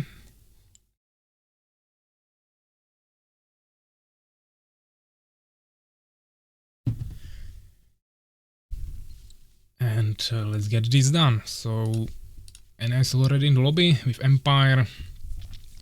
I guess I'll have to stop trolling a little bit at least and not going randoms against strong players. He already threw 1 game against Ferus, so let's go for this time. You actually cannot see it, but doesn't matter. Let's check this. Prediction. 1 more minute and 10 seconds. For now we have 69 coins for Ania. Can still vote. Playing on Secret Chambers. Another game in the Group B between me and Ania.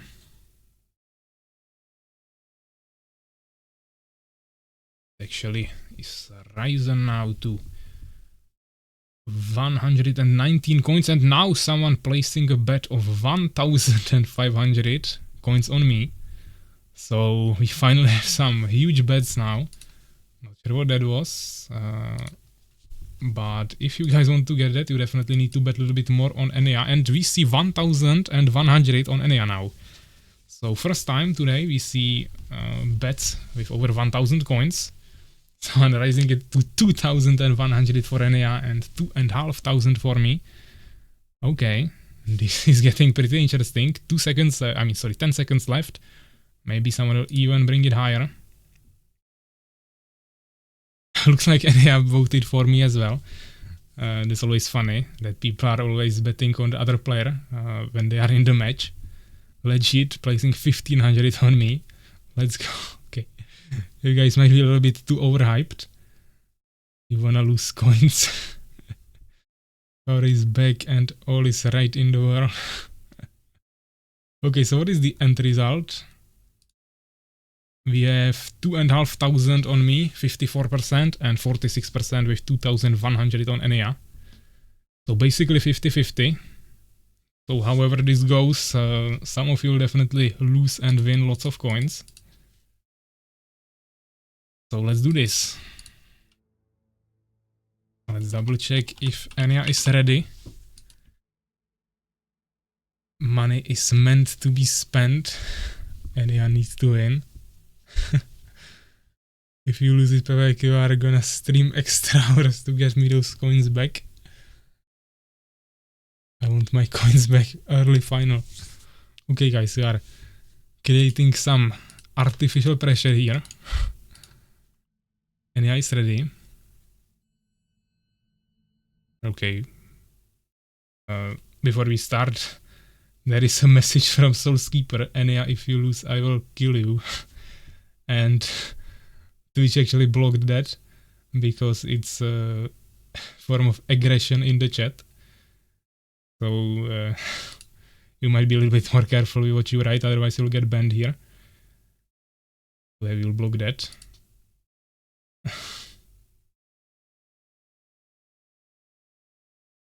So video. Lots of money on him, very big money. Okay, let's continue. Yeah, sorry.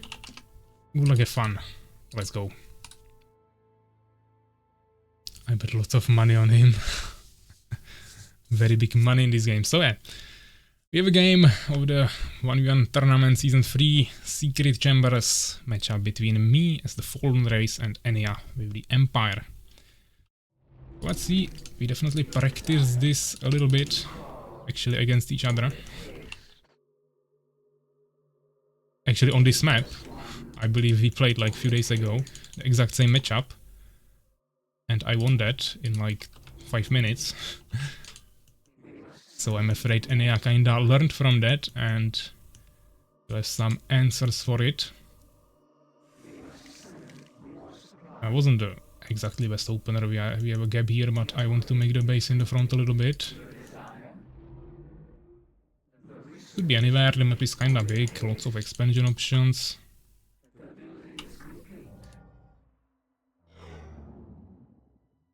What do we check first? Maybe this one actually.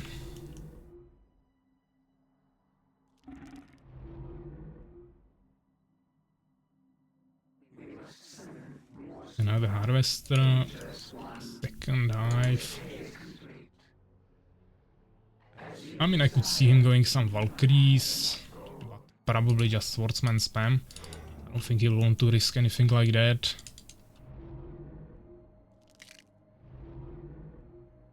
If he goes ultra turtle, we'll probably just prepare for the air a little bit and then go expansions or whatever.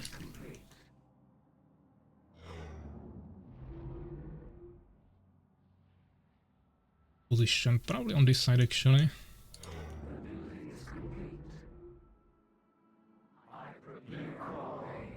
Okay, incubator. I'm preparing for gems slowly. Another one. Let's make groups.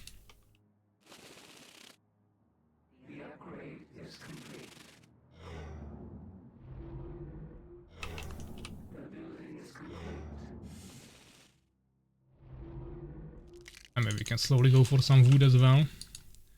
There is a peasant, but I don't think the base is here. He was just scouting as well, so I think he's on the other side of the map, but we don't know it for sure yet. I'll try to block the peasant here so he doesn't rush into my base freely. Yeah, he's on the other side of the map. Swordsman, okay. Let's get into the underground. Ah, we didn't kill the peasant, unfortunate. He's just checking my expansion, which is totally fine. Hopefully he doesn't see me. Yeah, okay. Always good to kill the enemy scouts. We got into his base, nice. We don't want to waste this. He has a tower, which means this will be extremely hard to push. But I think we can keep him locked here for quite some time. We just need more population, get out of the way. We definitely want improved metabolism. Probably some scouting here. I don't know, like this. Petrol point. No way this stinger went here, but okay. And we just go.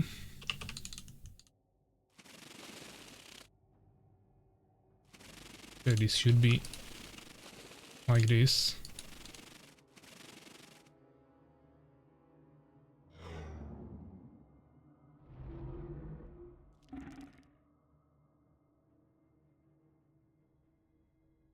Yeah, we have no idea what he's going for.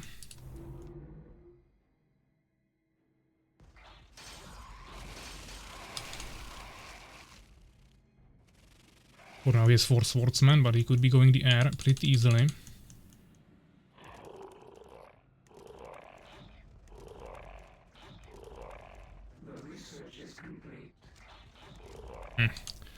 The tower is kinda in range here. We can't do much damage. We'll have to transfer to something stronger. But I guess it's just better to go for it.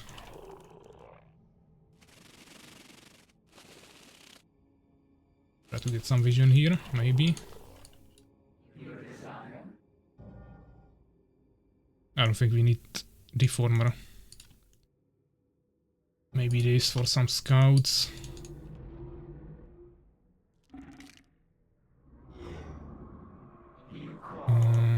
Tower, I guess, maybe. Even though it would be also good to have it on my villagers. He's going for Elf Rangers, actually, okay.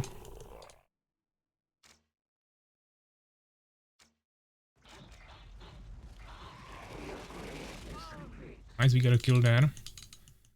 Let's retreat and heal a little bit while we make more Ferus.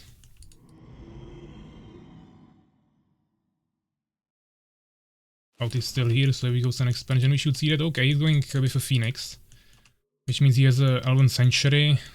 He could swap to Valkyries, but I don't think so. I haven't seen any priests or anything. He will definitely find the expansion. He'll probably try to push me. But we have the tower here that I prepared. We have lots of spitters, we have movement speed. Grass will be really important. I think he might try some arc drops. Probably don't need the scout there anymore. Oh yeah, we definitely need more summoners. Not sure what I was focusing on there. But maybe this is the perfect time to go for the grasp dance, since we can't really use the resources. Or we can just wait. Get a Seeker. Oh yeah, it's just a Phoenix. I'll still make the tower here just to be sure. Maybe some extra wood actually. Kinda struggling. I should have also pre-made some harvesters, but I didn't have the population, so that was a bit of a problem in that case. I think we need the soul trap, even though it's probably not worth it now. Yeah, let's just go for population. Where is the Seeker? Get into his base.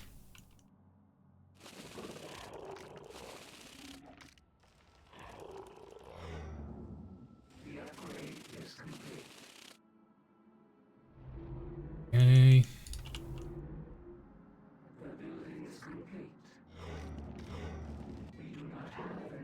Catapults, fine. Elven Sanctuary, farm. Don't think I see anything crazy. But you'll definitely need...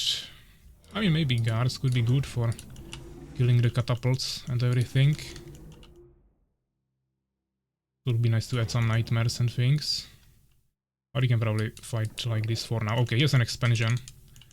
I have to try to push it. Ah, a Dryad. Some priest, but we should kill this. He can summon Flower, yeah, he did, so we try to... Ah, why the barrow didn't go off? Okay.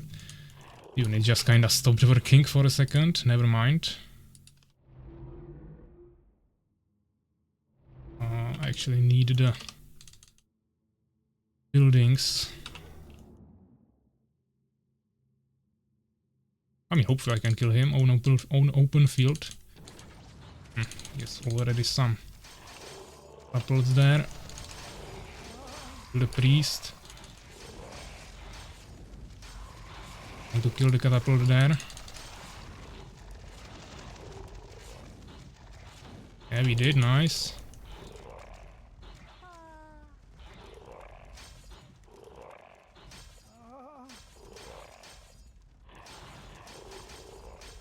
This is not looking good.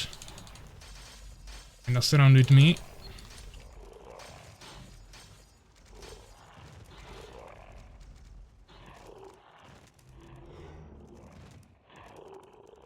Okay. Wasn't the best trade, but it wasn't the most terrible one. You'd still be ahead in terms of resources because we made the base sooner. What the Stinger was doing here, but fine. What do we want? Yeah, let's get the grasp now. I want to transfer to stronger units. He shouldn't be able to push me here with the tower. And I want to remake the Seeker actually.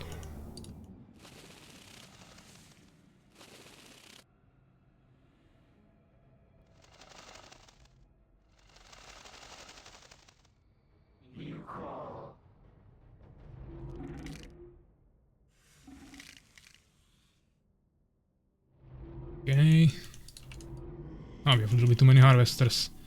Never mind, if we lose something, at least we don't need to remake it. Also good.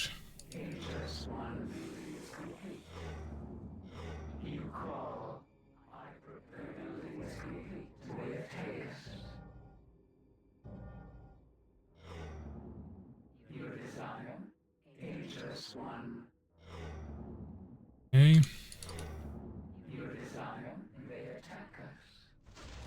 There was a Phoenix. Where is a Seeker? Okay. Peasant. Found his base, at least something. I mean, not a base yet, but he wanted to make it there. He's still a similar army. I think now he's fully investing into his economy. There is a potential for us to push him, but probably not yet. We want to get Venom for sure, that's a huge value. That's plus 2 armor, sorry, plus 2 damage. Takes 160 seconds to upgrade, which is a long time, but it's a huge value. I think we still want Stingers. We definitely need this for the Sorrow Shrine. He's making more Phoenixes, okay, so no Valkyries. What is it? This Keybind and Nightmares, like this. Probably a good idea.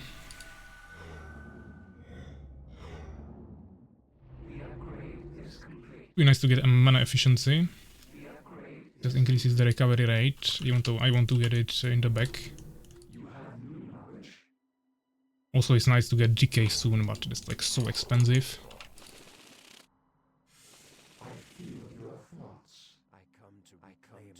We shall prevail. What do you want from me? They attack us. Tease me again. Awakening. We won't have gems for anything now. You want a single matriarch? Or you can at least get nailed Scourge for movement speed. We're getting a decent army. He will have all the catapults still, but we should have the Stingers for that. Even though not flying ones, but he would one-shot them in the air anyways, so I don't think that would be too worth it. Okay, we don't have population. How's this looking? Bad, okay. I think this is about the time when we should start pushing him. But we have no vision, so let's fix that really quickly. Also, I need a new keybind here. Let's just see what he has. If he has a defense here, I will go through the underground. If not, he's probably making another base. That's my prediction. We should also get anti-magic just to make sure he doesn't cheese us anywhere. What was that? That was too slow. To double check that. He also got me. We have no vision. Definitely don't like that. Maybe a mana depletion. We should definitely get another base now. A little bit more damage. It's a decent army, but there's no way he can defeat this. What do you want from me? I await your summons. There's just no way, guys. He has a tower here, he knows about me, but what can he do? He's either prepared for it or he's not, and I don't think he is.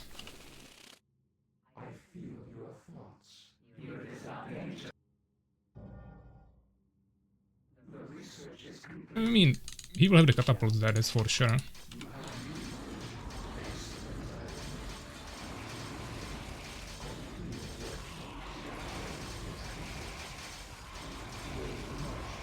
Let's release the priest so he cannot resurrect anything. Fortunately, I don't have the materials here, which would be good. I could steal the resurrections. Ah, I was too slow with that. I don't have any more of this. I did some manipulations. This one, I was too slow. Still be able to hopefully get him. The catapult from the left, so let's maybe move a little bit here. Hide these guys in the underground, now come out, freeze him. One shot the priests primarily. We have one more freeze. Nice.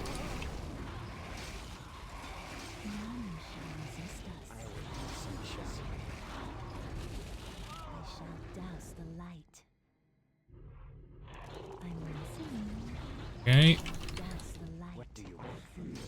Definitely need another summoner there.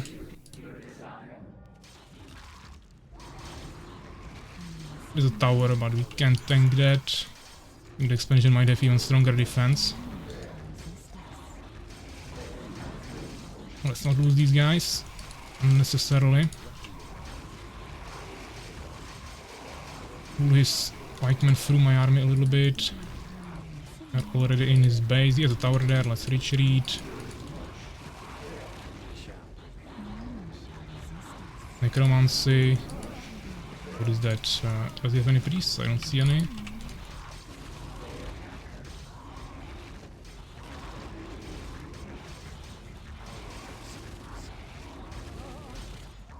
So yeah, this should work quite fine.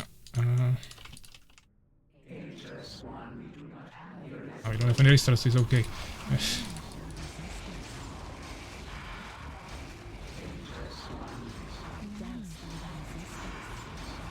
Fine. We need to retreat from the tower, finish the charge here. He has an expansion in the underground. Let's see if we can push it. He has a tower there, okay, so no. Then... and the scouts there. Around the map. There's the skeleton. There's lots of expansions. Not sure why. Not really working, but fine.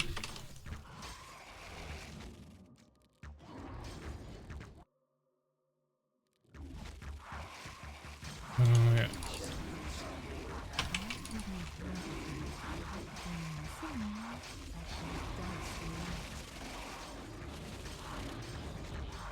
Able to push this now.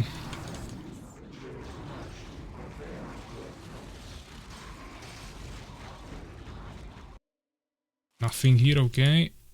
This position as well.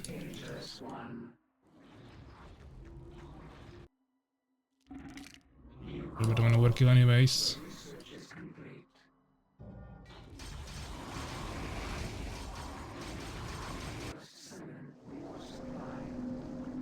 He could try to push me anyway still.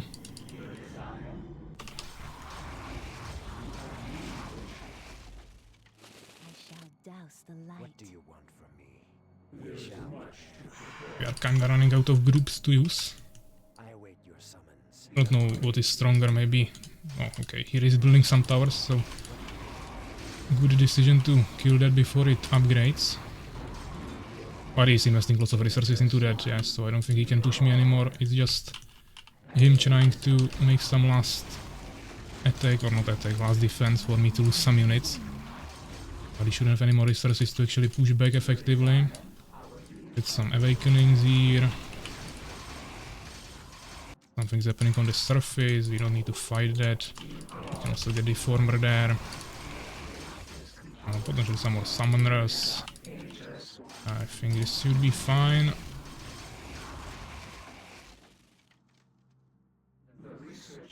I will retreat to the surface, push this. Hopefully should be last base. Don't see anything else. We can take this. He's trying to escape here, so let's take these guys. Cut him off. Any more mana for Windwalk, but doesn't have anywhere to escape. Should be able, maybe even able to freeze him.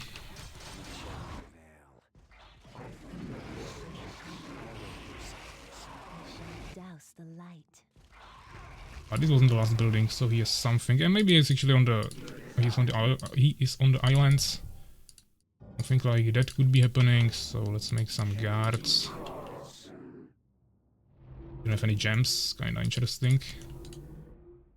Or I missed something on the surface, but I don't think so, even though we definitely will check that.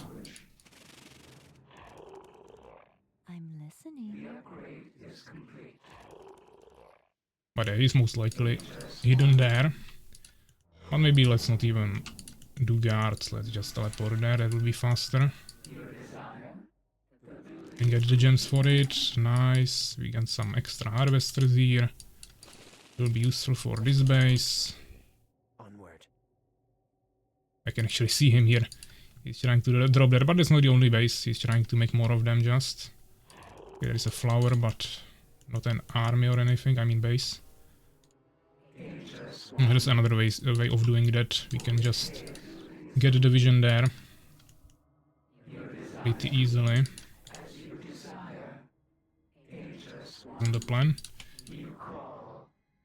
This way.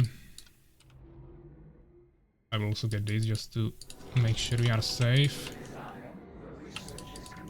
Where can we get the astral node? Oh, probably not here. Okay. None shall resist us. Let's bring the army to the underground a little bit. Ah, here he is. I think he's trying to either make a new base on the surface or trying to rush me with some arcs.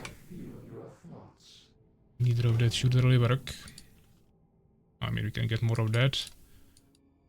Ah, okay, he has nothing. He's just trying to make some mages there. So we will take the guards. Not even the towers are not even working. Actually, there are towers. Just blind. Haven't seen the front base, but we can get onto the peasants. Even has decreased already. Okay. Do you see the seeker somewhere? Because I don't. Yeah, here he is. We'll just take this. Maybe not the low HP one. Row heroes. Also, we can make the not this aerials. Ah, yes, more towers there. Okay. Like he really doesn't want me to get there.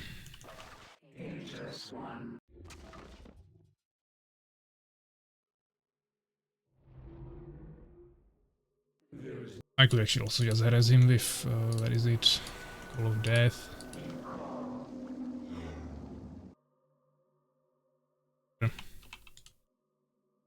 Doesn't matter how we do this. Draw. I think this base down here shouldn't be too protected, so we can at least destroy that. The plan like this.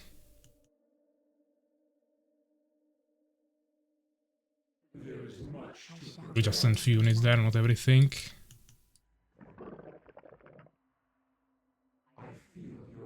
What would you have of me? That should be this. Another one. Actually, I'm running out of units a little bit, but I don't have much more population.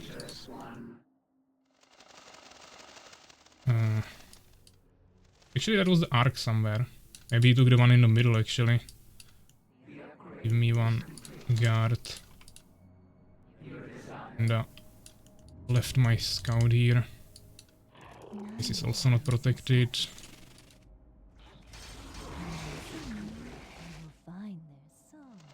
Is that so now it's only 2 bases.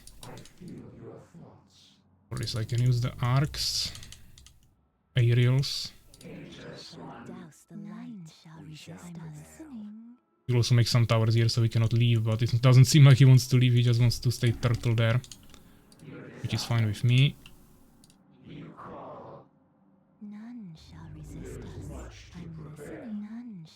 You have the skeletons here, which will disappear soon, but we need them. Just make some defense here just to make sure he doesn't do anything easy. He didn't even take the middle. I think we have vision of all the bases now. Ah, there is something. I won't catch that. He tried to find something on the surface but didn't find anything. None shall resist us. Oh no, didn't mean that.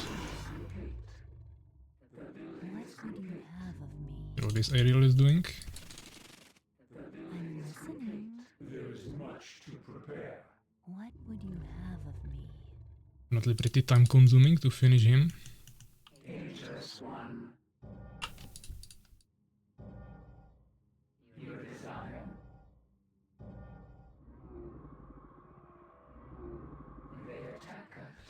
What is he doing here? Phoenix, okay.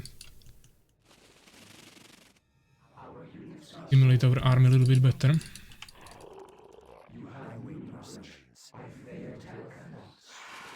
I'm listening.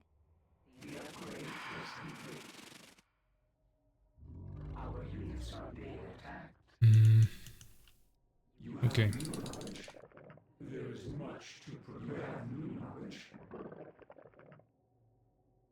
I mean, he has probably the towers everywhere. There is like a real low chance of this actually working. Maybe here. I think that will work, but we can try. Or I would have to be really quick, but it will probably just die. Immediately dying. Yeah, so we cannot do it like this. Which means I will do it as I said.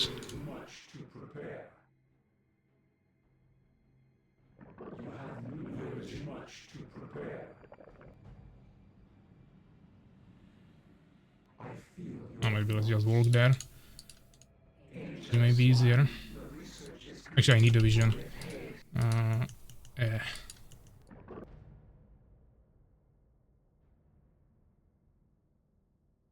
I guess we just do it like this. Also very smart in this. Fuck. Move this a little bit so we have some more vision on the right.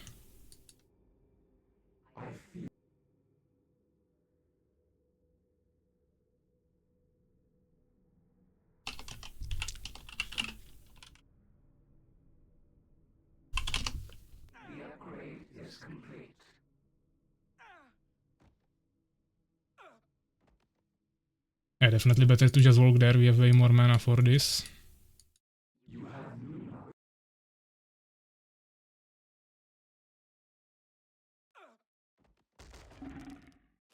We don't have any summoners here. There is one. Okay, gold, okay. Looking nice. Ah, he just decided to drop here. Shall resist us. I mean, now we could potentially finally get there. I think maybe here I could... Yeah, in this corner I have to be able to get there. Problem is that I don't have any more Voidwalkers with mana here, so I can't even use it, but there I could definitely burrow, maybe even here. Probably not, but on that side for sure. Get one here.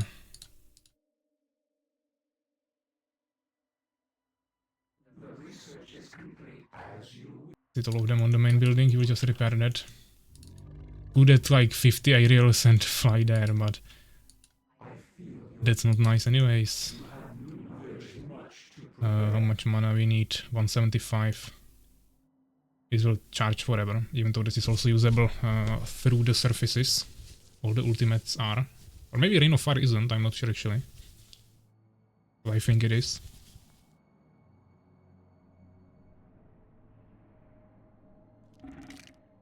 I guess we can start harvesting here anyways. I don't have any gems, I should get the surface bases, but it's not like it would really matter.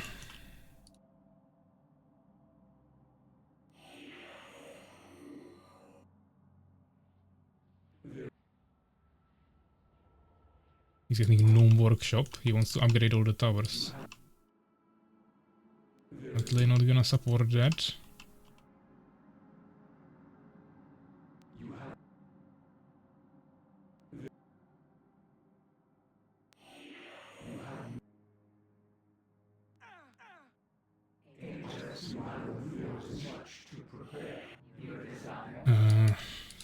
Fine. Do we have the mana now? We finally do, okay. We're able to get there. As I said, this should be a safe corner. We'll lose this guy.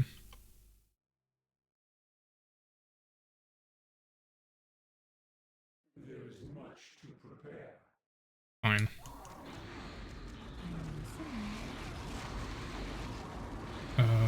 Let's use this to immune the... Okay, it's not really working, but we should be immuning the decrease with the anti-magic. Actually, yeah, I know why it's not working. We didn't have any Void Walkers there. That might be a good reason why it's not working.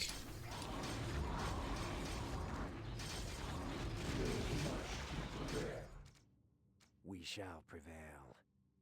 Now I don't even have the harassment here anymore, but fine. This tower is really low, I just need to one-shot it with something, which I don't have there now. With full mana, this guy almost. Get here. We need to one-shot this tower, and then probably this corner should be kind of safe. What is this? Till the Phoenix. We should win this fight now, finally. So yeah, let's get the kill here. Not like this. He tries to repair now.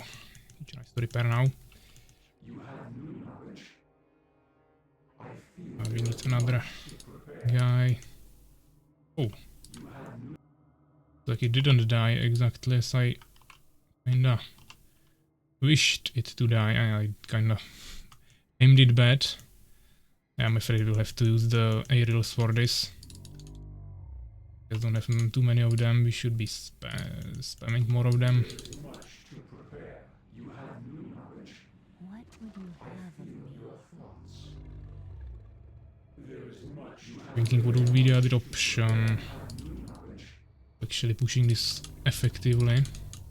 I could just bind the towers, that's another option. But I need to get decay first.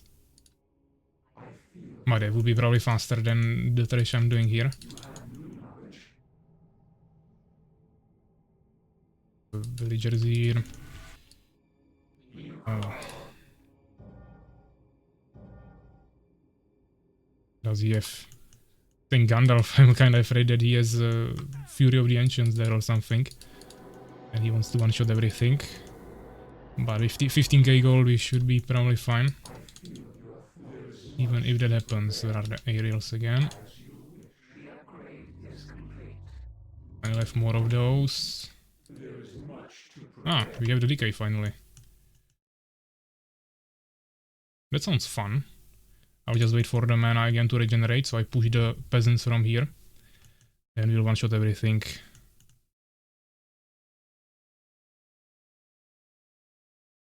So one here. Now we move. Escape.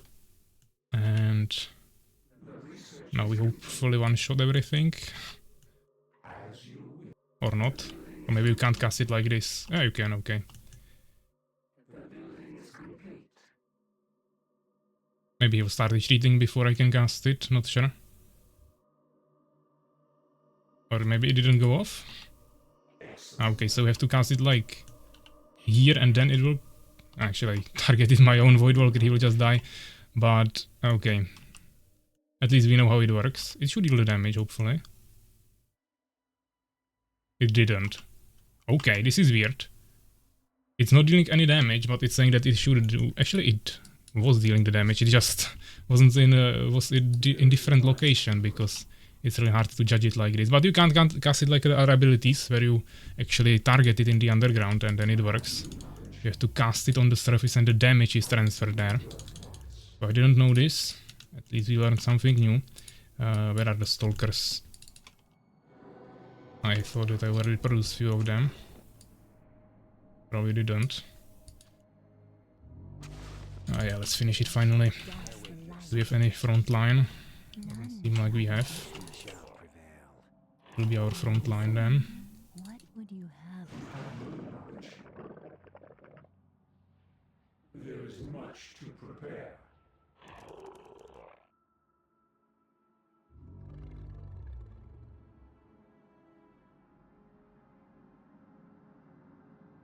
You have new knowledge. There's actually the guy from here. Ah, finally. Just get into this. We shall prevail. You have new knowledge. Fine. These two are empty, but we can still use them as a decoy. That's actually kinda smart. We probably don't need these keybinds anymore. So number 5. It will be number 4. You guys can go on this side as a small decoy. Think too crazy.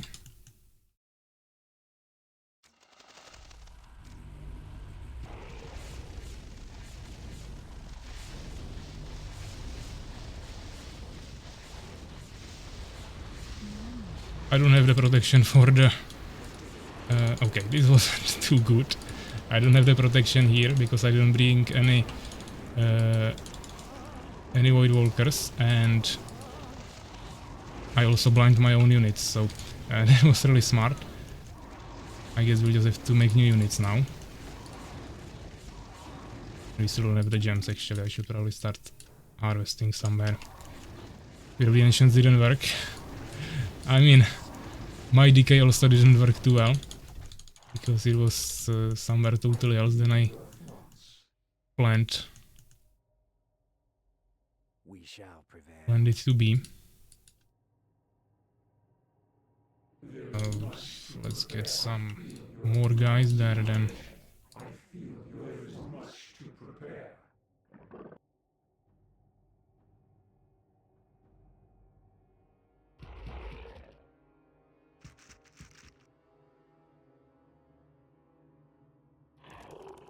Actually, I don't have any arcs again.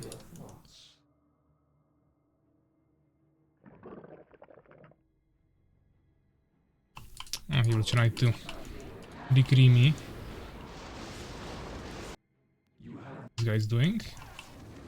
I mean, we killed all the peasants there, but kind of it. Okay. Come here. Create a portal. What do you want from me? We shall prevail. What do you want from me? Okay. So he finally left. Game was over after like 15 minutes, and he stretched it to 46, so I guess well played. So, pretty interesting game. 222 kills, 145 losses, even though now I lost like 50 units to all the decrease there for nothing. But he also farmed his bases, so overall way better kill-loss ratio, researches, buildings. Versus, yeah, of course I had all my, but as you can see I still had basically same gems and wood, so it was just gold, which I didn't spend anyways, so basically resources spent is the same. And we still managed to make way more units, so that was nice. Of course, you also have the skeletons and everything. But yeah, interesting game. Farm simulator, yeah, that was some building, tower defense, I don't know what simulator. But definitely didn't feel like RTS. But okay, let's get to the bracket. I still have to unlock my mouse. And here we have a first point for ourselves, Ania 0. And also some of you guys will be getting many coins, even though you probably know about that for a long time now. But yeah, let's choose the prediction. Back to the bracket. Standings. So now both me and Ania, we both have 1 win and 1 loss. Of course, there is still more matches for both of us. 2 more matches. He has to play with Ferus and Master Moist, and I have to play with Legit and Master Moist as well. Okay, Ferus and me, we already played this, so now we'll probably play Master Moist and Legit if you guys are here. I'm not sure what is, how is it looking, 21 of you here, so still looks pretty okay. I should probably also check some messages there that you wrote, even though that was a lot. Gondor fell. Was waiting Urakaar. Where was Rohan when Gondor fell? Rohan did not answer. Here comes the money. Money talks. Urakaar and Legit are happy that they made money. Defender approved. Plus 3,600 for Legit. Yeah, you made a huge bet, so you also gained a lot. I'm set. Can my games be delayed a bit? I have to shower. Okay, if you can't now, we'll make a different game first and you can play the next one. But Master Moist is ready, so we should probably schedule some of his matchups. Not that much. What was that game? Just plus 676. I mean, you have to make bigger bets, Urakaar. Then you will get more coins if there are such a big bets on the other side. Like 10-15 minutes, yeah, that's okay. Group B is bad, all of them will have 3 wins. I don't think so. That really depends. But even with that we can work. I mean, we can work even with that.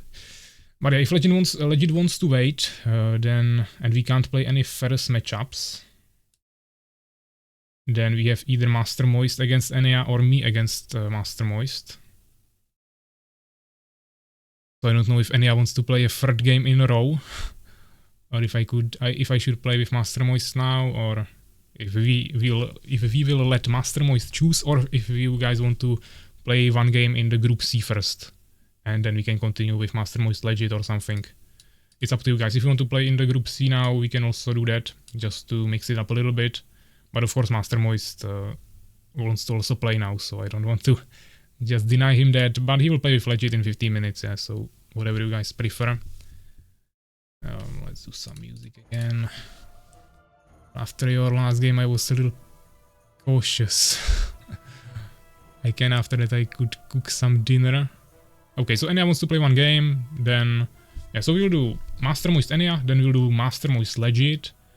And after that, we can either do me and Master Moist or Legit and me, or we can start the Group C, or if we want to keep the whole Group C for tomorrow, we can also do that, but maybe someone won't be here tomorrow. Yeah, so that's actually maybe a good question. If there is someone who is not going to be here tomorrow and is probably from Group C, then let me know and we will definitely finish our games today.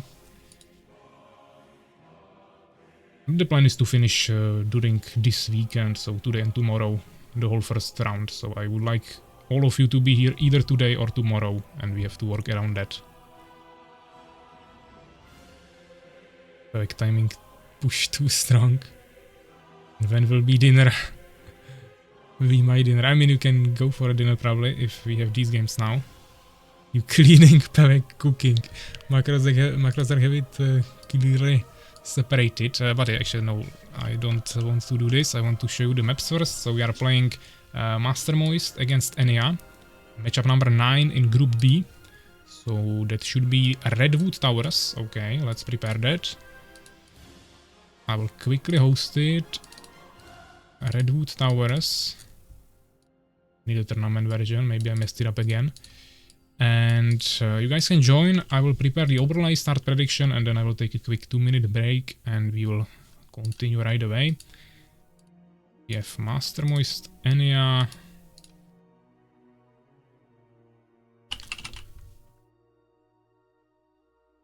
Overlay should be fine. Prediction.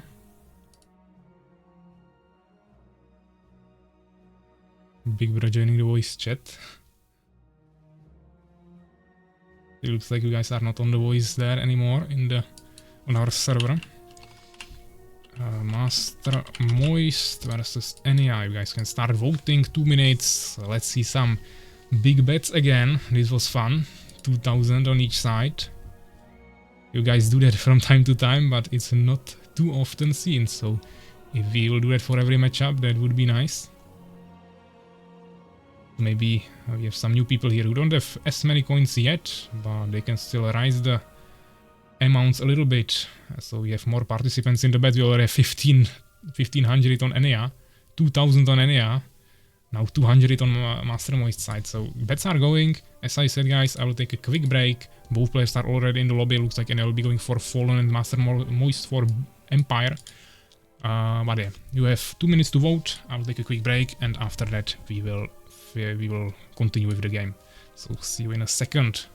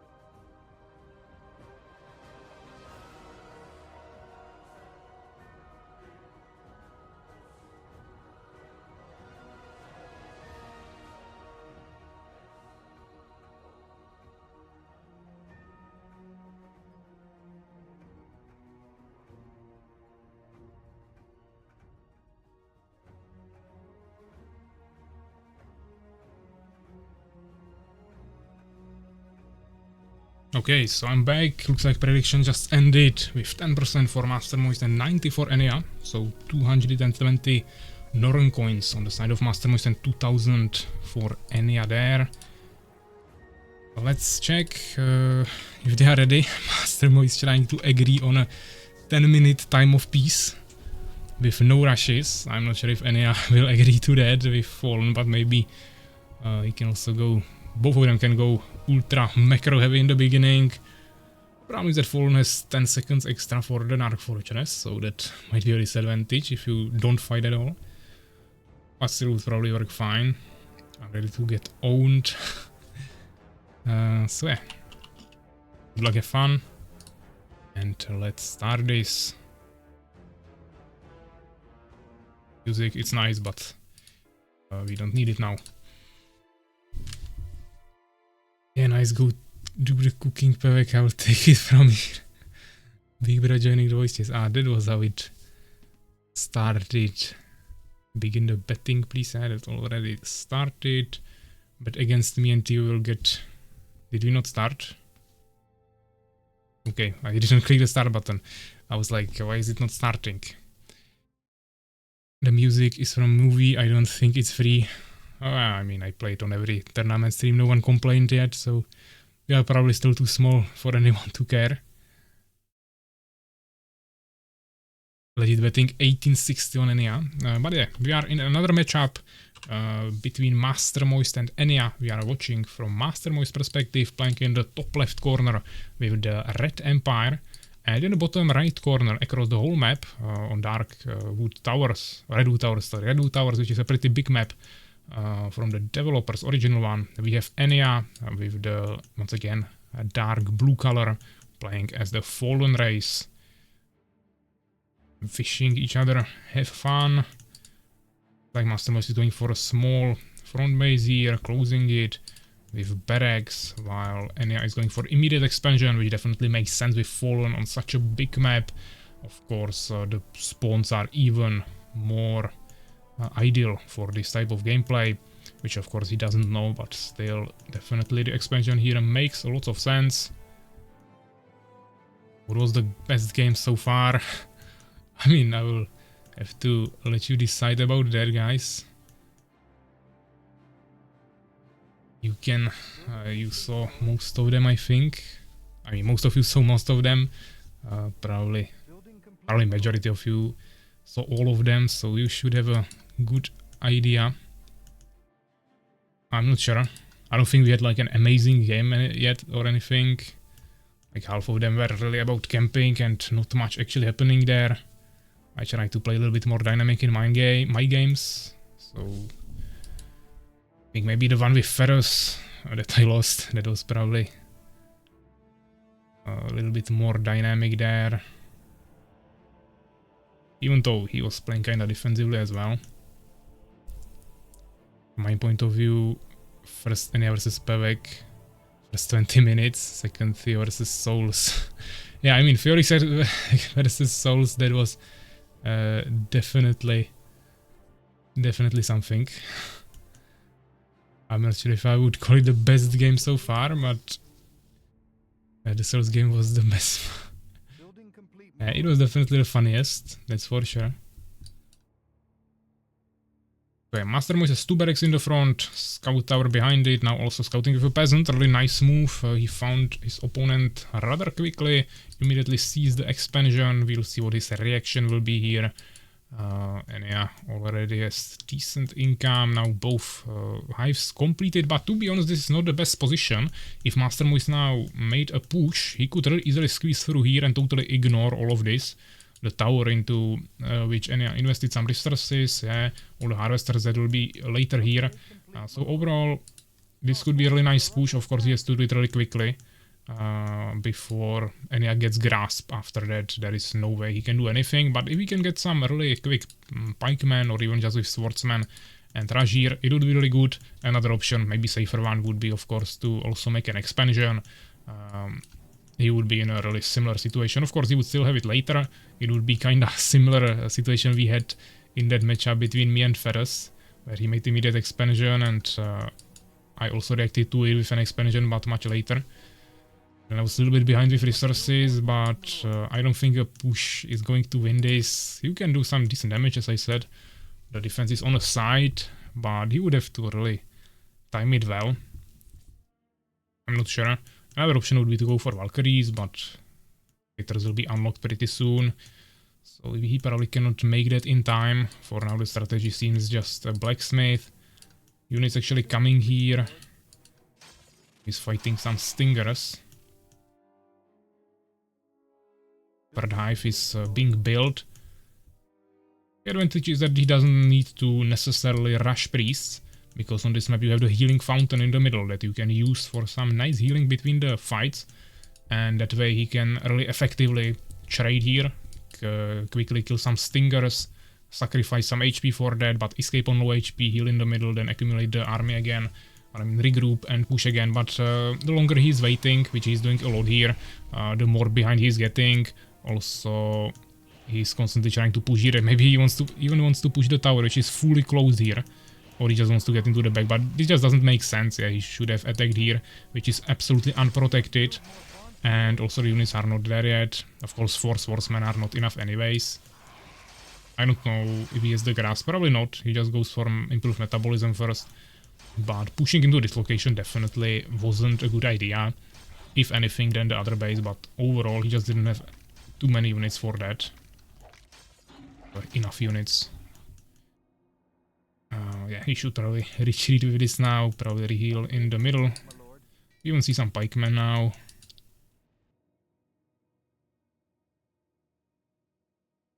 Really tough carapace first, so I really don't think he's going for the grasp. For now it seems pretty fine. Stinger managed to squeeze through these barracks. He saw double barracks and tower, but outside of that nothing too interesting, and there is not even much to actually scout and take some valuable information from it, so I think isn't even really necessary now from Ania. I think the Stinger maybe before check this expansion, not sure. Because if you would find that Master Moise doesn't have an expansion there, that would be some valuable information. Now we see a temple. Even though there is a fountain, it's of course still good to get the healers because they are mobile. Always nice. And maybe even catapults would be better here, but you can see he'll be mixing stingers together with the spitters, and it's pretty hard to defend the catapults from stingers, especially early on when there is not too many units in the encounters. So for that I would probably not necessarily make the catapults, but maybe just one to see down the tower and everything. Or fight with the spitters effectively. You can still cover the catapults with your swordsman. That you still need usually some frontline for the spitters as well. Or at least archers as a frontline there. Iron Century in the back, so either just a Phoenix Scout, but then I don't know why he will build it so secretly.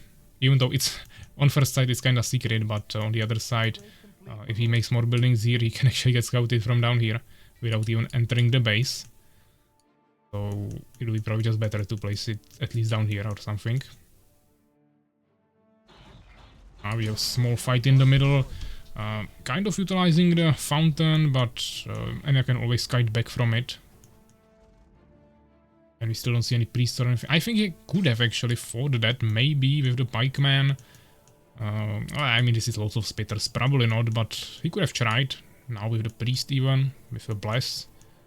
Something like that. Stinger will definitely scout this, even though he will die. How to fix spell circle not showing back? I know that can happen from sometimes. Of course, it happens sometimes in custom maps where we have some weird textures and objects, like the tower in Noran. But in custom games, I think it happened to me once. I don't know, I restarted the game or something really simple and it fixed, or restart your computer or something. Or maybe just reinstall the game, but one of these things should most likely fix it. I don't know how it's caused, but I know that I experienced it once. Or maybe a custom map bugged it for everything, then I had to restart the game, something like that. Just try to restart the game, if it doesn't help, restart the computer. Oh, waiting for other players. I was almost afraid that my game just totally crashed. But maybe someone else disconnected, not sure. We'll have to wait. But as I was saying, restart game, then restart computer, then reinstall the game. One of it will fix it. Actually, Ania already started making a base in the underground. I'm not sure if we'll finish this.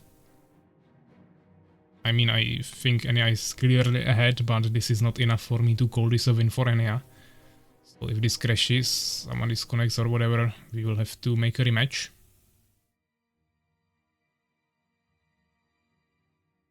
Yeah. So looks like Master Mo is disconnected. Game goes to Master Mo. Yeah, I mean, Ania was a little bit ahead, but we will do this. We will do a rematch here. Of course, I want to hear from them what happened. Mainly probably from Master Moise, because he was the one who got disconnected. So we'll wait for him to show up on the stream. What happened? I mean, what happened? I would like to ask you guys.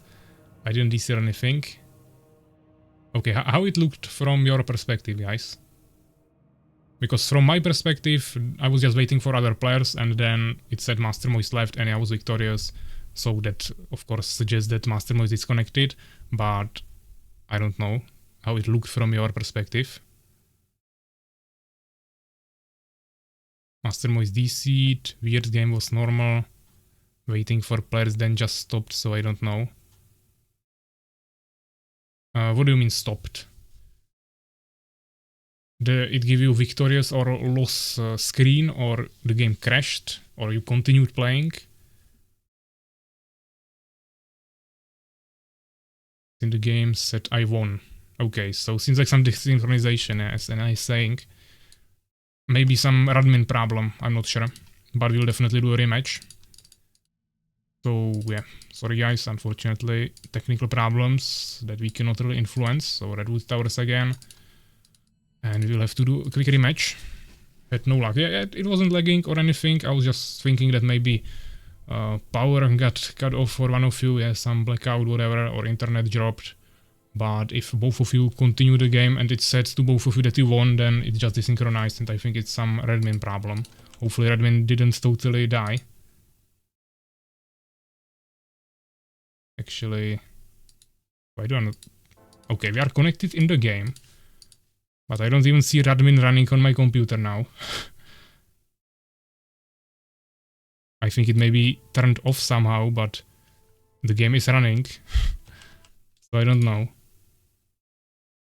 But I really don't see it running on my PC. Let me turn it on manually. That's it, perfectly disconnect. I mean, I didn't disconnect if you both guys won. And I saw the same result as Ania, so I think it desynchronized Master Moist from me and Ania. I've restarted Radmin, so that might help. Okay, I mean, Radmin seems to work fine. I don't know why it was not displaying itself, but okay, let's try again. Let's see if you guys are ready. I would prefer if you guys play the same races. It's kinda up to you, but it would be probably better since we are doing a rematch. And so it's just like the same game. Okay, so good luck, have fun. And we'll do a quick rematch here. Again, Redwood Towers, Master Moist and Ania rematch. Master Moist once again playing with the Empire race and Ania going for Fallens. We are in the game, we are watching from Master Moist perspective, playing in the bottom right corner. I might as well actually turn on the ally colors so we can see the colors right to the overlay. So we have here with the blue color this time Master Moist. In the bottom right corner with the Empire race, and in the top right corner we have Fallen, red color, Ania. So actually it looks like Ania decided to go for a different strategy this time. Maybe he's thinking that Master Moist might now predict the immediate expansion that Ania did last time and might try to do some really quick rush and punish it. So Ania is playing actually more carefully now, going for a front base, making Hive here first with Deformer. And as you can see, maybe actually a really good decision, because Master Moist is sending a really quick scout into the form of a peasant, and luckily sending it immediately to the right location where Ania spawned, so he will really quickly find the location of his enemy. For now we see only one barracks, so there won't be any quick production for a rush, but he really quickly finds the enemy base. Outed the two hives, didn't even check the expansion because it doesn't make sense for it to be there. Since he invested so many resources into this, it's just not possible to have so quickly all of that. Turn into the main base, of course didn't find there anything interesting yet. We still don't see a single swordsman being produced, also no peasants, so Master Moist looks like he's just investing all of his resources now into his infrastructure mainly. Yeah, just really made sure that there is nothing here, double check it. Third hive now being built, lightning spire, not spired. And yeah, so looks like towers on both sides. Definitely Ania way better position for the expansion, because this is the only entrance there, so the only bigger hole here in the wall is on this side, but still really strong. And he can really safely make the expansion there, while Master Moist has maybe even stronger defensive position, but it's really hard for him to get the expansion here safely, because there is a wide opening that can be used by the army of Ania to enter that area. But yeah, and Ania managed to squeeze through the defense line of Master Moist there and enter the enemy territory. So now he's getting some nice scouting information. He might even find a blacksmith there. It always means that the army is not as strong early on, because now he's not producing, he's saving the resources for the upgrades probably. But once the upgrades are finished, the army will get significantly stronger, so it's always nice to count with. And he has lots of resources, definitely preparing for the expansion now, not producing any new units. Also making the incubator there and immediately placing down the Dark Fortress. Second farm also being built here by Master Moist. Blacksmith still not getting any upgrades, but we see some new swordsman. Unfortunately, he doesn't have the population yet since the second farm is not finished. But at least some peasants are being produced here. Building complete, my lord. Pension now down. I mean, it would be a perfect time to push because he just spent 400 gold and 125 wood on this. But unfortunately, Master Moist is still only one population ahead and he would need to push against the tower, which is quite nicely covered by protection. So I don't think this is looking too good. Soul Trap in the back. Like Ania wants to invest even more resources into infrastructure and expansions, just everything. No one is speaking, right one, if you are here. No one is even on Discord in the voice channels anymore. So either everyone just fell asleep after the game we had with Ania, or everyone is just watching and not really discussing anymore the games. But yeah, mainly White Defender here with macros that were writing before they went to the voice chat. Then we had some messages here, of course, from SoulsKeeper, from Urakaar, and yeah, Master Moist who are now in the game. I'm doing new images for my YouTube channel. Okay. It lagged for a second again. I was afraid that it will desynchronize again. Hopefully we can finish this game. Okay. Master Moist getting pressured by two spitters of Ania, but he has a decent army, even with some pikemen, and now I think he can definitely push Ania back pretty strong. He doesn't have trailblazing yet, but the fast pikemen with the elixir of strength should be able to easily catch up with the spitters, even though they have, as you can see, that really quick, so they have improved metabolism upgrade from the incubator. I'm listening, okay. Ania even preparing in the bottom left corner. Actually, sorry, it's Master Moist. I'm constantly getting confused by the colors here. I might as well just swap it back to the normal colors, at least for this matchup, because it's just reversed and I'm constantly looking here on the resources. And of course the overlay you see, guys, I don't see in game, so I'm just messing up my commentary. So let's just swap it back. Maybe we'll change it for the other matchups. Yeah, so we got Master Moist in the middle now, healing a little bit. Which is definitely smart, but Ania can just heal at home with an unholy regeneration on the unholy ground, so it's of course much slower than the heal on the fountain, but he also has way more population covered, way more income, yeah, so this is actually looking pretty good for him. But Master Moist is finally also going for the expansion, already on 50%, so in like a minute it should be finished. But there is already Valkakun and Vengeance Hall being built by Ania. The thing is that I have a feeling that my opponents won't show up for the matches. Building complete, my lord. I mean, Cozy is not here today, but he said that, so we'll play those matches tomorrow. Then you have Dominic Ziaya there, which I helped to set up the game today, so he should be ready. Even though I haven't seen any messages from him on the Twitch yet, so I don't know if you are here, but I think he should be ready. And yes, I am, okay. Even placing bets there, nice. And then you have actually Fenrir and White Defender there, I think, in our group, so those should be also here. Fenrir probably farming coins and White Defender was writing here before. I'm also here, okay. Suddenly chat is alive. Everyone just woke up. Damn, I fuck then. Probably here for next 2 hours. Okay, okay. We will have some matches there. Don't worry.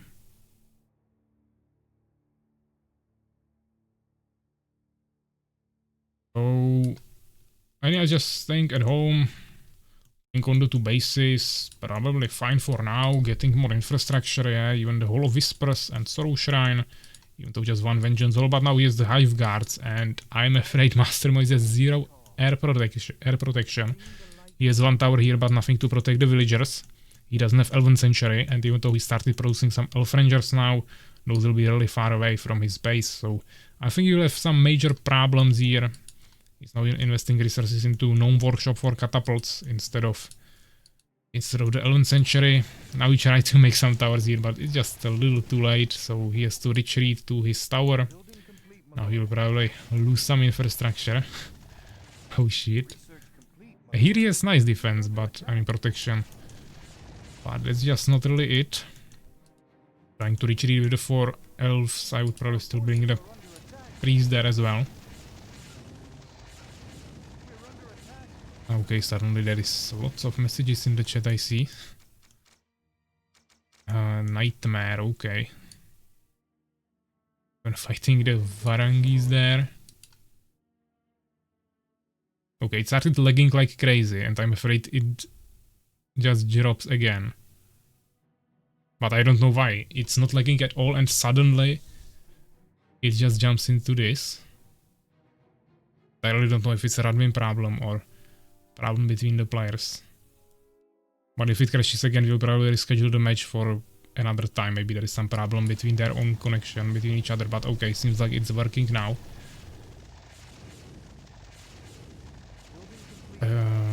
So yeah, lots of guards here. Lots of archers as well, but the guards should still pretty easily deal with them, to be honest. I mean, the damage of the archers is also not bad. It's actually the same. It's just one upgrade here. But you have one less armor. Actually, sorry. No, the damage is in default less by 1. But guards already have 1 armor upgrade here. But you have 50 less HP, so...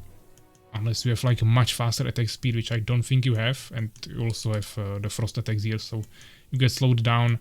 I think the guards will definitely defeat the archers. But now there is more of them, so that's nice. Unfortunately, Master Moist lost probably all of his peasants.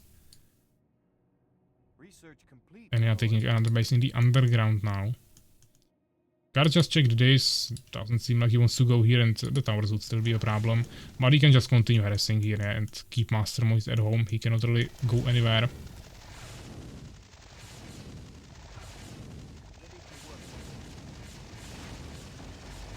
I'm sad that I won't play anymore. I might still just try to win something just with the animals. Fluffy just left the tournament. I mean, he told me before that he might have to leave because his version of the game is not working. I told you guys to try to help him. If he will leave, then that's it. For him, I mean. And we just won't count any of his games, which basically means giving him a loss to all of his matches. It's not a problem, really. The only problem would be if more than one player from one group would leave. Then it might change some things a little bit, but overall it should be pretty fine. I have the least chance to win. No worries, man. Soon I will join you with being unable to play anymore. Urakaar, you saw that I used your dinos. Yeah, SoulsKeeper is probably the only one to use lizards today. Not much happening now, yeah, guys. These guards are staying here, archers at home, and Master Moist accumulating more units in the middle, while Ania has huge army at home with 20 or like 30 more population now, while taking the bases in the underground, so Ania definitely a bit ahead now.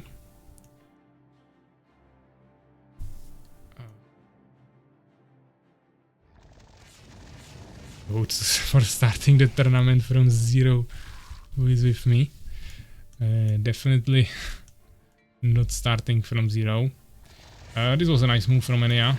Once the archers went there to kill the guards, guards immediately flew over the edge of the cliff there, utilized the advantage of being able to fly over terrain, and immediately went to harass the economy of Master Moist again and destroy the tower and killed one peasant, so really good. Now you can just stay in the corner here and constantly harass him. So maybe the archers can get through here, but probably not. We must build more farms, my lord. The set through is that they are just too weak. Like from 0 AM. That's good with me. Doesn't matter if you are good enough, you will win any game, so it does not matter who will finish with you in the finals.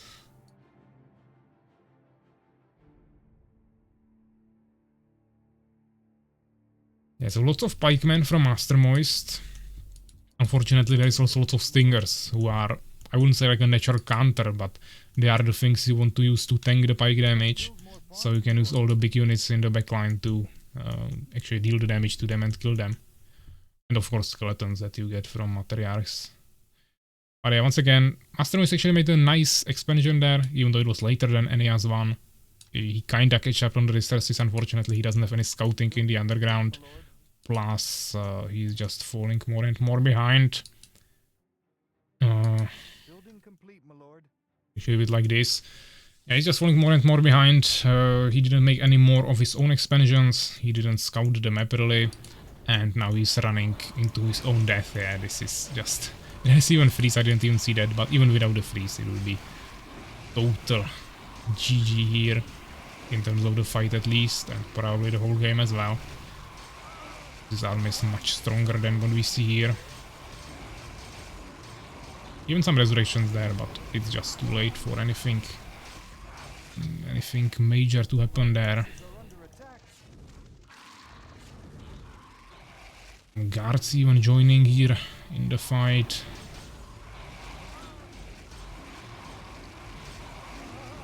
Yeah, retreating to the fountain. I mean, if the whole fight was in the fountain and only Master Moist has the units there and Ania was standing outside of the healing effect, then it will be much closer, but I mean, you can see Ania probably didn't lose like even 10% of his army. Well, Master Moist was everything, so even that huge heal advantage wouldn't probably help too much. I'm too hungover for this shit, GG's. That's Master Moist and surrenders. So yeah, GG guys, let's check the results. 18 minutes, 30 seconds, 19 to 44. In terms of the kills, losses exactly reversed. Then we have the buildings. A little bit of favor in favor of Master Moist there, but he had Empire. Research is actually better for Ania there. And the resources, the biggest difference there, more than plus 50% for Ania in terms of gold. Like 1000 more gems and also like 1500 more wood, so really nice. Yeah, good job guys. Let's once again get to the bracket. And yeah, once again some music. Actually, okay. Urakaar told me to maybe swap the music, that this might have copyright. We can skip that then.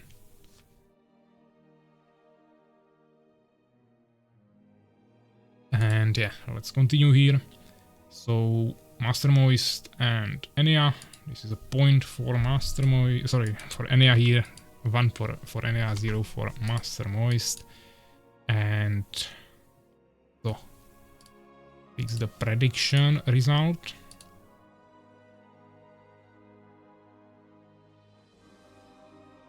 And Legit should be back, so now I think we can do Master Moist against Legit. Should be a nice matchup, I think. Not having defense in my mains was stupid. Yeah, I mean, you just had to maybe try to make 11 centuries more. Just really prepare for the air. A little bit more scouting before, because Ania also had 2 bases in the underground, and I think you will be really fine. We just kinda lost the map control and got heavily harassed by the air, but outside of that, I think it was pretty good. Who won? I missed it. Ania won this game. Really good, difficult to counter Void Walkers mid-game. I'm half asleep, so didn't even build Phoenixes. I'm free to go make dinner. Let's go for a game in a group C. I mean, we can do that.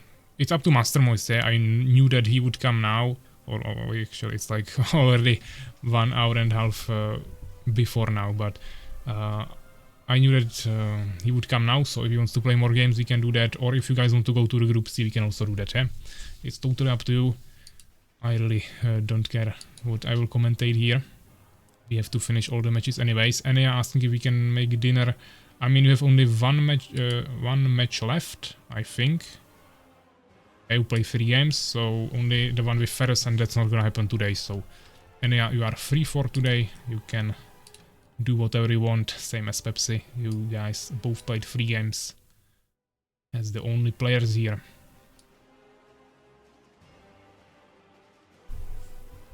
I'm happy with anything. I want to see White versus Fenrir. Maybe going out and getting mega drunk last night wasn't the best decision. I want to be free too. I mean, if you guys, we can play Group C now. Just to change it up a little bit. So we see some players that we haven't seen yet, and we can finish the Group B tomorrow. So we have some games for every group for tomorrow. Yeah, I mean, if all of you from Group B will be available tomorrow, we can totally skip that. But if anyone who is here right now and haven't played any of these matches, which is Legit, me and Master Moist, then we should probably finish it now if you guys won't be available tomorrow. But if you guys are here tomorrow, doesn't matter, we can finish these games tomorrow together with all games of PAVVAC and probably actually everything, because Mr. Ice Fluffy probably won't be playing. And be here tomorrow, might be more alive tomorrow. I'm here tomorrow, okay. Totally fine, then we can go for Group C. And we can start probably from the beginning. So let's do Urakaar and Dominic. Then we have Fenrir and White Defender as SoulsKeeper wanted. And we will see how far we can go. Of course, we can't play the games with Cozy. We have other 6 matchups that we can do. Probably not all of them today, but we should finish at least half of them. We have 30 games, so 15. I don't know how many games we actually played. Someone will have to count it for me. 1, 2, 3, 4, 5, 6, 7, 8, 9. We played 9 games, so we should finish actually 6 more, but if we skip all the games with Mr. Ice Fluffy, we need to play only like 2 more here, so doesn't really matter. Whatever we can finish. So yeah, I would probably start with Urakaar and Dominic. I'm gonna go pass out now, guys. Good luck, have fun. I'll still be lurking, of course. Okay. Thanks for playing, Master Moist. How much money did I get from Ania and Moist? I mean, I don't know, but I already chose the winner. I have 6k now. I don't have a problem with free win versus Cozy. He apologized officially, so he's not getting a loss. He'll be playing tomorrow. Give us the games from Fluffy, the wins I mean. I will wait for tomorrow. I will have to discuss it with him still. He didn't give me a clear answer yet. But yeah, Urakaar and Dominic Zaya.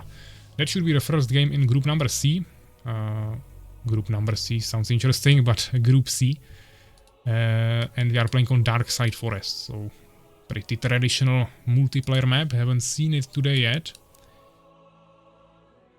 So let's host that. Dark Side Forest, you guys can join Urakaar and Dominic. Both of you are on the stream, but I can also ping you if you don't join a second, and I will go quickly prepare the overlay.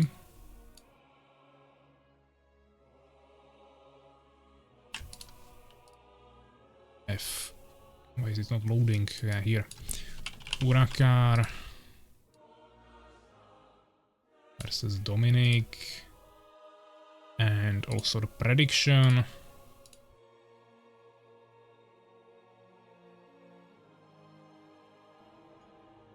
Dominic is already here. Urakaar should join in a second.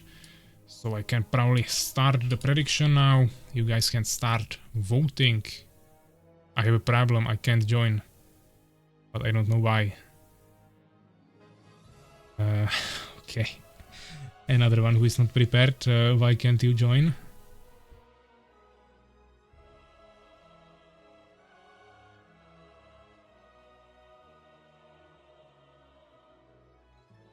No man didn't even end the human campaign. Prediction is running, guys, so if you guys want to start voting, you can. Looks like we have 2,200 on Urakaar for now. But he has to first be able to join. Be the wrong patch on this PC. I don't know, suddenly lots of people have problems with patches, but nothing really changed. Where is the file? I will send you the file, that's not a problem. But of course this should be always tested before the tournament, not during the tournament, or 2 minutes before the tournament. So we have it on Discord in DMs. Data free. If you will need any other data files, then I can also send that. Dominic is a troll, he probably is Empaber.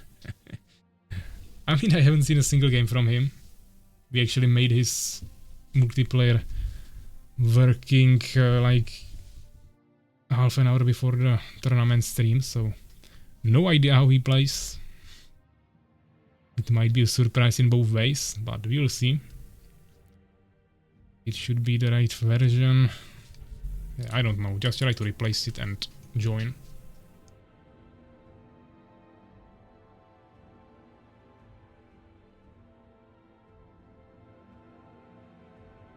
Okay, so you are here, and now you guys can, of course, prepare. I don't know what version I had. How the prediction ended, let's take a look. Okay, only 2000 coins for Urakaar and nothing for Dominic. Fortunately, no one is getting any coins. You can only... I mean, that was probably SoulsKeeper. He's saying that Dominic is a troll and he's Empaber, and then he votes for Urakaar, so doesn't seem like he stands behind his words too firmly. But let's see if both players are ready and we can probably start this matchup. Both are, okay. Sorry, not both. Only Dominic. Urakaar didn't answer yet, but I will still go and stop the music. Just need Urakaar to confirm this. He's going for Beast with the dark green color, while Dominic is going for Empire with the yellow color. And yeah, he's also ready, so good luck, have fun. Lately, Urakaar was playing mainly Empire, I think, even in tournaments and just overall. But of course, most people were always telling him that his best 1v1 race, at least, is Beast, so we probably now focusing on that. And we are already in the game. We are watching from Urakaar's perspective in the top right corner, playing as the dark green Beast here, and in the top left corner we have Dominic Ziaya with the yellow color. Of course, we are on the dark side forest map. Nothing too crazy here going on, really standard map, but this map is pretty small, so there is definitely some chance for some really quick attacks. You can quickly find someone. Urakaar going, okay, it's still lagging a bit, hopefully it's not lagging too much for them in like with a bad ping or something.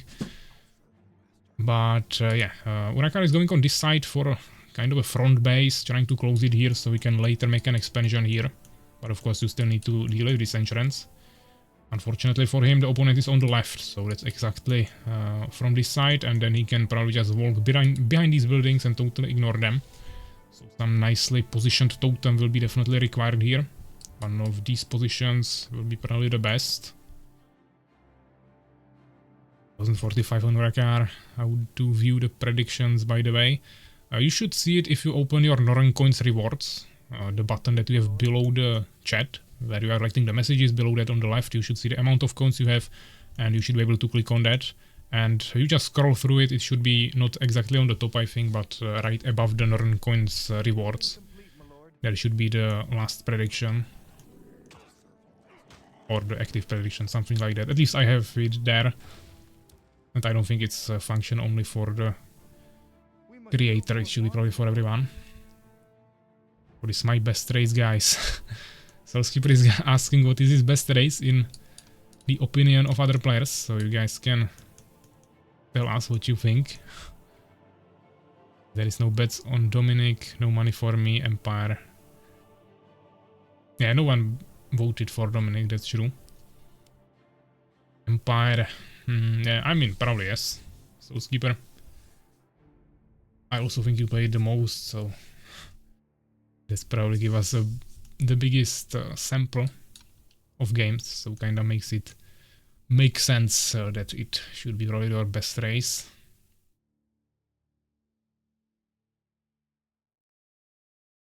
It's the best race, guys. Spectator. Fenrir coming with the ultimate one shot here.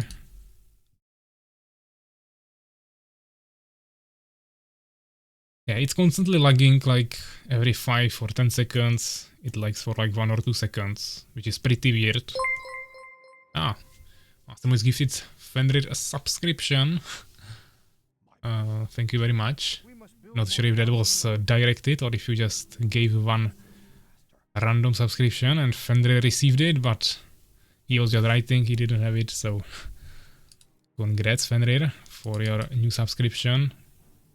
And Mastermoist just gifted another 2 subscriptions to Ademar and Eltek. Not sure if Eltek is watching us today, but he's also playing from time to time lately. So congrats guys, and once again thank you Mastermoist for the support.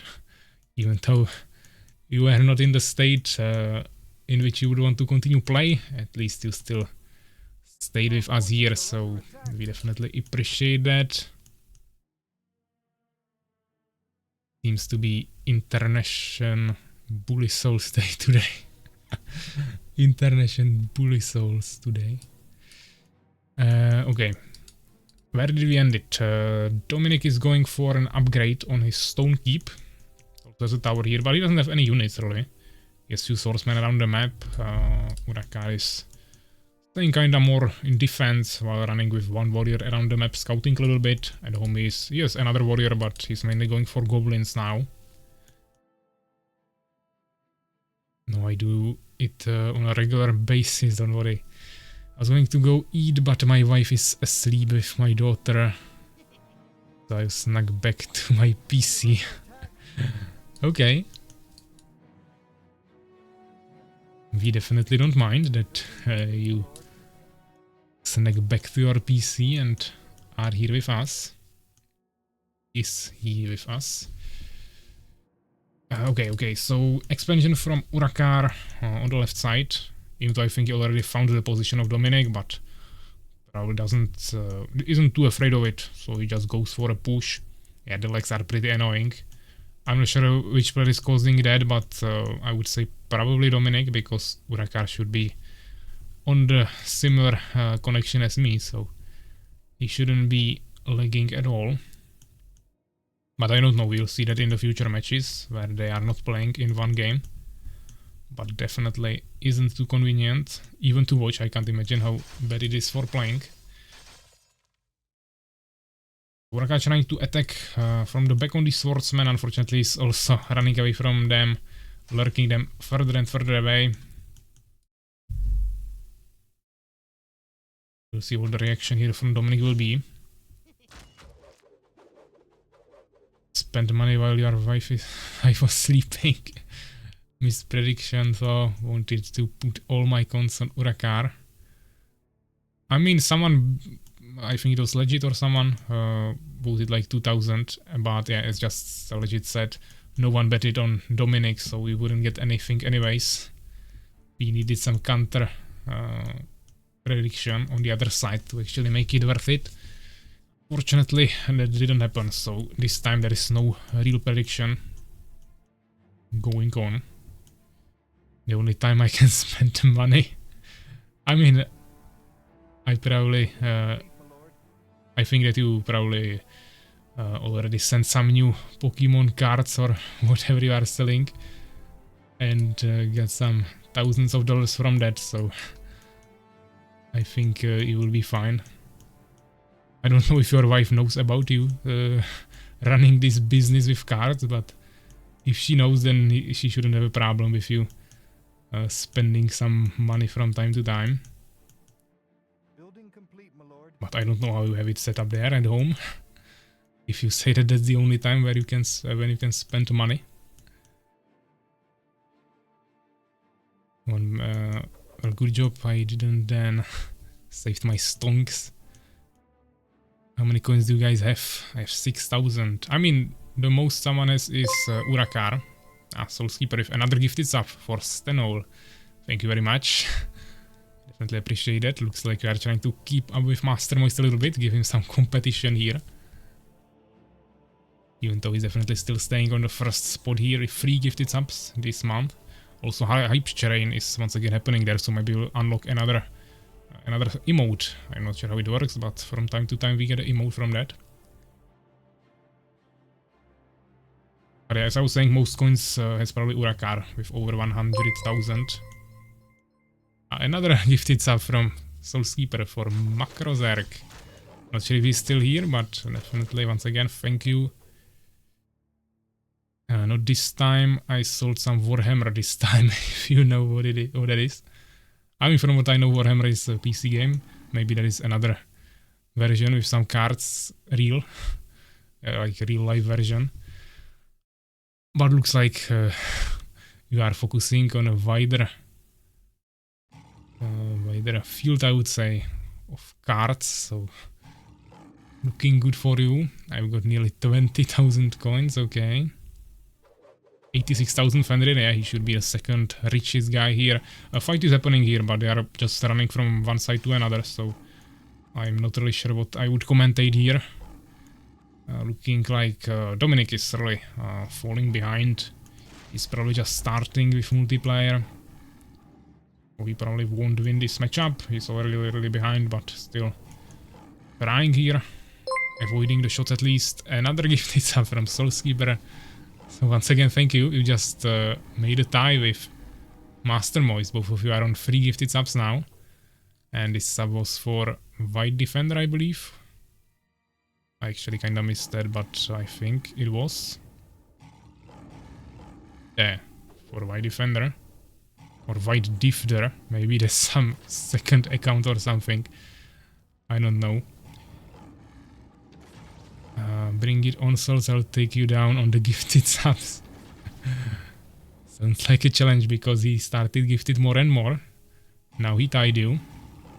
We are on 77% of the hype train. New record, it says, level 2, so I don't know how it works. It says 2 minutes and 30 seconds left. We'll see what we'll get after that ends. Can beat you in games, so only way I will get a win. I don't worry, you can kill souls in Exigo, no problem. Master Moist with another gifted sub for Dimulka. Oh, actually, that looks like way more gifted sub. What is happening there? Okay, let me first finish watching the game here, because there is too much happening in the chat and I can't keep a track of that just in OBS. So this game should be finished in a second. We have a huge fight here happening between Dominic and Urakaar. Dominic just lost everything, so this seems like GG, and I will just now try to take a look here. Actually, sorry, I'm not gonna stop the game for you. But I don't know how many subs you guys gifted. But it looks like a lot. It actually looks like Master Moist gifted 10 subs, I think. SoulsKeeper with another sub. Okay. I will have to really take a look on that on Twitch after we finish this game. So thank you very much, guys, for everything you gifted. I think it was mainly Master Moist and SoulsKeeper here. And I will quickly just finish this game. Of course, it was a win for Urakaar. Actually, 0 kills for Dominic. This world will be mine. Ademar, who got us gifted sub, even reacted here with the Karen voice. So let's just quickly check the results. But as I said, nothing too interesting here. 0 kills for Dominic, so pretty one-sided game.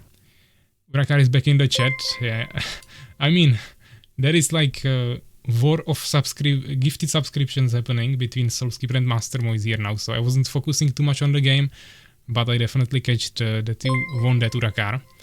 What was happening here? I have to also figure that out because there was too much happening and I don't have time to catch up with that. Hopefully this sound is not too loud. If it's too loud, I can lower it probably in Stream Elements. But it's usually to actually see it. If there is so many gifted subs at once, I'm getting a little bit lost in that. And I'm afraid the sound will go off for another multiple minutes. And you also probably hear it in my microphone. But yeah, let's scroll back and see what actually happened here. So first we had 1 gifted sub from Master Moist, then 2 gifted subs from Master Moist. Then 3 subs from SoulsKeeper. Then 10 subs from Mastermoy. So those are the ones I didn't read before. So that was Bicky S, Dimulka, Klefter, Ania as well. Got a sub here. Taknik, Zergebik, Gotuje, Benovaki, Norton, Tamarak, and Legit as well got a sub here. So once again, thank you very much, Master Moist. Then we have SoulsKeeper with another gifted sub for John Mox. That Master Moist with another 2 gifted subs for High Rise, Gas, and Katikula. And yeah, that looks like everything. So you guys pushed the hype train to level 5. I have no idea what that means, but it should end in, I think, like 1.5 minutes, 1:40. So then we'll see if we will get some emotes or whatever.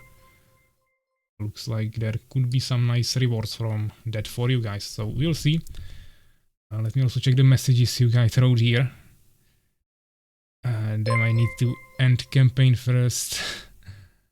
I love these night emojis. Legit enjoying his new emotes with the gifted sub. The sound is fine, okay. Needed to make it 15. The 13 number was annoying me. Okay. I mean, I think you proved your point and totally beat SoulsKeeper here. 15 subs. But SoulsKeeper is still second with 4 gifted subs here. You guys are definitely dominating it here, and once again thank you for all the support. They're trying to battle Day for what? I need to tell him that. What's going on here? What's going on here? I mean, you just got a sub, so you can use some emotes now.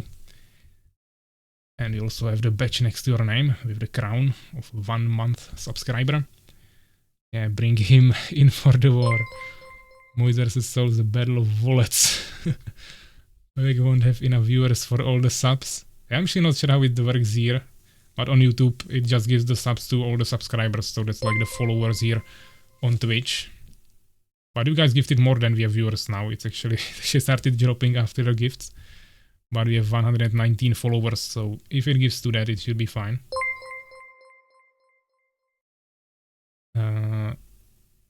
This was your first multiplayer PvP game. Okay, we got the hype train treasure, so let's take a look on that together.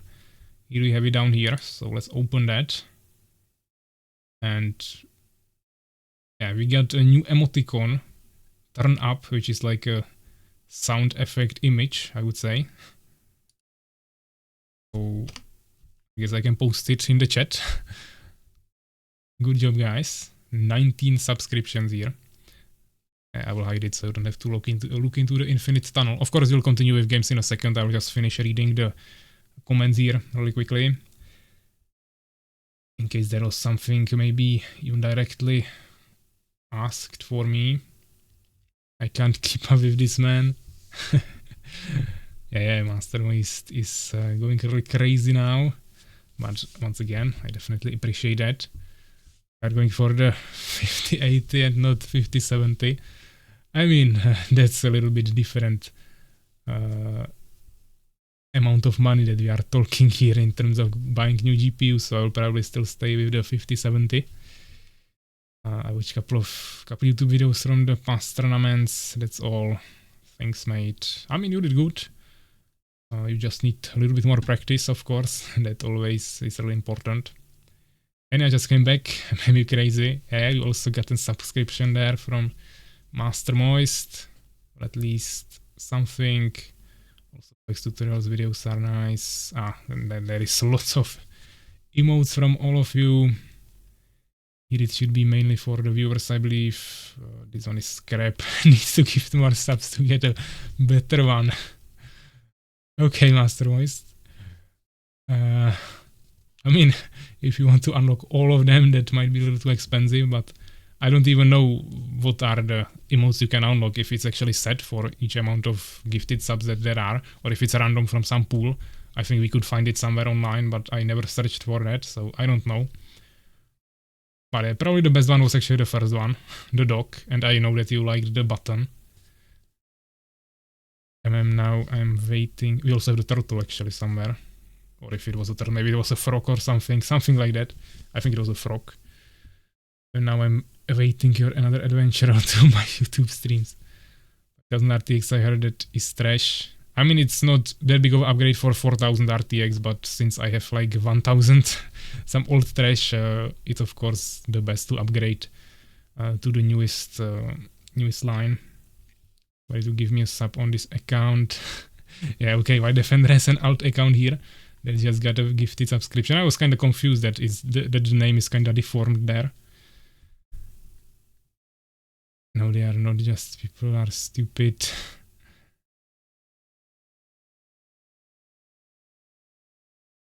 Okay for playing with on full HD. It also needs an upgrade from 270 Super. I need to play on 4K. Send me old one after swap.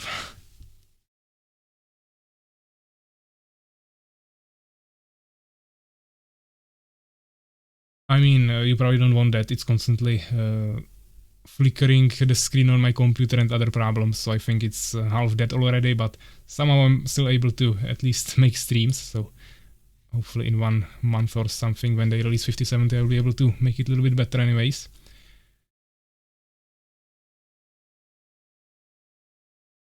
I'm gonna upgrade to RX 66. How the hell I don't have a subscription gifted from Master Moist. He donated like 20. Okay, you are gifting subs SoulsKeeper and you don't have it yourself. It's kind of funny. Actually, Master Moist, does he have a subscription? Yeah, I think so. He has a different badge there, but I think it should be a normal subscription. 5 months. Maybe he was the first one to actually to buy a subscription on my channel. That is why he has a special badge. I think that's the case there.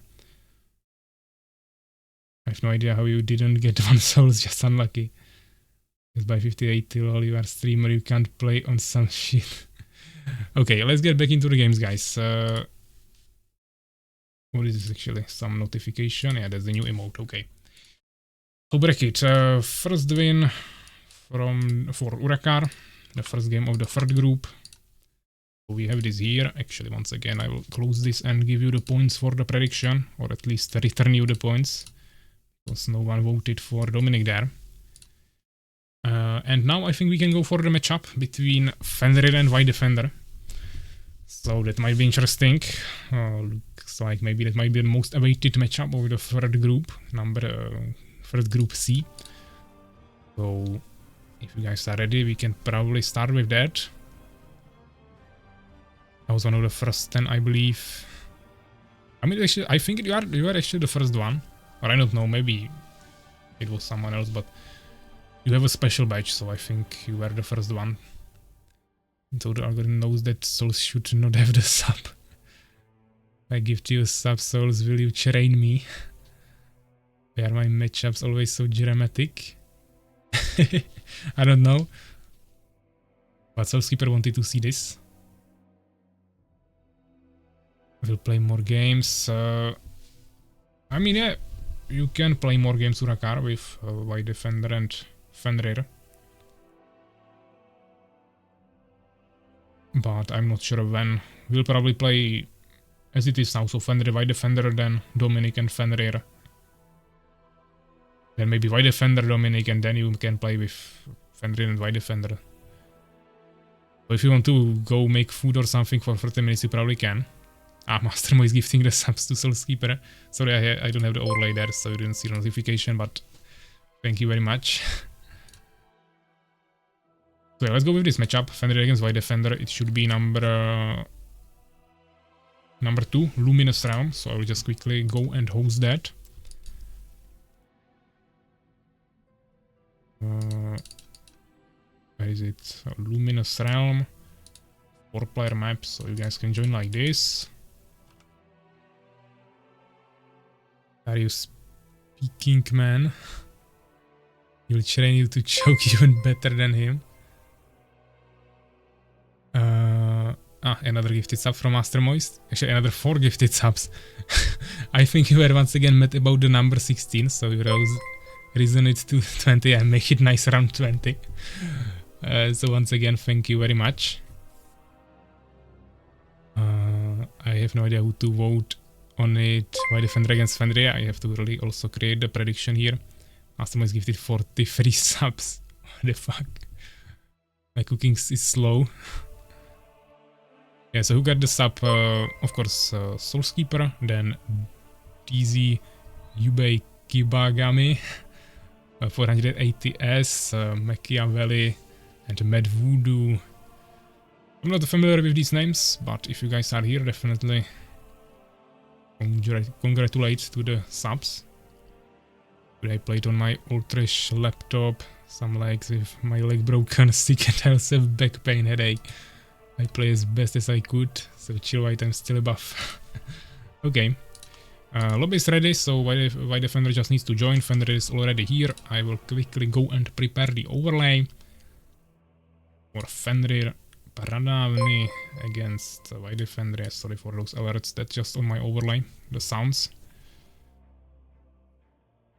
So we have White Defender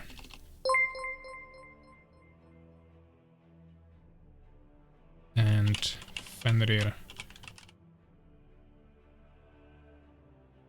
Okay. Both players already in the lobby, so we can create the prediction as well.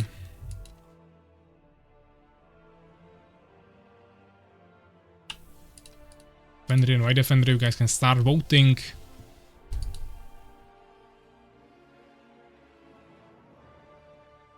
Come to me, my child. Maybe if PAVVAC somehow lost his arms, I might have a chance. I will show you the way.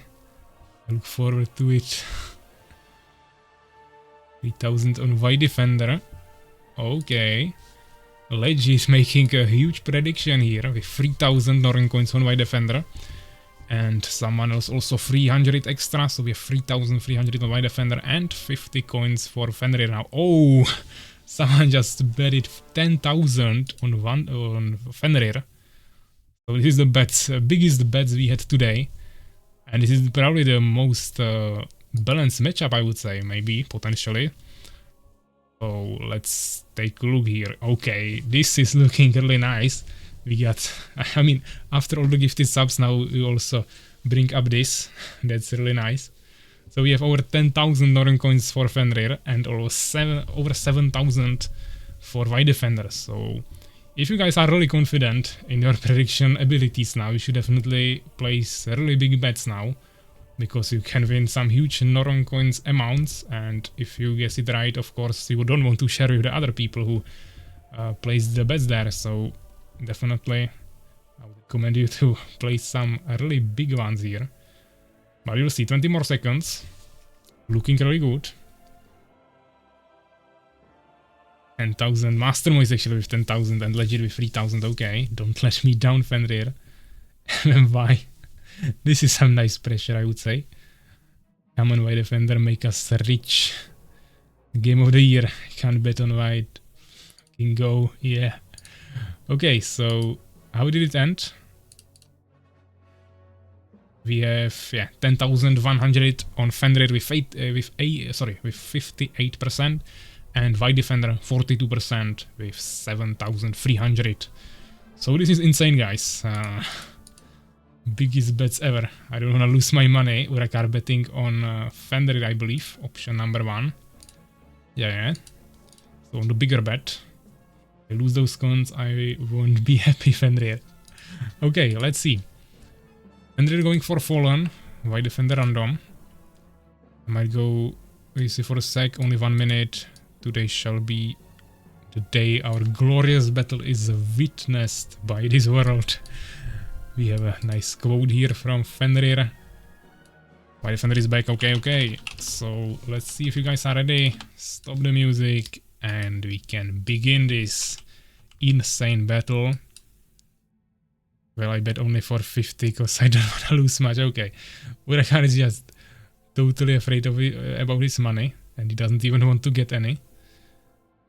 I mean, you won't get anything if you bet 50 and someone bets 10,000 there. It's okay, I can get them back. My nemesis ready to die in battle. I had prepared for this. You shall die by my hand. I had not prepared for this. Okay, ready. So good luck, have fun, guys. And we shall see what happens. White Defender on his main race with the Beast faction, and Fenrir also with his main race of Fallen. So both players taking it really seriously. Also Macros are joining the chat even. I prefer White Defender for this game. You'll see I'm a better... am I a better coach than Souls or the rest? Yeah, we will see. This better be a good game. Let's see. We have the Luminous Realm map. We are watching from Fenrir's perspective, playing in the bottom left corner with purple Fallen, and in the bottom right corner we have White Defender with Sand Color and the Beast race. So looking pretty good. They are right next to each other. Potentially a bit of a safer expansion for Fenrir here, but also White Defender can make it on this position, so it doesn't matter that much. Neither of the players is going for quick expansion. We see not even front base, seems like a back base. He's leaving lots of space here, so he won't be able to fully close it, but Fenrir just... Or actually he is okay, he just placed the Deformer in the back, but now he's making the hives in the front. Interesting. And he's going for first hive, just making more harvesters. White Defender going for tables, but we don't see a first Boron yet, so he might have some food problems, but also the arena will be much later. We have some small legs, hopefully they won't have internet problems, but White Defender is the master of legs in the games, so maybe this is his strategy right now. He even paused the game, maybe he wants to turn off something like Discord to... Yeah, let me delete Discord. One sec. So he wants to make it a little bit more stable, so they don't have to deal with so many lags. I don't think it will help much, but they can try.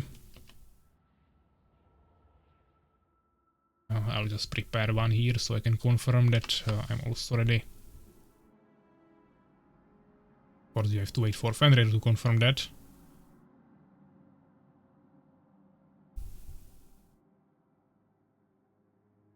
And this may be not ready. Yes, White, forget your Borons and let Fenrir win so I get loads of coins. Yeah, Macros also got subscription for Master Moist. From Master Moist he got like 20. He gifted like 20 subs here, so wasn't that easy to dodge that. You thought him that well that he rather left.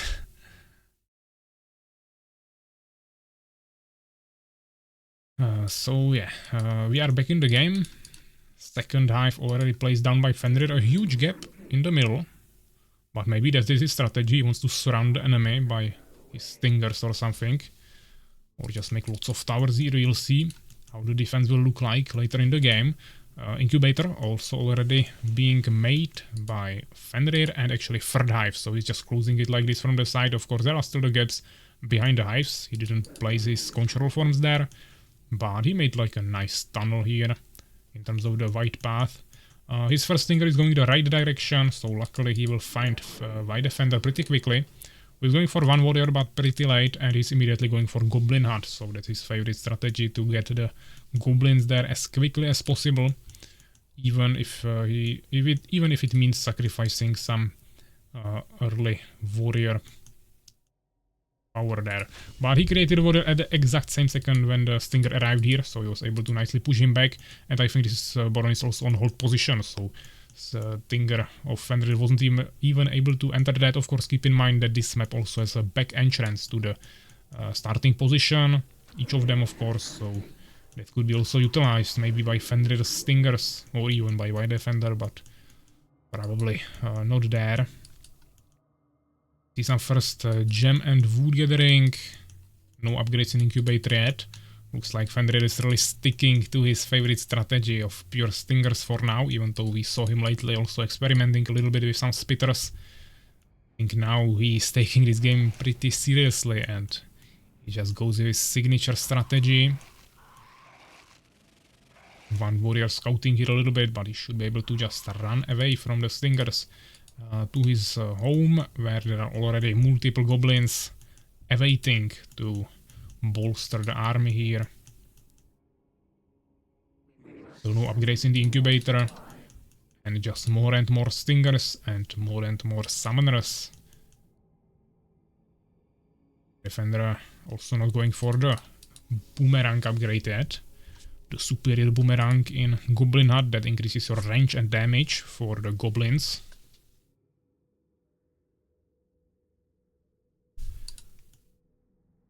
But he's making actually a totem in the back. Would be definitely better in the front, but I understand that he's afraid of some air harassment. Even though for that he should probably just make Dark Altar and prepare Bestiary for Manticores, but actually Valkyrie is happening. But to be honest, I think that rather than some guards, there we will see Flying Stingers. Just 50 Stingers dropping into the base here. But to be honest with that, the totem won't help anyways, so this feels a little bit like a waste of resources, especially when he's just sitting at his base with his army. But potentially it might pay off, we'll see.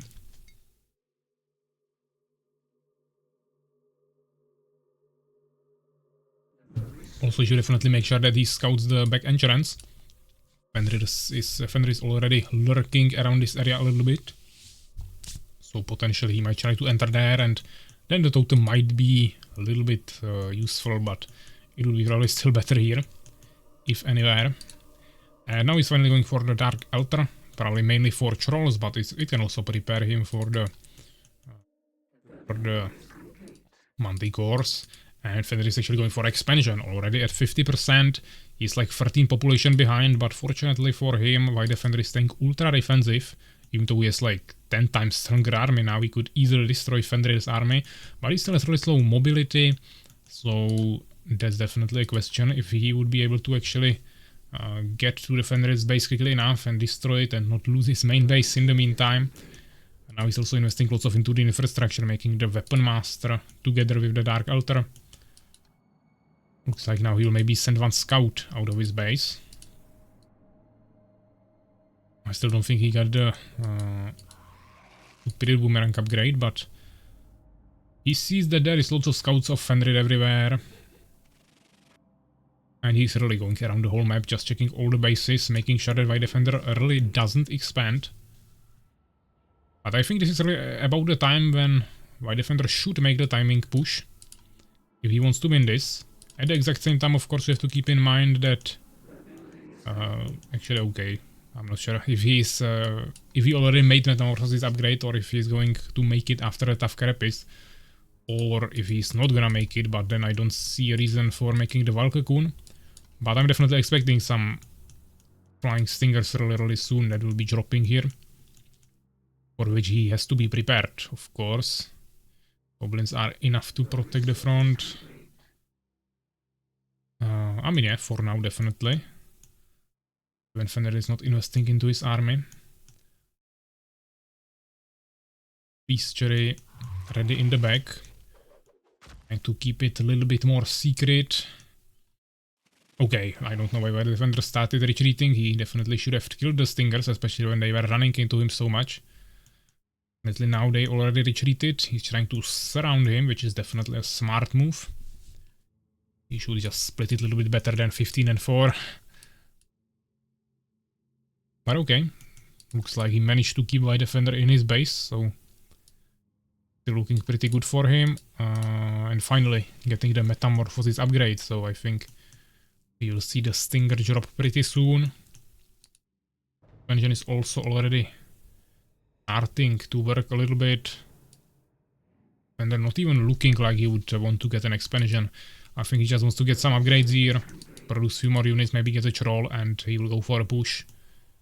But the timing push has to be actually timed. That is why it's called timing push, and I think he didn't miss the time where he should push, but there was a more efficient time where he could push, and it would result in a better outcome. So I think that is where he messed up a little bit, but he should still be able to destroy Fenrir. He has 13 extra food, even though we have to keep in mind that 8 is here in the harvesters in the expansion. So it's like even less units for Fenrir. Now it's actually getting pretty close in terms of the population, but now we see 15 Stingers coming for a job here. Unfortunately, 15 Stingers under a totem against so many minions that will fight back. While we have only 1 and 1 upgrade, it just won't be strong enough, I think. So White Defender is still at home with his army, but one warrior just lurking around, scouting a little bit. White go out, man. Versus Fenrir totem is needed. For now he follows the plan. Looks like Makrozerk is happy about this. He follows the plan, okay, we'll see. When White gets trolls, I reckon he will push. What's that? Just a fight of Stinger and Warrior here on the expansion, so now Fenrir might kinda guess that White Defender wants to transition to an expansion, which I don't think will happen, but maybe it will force Fenrir to come out of his base. First troll is already present here. Fenrir is just kinda poking here with the Stingers, trying to see what actually happens there. And I think now he kinda decided that the situation looks like White Defender might be leaving. And decided to do the job here. It wasn't the most efficient one. He dropped lots of units on one side, so he'll be able to destroy the totem nicely, but he won't be able to... Actually, he won't even destroy it, I think. He got shot heavily by the troll there, all the minions, also the totem, so he didn't get any value from this. I think he damaged only the totem. He did like, yeah, here like 22 damage to a minion. So he didn't kill anything. He just damaged the totem and forced White Defender, or made him make 2 more totems. So now the defense will be even stronger. Fenrir should have better income, but he's not getting any gems from here. And the amount of resources is just not too nice. He doesn't have too many resources, even though he should have better income, and also the population is still completely balanced. I think he should have probably actually made a third base already, if he wanted to stay fully on macro. Or he should have transitioned to better units, for which he should have definitely been gathering gems already for some time. He usually ignores them in the early game, because he thinks he can win just with Stingers. He transfers to other units, but the loss of the gems from the early game is already really huge. Which sets you behind, of course. And it's not that big of an investment to make 2 more harvesters, or at least 1. What is this plan? Be second base. Okay, seems like he's maybe not fully following the plan. I would be surprised if you told him a strategy where you don't make expansions and sit at your base, because that would sound pretty weird. But he's going for Lizard Fortress. Not sure if that is part of the script. Making him spend money on totems is good, but he need to capitalize on that quickly. Yeah, definitely. There is no more reason for Fenrir to even try to drop here anymore. Of course, if he manages to pull his army out, like far away, and prepare 45 or 60 Stingers, and just drops here, he would delete the whole base, but dropping with 15 or even 30, I think, just won't do anything. Just a huge waste of resources. We see Lizard Keep, so I'm pretty confident that he's going for Warlocks. So that might be a part of the script. Fenrir expanding here is definitely not a good move. If he wants to expand, he should be here or somewhere totally else on the map. These things also have interesting position, but he probably wants to keep them here, and once the enemy attacks to this location, he rushes in, he will just drop behind on his trolls with the Stingers. But for that I would maybe stay somewhere more in the middle or spread the Stingers around the map for vision. He still has some Stingers here left from the attack that could be spread around the map, and he could have some nice map control. I think now White Defender wants to go for the expansion. But this is pretty interesting, yeah, because Fenrir should have theoretically double income, and the population is just rising at the exact same speed for both players for like the past 5 minutes or something. So Fenrir is just pumping the resources into more infrastructure, as we can see. 3 more hives, and Hollow Whispers looks like he just wants to go pure spitters with freeze, with Void Walkers. And White Defender just makes huge army at home, sits there, push the enemy away, then make an expansion once again, sits there. which might work, we'll see. But now the warlocks are also coming, so that will be even stronger. We don't see the poison fog being researched yet, even though he has lots of gems, so that should happen soon as well. Fenrir still has some vision around the map, but the important parts of the map that should be scouted, which is, for example, this crossroad, or even closer or more on the middle, those are not covered by any stingers, so he's losing lots of information that he could be freely getting while he's sitting on the side edge of the map with the stingers, not really getting any value from them. He found the expansion here, but I mean, what can he do here? He is not even attacking the minions, just some totems there. And even though Fenrir actually made a deformer here, which could be used for some fighting, to have the unholy ground there, he didn't decide to make an expansion here in the end, so now it will be really soon, just 2 bases against 2. Fenrir finally gained some advantage in the population. He has like 150 population of spitters. We also see the Hall of Whispers, but I don't see any upgrades being researched there, and also there are no Void Walkers yet. So not sure what's the plan there, and for now he's just making more and more spitters, but he also made a Dimension Gate and 2 Vengeance Halls, so I would at least expect some Nightmares there for shields to overall make this army stronger. Also he should be getting more upgrades. Yeah, he has Incubator and he's not researching anything in that. He has 2-1, which is nothing too crazy. Basically the same thing that his opponent has on all the units. And also Manticore now joined the army. I don't think Legitfr actually saw single spitter from Fenrir, so he probably thinks that he's still going for pure stingers. And to be honest, this is a really big army that if he manages to spread really well, from at least 2 sides, maybe even from 3, he can definitely catch Legitfr off guard and probably destroy him. But this will now all depend, yeah, now the Manticore will scout it, so now he knows that he has spitters and that he's here. This will all depend on the micromanagement of that fight. This is actually a really good position in the middle. If he can lurk Legitfr here, that is GG, because around the trees here you can really quickly reposition and just catch him from multiple sides. So if Legitfr will be standing here, he is dead. But there are much stronger positions for the beast, so we'll definitely have to wait and see how this goes. I think Fenrir maybe wants to stay on the 2 bases. Actually, sorry, he's going for a third base already. But I think he wants to just max out his spitters, just make 200 population of that. And then probably just push, even though he also made few stingers. But yeah, as I said, this will be mainly about the micromanagement. You have to also keep in mind that Legitfr now already has the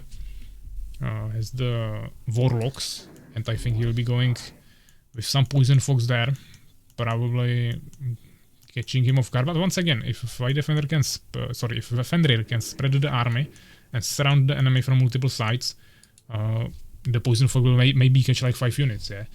The problem is if you are stacked on one place, then you get splashed down by the poison fog, also slowed down, and then also all the goblins start splashing you together with the trolls, and you are just immediately dead. If you are spread across the whole area, and also from multiple sides, then it's really hard to utilize any of these units effectively. And I think Fenrir is going for a push nicely from 2 sides. Unfortunately, Legitfr wasn't standing here. And now, yeah, now I think, okay, if we can get these kills on the warlocks, that would be good, but not ideal. But once again, yeah, this is the problem. This is the exact situation you don't want to be in. You're just taking 3 damage. At least he can't follow you through the fogs, but you just need to spread the army, eh? 1 half here, 1 half here, or at least try to lure him out and then surround him a little bit more in the back. Finally the base is set up, but he doesn't have any workers there, just 1 harvester. So not getting much value from it, but he's still 50 population ahead, so he should try to utilize that. Also getting the Chamber of the Avengers and Astral Notes, so he wants to go for Avengers and Stalkers, probably with the Defile ability to blind the enemy ranged units, which might be also really good. I think Fenrir is scared. They are supposed to fight, or this game is a team game. Team game, they are trying to build 1 huge base across the whole map, I think. That's the building simulator that they enjoy. So Legitfr got a Berserker upgrade, and now he goes for a push. Unfortunately, once again, yeah, Fenrir needs to be more in the back, try to fight from the sides. Half of the army should be here, other one retreating to the bottom, try to force the enemy into you. This is just... I mean, it's still kind of wide and you have way more units, so it might work. But the Fox are just hitting every single unit here that is fighting. Yeah, this just won't work. Even though you have so many more units, it's just still too stacked. You don't have the surround. You should have either lurk him more into your base and then stay with one half of your army here and second half on the bottom, or you have to take the units in the back and go around this island and attack him from the back. But like this, it was a even trade, I would say, which is not bad, but Fenrir could have easily won the game here if he played that better. Fortunately, he had way more population, so that kinda made him still stay in the game. I mean, both of them.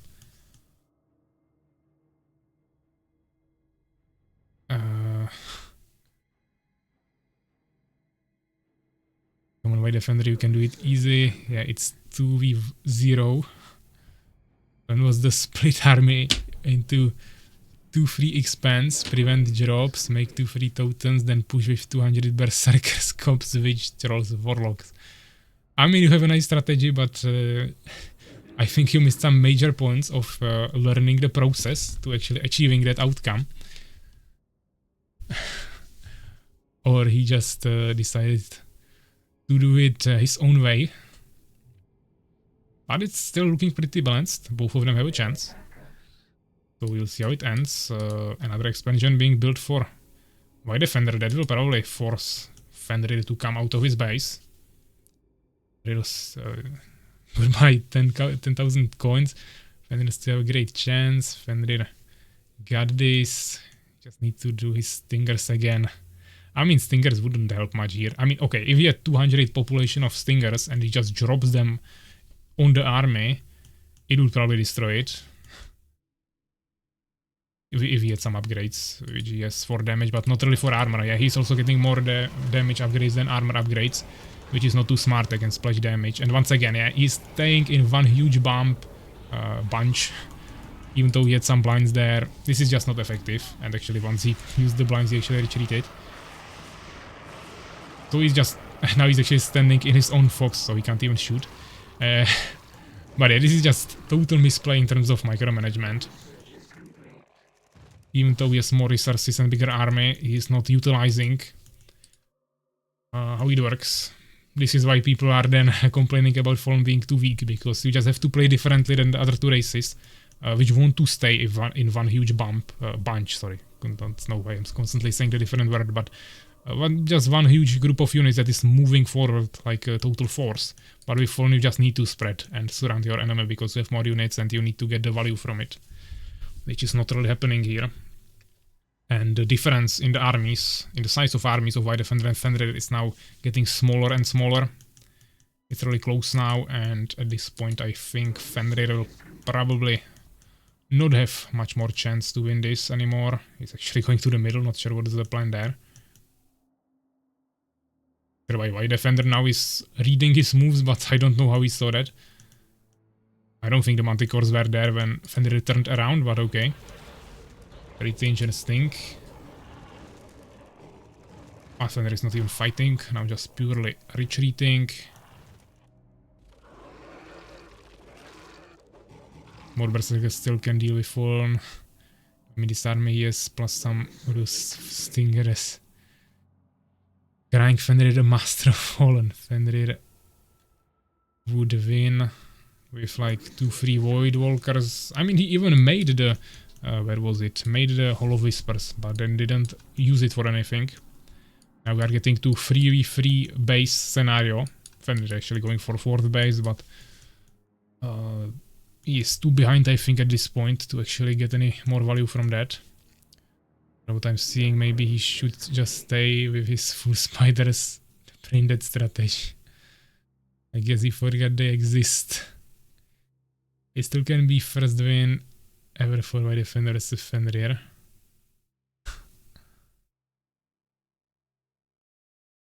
Where are those OP Avengers? Yeah, he was also preparing for Avengers. He prepared so many buildings, but then he just stayed only with Spitters and few Stalkers that he didn't really use effectively. I don't even see the army now. Actually, it retreated here, I think, for healing. Probably a smart move. Fenrir is playing like the green fog is not there. Maybe he cannot see the green color.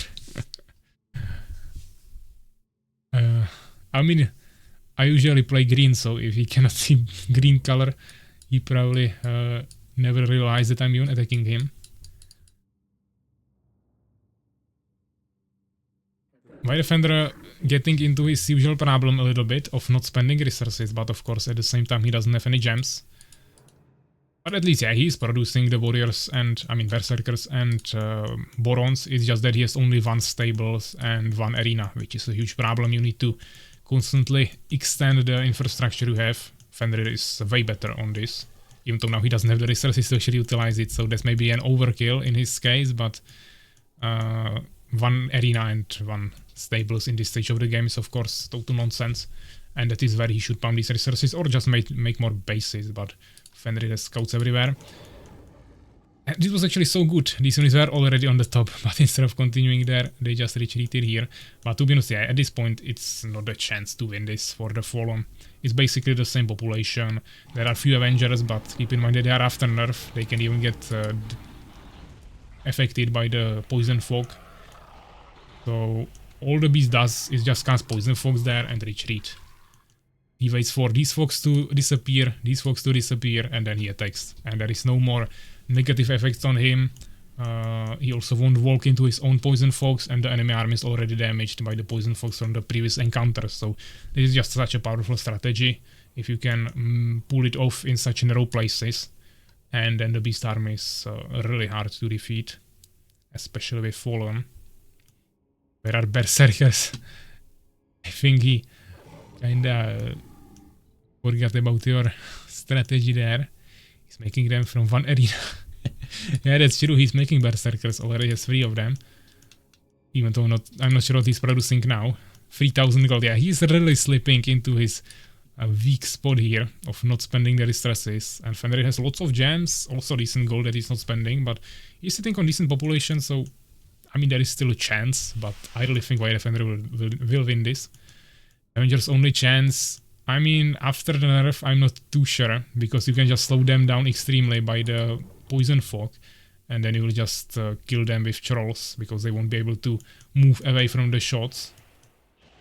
But maybe, I don't know, I haven't seen much of this in the newest patch tested yet, so would be probably an option.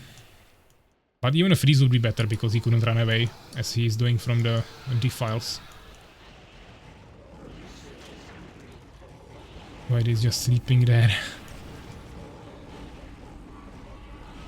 Yeah, I don't think this is gonna work out. So much damage that these units are getting. But okay, upgrades 3-2. Only 2-2 here, but 3 on damage for trolls. That's huge. Avengers 2 damage, okay. We should use the Avengers more as tanks. But as I said, with the effect of spells now also working on Avengers, I'm not too sure about that. Yeah, don't spend your money so I can get loads of coins. With my 5000, I'm glad that I've just lost 50 coins. This match will drag on forever. Okay. Like with another rank. This is actually kinda good if we can spread the units more from the sides. This wouldn't be even that bad of a position. Still probably wouldn't be good enough, but at least better than before. Unfortunately, instead they both kinda retreated. And they're getting close to that 200 population mark. There's lots of stalkers at this point. To be honest, White Defender should just make harpies at this point to confuse the stalkers and also the Avengers that you can now target with that. This game is something else. Yeah, also they are probably under lots of pressure.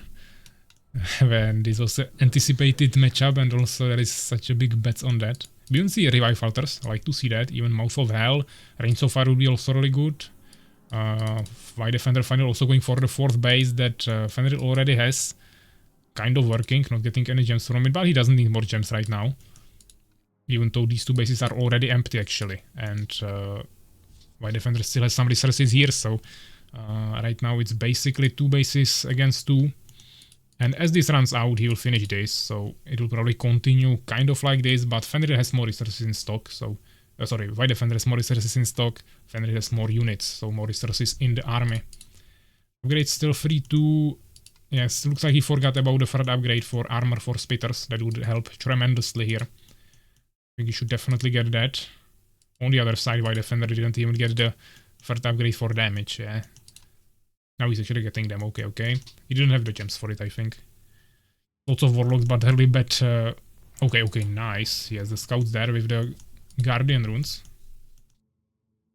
I was just saying that his position isn't the best because the warlocks are kinda in the front, and if he's too slow with his reactions, he could lose them before the fight even begins. Like a defile.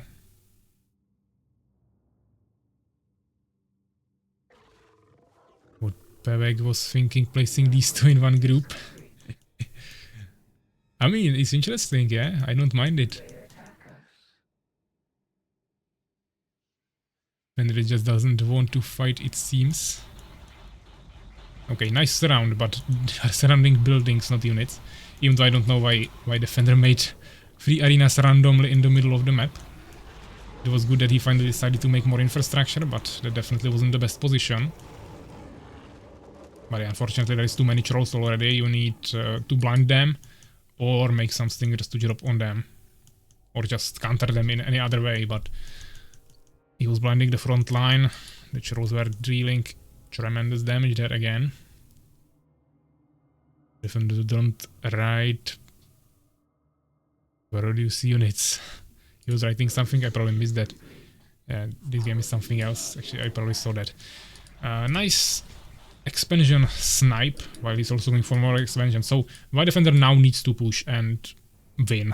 Otherwise he's dead, because he's fighting against more units, he's losing his economy, and Fenrir is preparing his economy too quickly for White Defender to keep up. These harvesters will probably survive at least half of them, because this army cannot really chase them without warriors or berserkers. No big battle, only small skirmishes. Guys, Cozy is unavailable today, isn't he? Yeah, Cozy isn't available today. He's gonna play tomorrow, same as Suvak. They both avoid one big battle. My Defender needs 4 more arenas and a revival altar.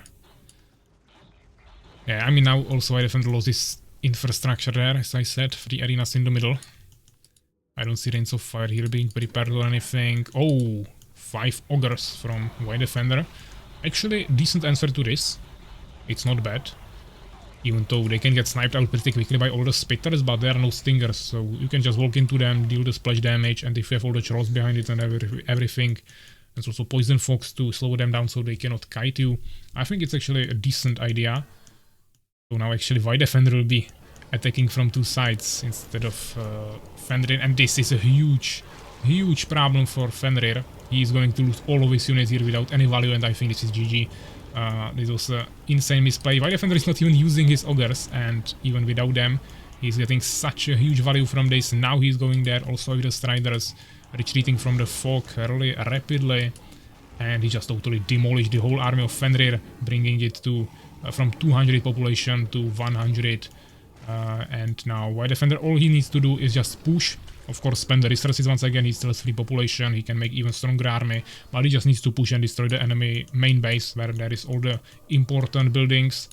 And even though Fenrir now has lots of bases, kind of full of harvesters, this one is empty, but at least the other one are kind of working.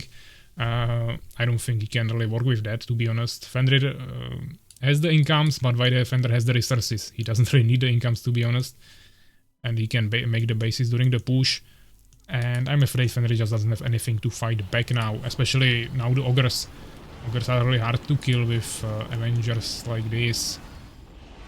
Or I mean, of course they will die eventually, but it's taking such a long time. White Defender needs to move away from this fog. That's a big mistake, not focusing on that at all. He just lost all of his front units there for kinda no reason. Definitely needs to place the fog here on the Avengers, unfortunately. Everything is dying pretty quickly, but Fenrir wasn't even kiting there. We see some stingers coming on the trolls, but you need to drop them. At this point, when there is so many trolls, you just need to drop on them. Walking towards them like this won't really work anymore in the late game. Fenrir has so many production buildings, now also has the resources, but we don't see any production actually happening. At least he could have made more towers to slow the enemy down. But it looks like he just wants to make only Avengers, now adding some Stingers, but he needs more production buildings, yeah? Just start utilizing the expansions there as well. Looks like Defender is really, with so many resources, he's not even really trying to make any more bases. Defender just decided to finish the game with this army, which will probably actually happen. I think it will work for him. But potentially some nice defense could work. Of course this will die, I wouldn't even try to save that. It's just awkward position to try to defend in with the Avengers. Just try, let this die, spread the Avengers around like this, and then try to shoot them here. While of course blinding everything there. I think that would be the best strategy in this situation. If you want to make just Avengers and Stalkers. But also he has the Metamorphosis, so flying with the Stingers would be an option. He is just not really utilizing that ability. That would also help a little bit.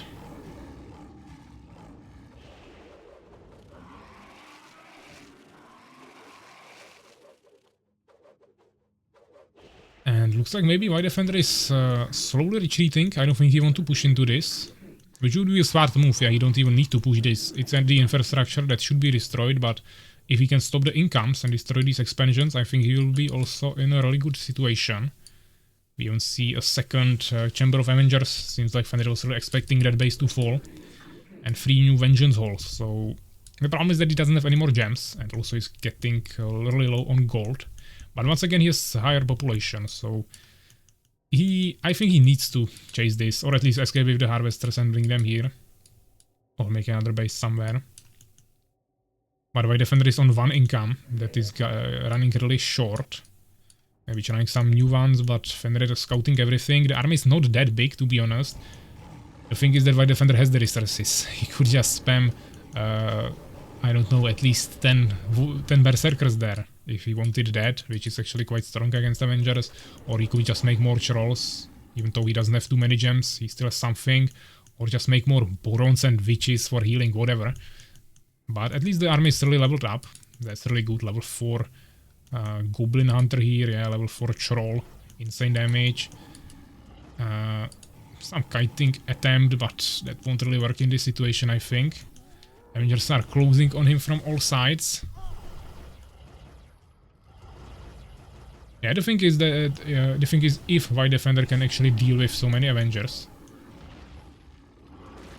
But as I said, all he could do to actually deal with this is just make few harpies and confuse it all. But to be honest, the Ogres will probably work fine as well. Especially once they level up, it's totally insane unit. Yeah, as you can see, on level 3, 720 HP and like 100 damage there. With 5 armor, which is also totally insane. And you also have the swing ability. Now resources are basically balanced. Both players on 0 gems basically. White Defender is a little bit more. And for 2400 gold. Fenrir once again dropped in population below White Defender. But nice Stingers. I'm not sure what White Defender is doing there. But he's not fighting at all. And he's taking lots of pike damage there. Completely unnecessary. Now also getting sniped by the Defile. So he has to move once again. Avengers are following behind that. Ogres will fall basically immediately, and I think this might have been the deal-breaking mistake there, unless Fenrir now just stays here and gets played down by the Trolls. That would just turn it around once again. My hands are sweaty, go White. Yes, go White and go Fenrir. Looks like we have lots of cheering for both sides here. The stakes are pretty high with these high bets. And I think it's also pretty intense for them. This is so back and forth. This game. Jesus Christ. Watching this game has woken me up. Okay. Another attempt for Fenrir to take this expansion. Which is, I don't think the smartest move. I would probably just rather take this or something in the top right corner. That seems actually pretty safe. But okay, hopefully this Stinger is on patrol, or he just retreats, because he needs to find this to stop it. If White Defender can revive his economy, that will be a huge problem. I'm not sure, maybe the Stinger will just leave and he's going to scout an expansion that he already knows about. But this might be another problem, because Fenrir is producing here, but he doesn't have any units in that location. He has all of his Avengers on the other side of the map. And these Stingers will probably just give even more experience to White Defender's army. Maybe he can kill this... yeah, okay, he killed one Ogre, but he sacrificed like 15 Stingers for it, so I'm not sure if that was actually worth it. The Stalkers should definitely retreat. But yeah, I guess he can work with this. Not ideal, but okay. He mainly needs to start gathering gems here with double. Same here, yeah. Just get more gems. He has lots of gold, but he's not getting gems nearly quickly enough. And also at this point he should definitely make more Vengeance Halls here, if he wants to make just Avengers. Before, of course, he loses Soul's Trap after that. He won't be able to do that, and he should also rebuild that, so he should prepare a Hive. And a Deformer if he doesn't even have that. Army finally made it here, so this might be the last fight that we will see. If they actually decide to fight here, but to be honest, this is a really bad position once again for Fenrir. Now he's sitting on lots of resources that White Defender doesn't even have. So, and also White Defender should have better... I mean, Fenrir should have better income, so... He just doesn't need to push here, to be honest. I know that it's kinda tempting to try to defend your main base. But... Even though, of course, it's nice to have it, I don't think he, like, needs it. And sacrificing so much value for it, I'm not really sure. But he will probably push this. It really depends on the trolls. Of course, if they will be targeting control forms, then it's not gonna really work. I'm not sure why he's targeting that. The population is not even that important. Okay, he prevented Fenrir from spamming more units immediately, but he has so much gold and wood, and he's not using the other Dark Fortresses for producing anything else that it didn't really matter. And he was constantly shooting the Avengers with his trolls when his goblins were dying there in the front line. I think the Avengers will be already dead, especially when he has such a good levels on the trolls there. So we'll see. Of course, the Avengers are also already level 4 now, because we are getting pretty nicely to the late game. So, or I mean, we are already in the late game. Fortunately, the reduced movement speed for the Avengers makes it much harder for Fenrir to guide this. Just micromanage the Avengers in a way to avoid all the shots. So, while Fenrir was still able to snipe it out, and he has so many resources, and he has the Revive Altars here, that if he actually starts using the Revive Altars, he can make all the nicely leveled up trolls again, and have a huge value in that. Makrozerk is raging there about Avengers, I think. Stalkers are too broken. I mean, Beast is winning here and you guys are complaining about Fallen. It might have to do something with 3000 gold on the side of Fenrir that is not being spent, but that's a secondary thing. That guide. Micro here is Pain. Waiting until the last unit. Yeah, okay, finally he started producing in the Revive Altar. Just not sure why he's making Goblin Hunters there. Even if they would be level 5, it's just still less value than level 1 troll against the Avengers. And we still don't see any... I mean, Fenrir at this point should have already had at least these 2 expansions. And probably even more. And this base should have been scouted before if he didn't run away with the Stinger to this base. So he could actually stop that.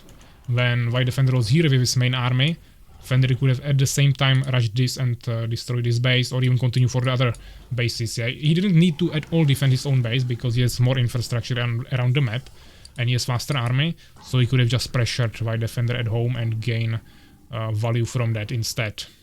But unfortunately, instead of that, we saw him coming back to his base, which he didn't save anyways. The question is if he can somehow recover from this. I don't think so. He has few Avengers here spread around the map, and there are all those extremely strong leveled up units of Beast. And especially if you are fighting just with few units, then they will always be leveled up for the Beast, because you will always level up something during the game, and if you can constantly resurrect it, you will have just purely leveled up army. And of course the Fallen is also leveled up, but the value you actually get from the levels for Beast and Fallen are totally different values. So I think this is just much better situation for White Defender here, and he will finish this as the winner of this game. But we'll see. Maybe Fenrir will actually decide to swap the strategy a little bit. To be honest, at this point he could just make pure Stingers, because there is only Ogres and Trolls. Okay, maybe not. There are actually Warlocks and Berserkers as well. But before, if just Stingers your upon this with the pike damage, it should be pretty much GG, especially when he doesn't have mana. You can kinda well time that if you keep an track on that. Don't go there. Very put off mine t-shirt since we make me mad. I will cry. Come on, White Defender. Okay, we finally see some Stingers coming as well from this hive. We needed the hives as anyways. I would definitely like to see a soul cherry here. You don't lose the levels if it gets destroyed, but you are not getting new experience, so that's a huge loss. He still doesn't have the level 5 on Avengers, and finally White Defender realizing that Avengers can be confused, and he started making Harpies, so I think now there should be no more chance for Fenrir to win this. Of course, there is still the chance of the Stalkers somehow stopping the Valkyries, but that requires lots of movement prediction, because Harpies are really quick. You have to be also really fast with that, because the confusion is instant cast. And yeah, now even the huge army is coming here. Also, the Warlocks are prepared there. Nice Stingers. They might be able to kill this Ogre. Okay, not sure what White Defender did here. He just sent his front line to the front, and his backline just totally stayed AFK somewhere in the backline. But yeah, he has already too big of an advantage for Fenrir to actually deal with this. But once again, he has so many resources. This could have been spent on so many more units that he would have like 3 or 4 times bigger army here.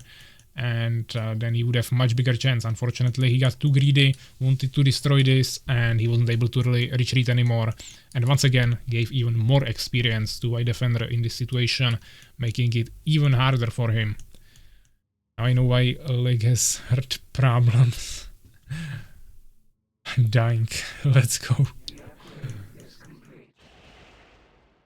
Yeah, okay. There are some towers, but it shouldn't be a problem for the trolls. At the same time, the Stalkers should be able to delay that for quite some time. Actually, okay, Fenrir decided to solve his strategy.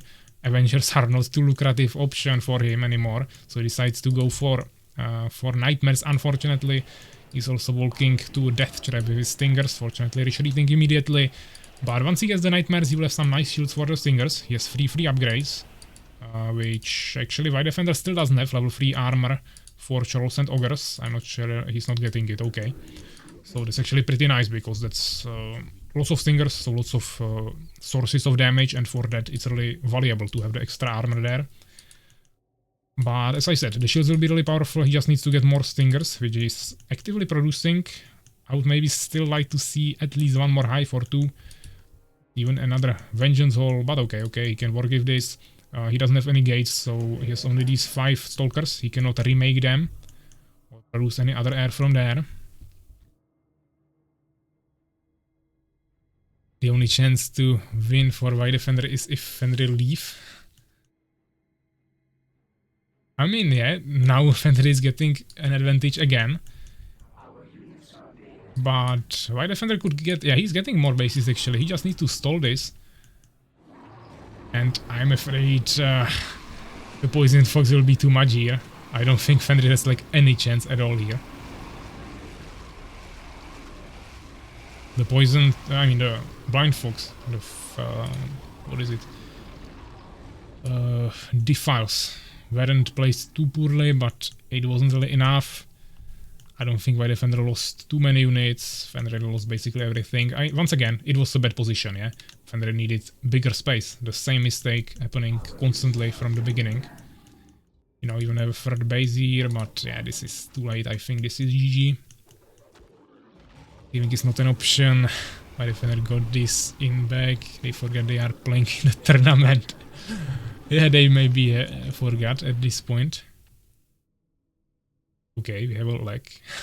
Hopefully it won't crash. Why the fuck he has 2,500 gold? I don't know. He has so much resources for such a long time, and he didn't utilize them. But to be honest, White Defender also has lots of resources, so it won't really get anywhere. I mean, we can call this a win for White Defender if it crashes, I think. But I don't know. I would probably make a pull for that. He just made his fucking spiders, he would win that. Yeah, he just needed better position and spend the resources, and that would be easy win. Okay, looks like they are still in the game, nice. Another game with these two. I mean, it was definitely pretty interesting.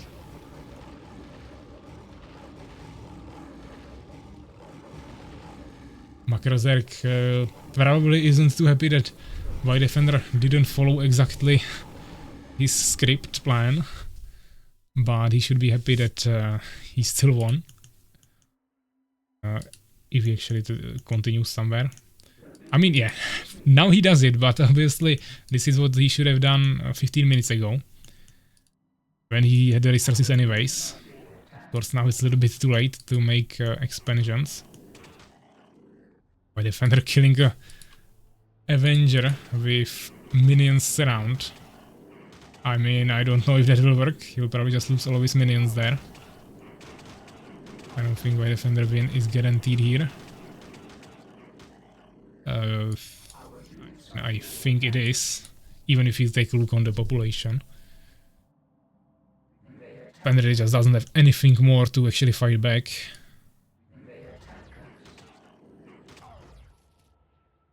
Half of the people here would be dead by the end.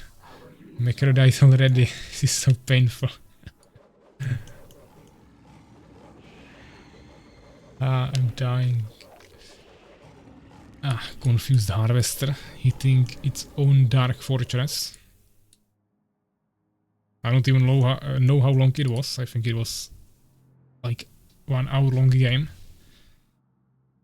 Why the Fender asking for GG, but Fender is not giving up. He wants to spam some more stingers here. That's still anyone gay. Going back to sleep watching this. What the heck? Such a long game that Master Moist went from drunk state to state when he was totally awake and sober, and now he's falling asleep again. Just completely throwing his emotions from one side to another. Or not emotions, but states of mind. I've gone through so many emotions during this game. White Defender is a bad guy.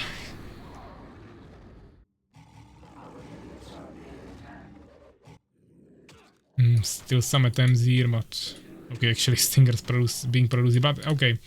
Fenrir doesn't have any more population because he doesn't have any more summoners. He's not even producing them, and the population is taken up by these stalkers, so he can't even produce his spiders.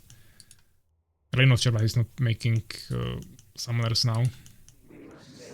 If he wants to continue playing, of course, it's GG for multiple minutes now, but if he wants to continue, he definitely should have been producing more. Draw. No, you are dead. Some final attempts of negotiation. And they're playing some mind games there.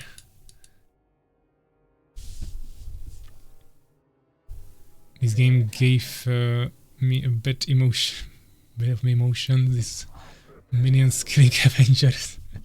I mean, there is everything in this game, eh? Even Nightmares farming stronghold here. If I knew that this game would look like this, I would go for the cooking my spaghetti. A roller coaster of a game. Looking at starving now, or just end the goddamn game, guys.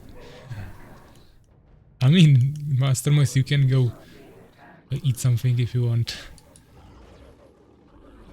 Don't make it another PAVVAC versus Ania match. I mean, this was way worse. There I was just conquering some underground air expansion. It was annoying, but this is another level.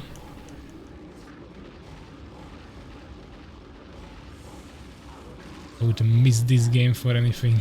I wouldn't miss this game for anything. I played badly and you are pro. You out-microed me. I mean, yeah, that's true. At least when he realizes that he got out-microed. This is the game of the decade for sure. So yeah, let's check the results, guys. 1 hour 4 minutes. I mean, we have to save this. Yeah, there is not even a question about this. Fallen versus Beast. What is it? Luminous Realm. And we have Fenrir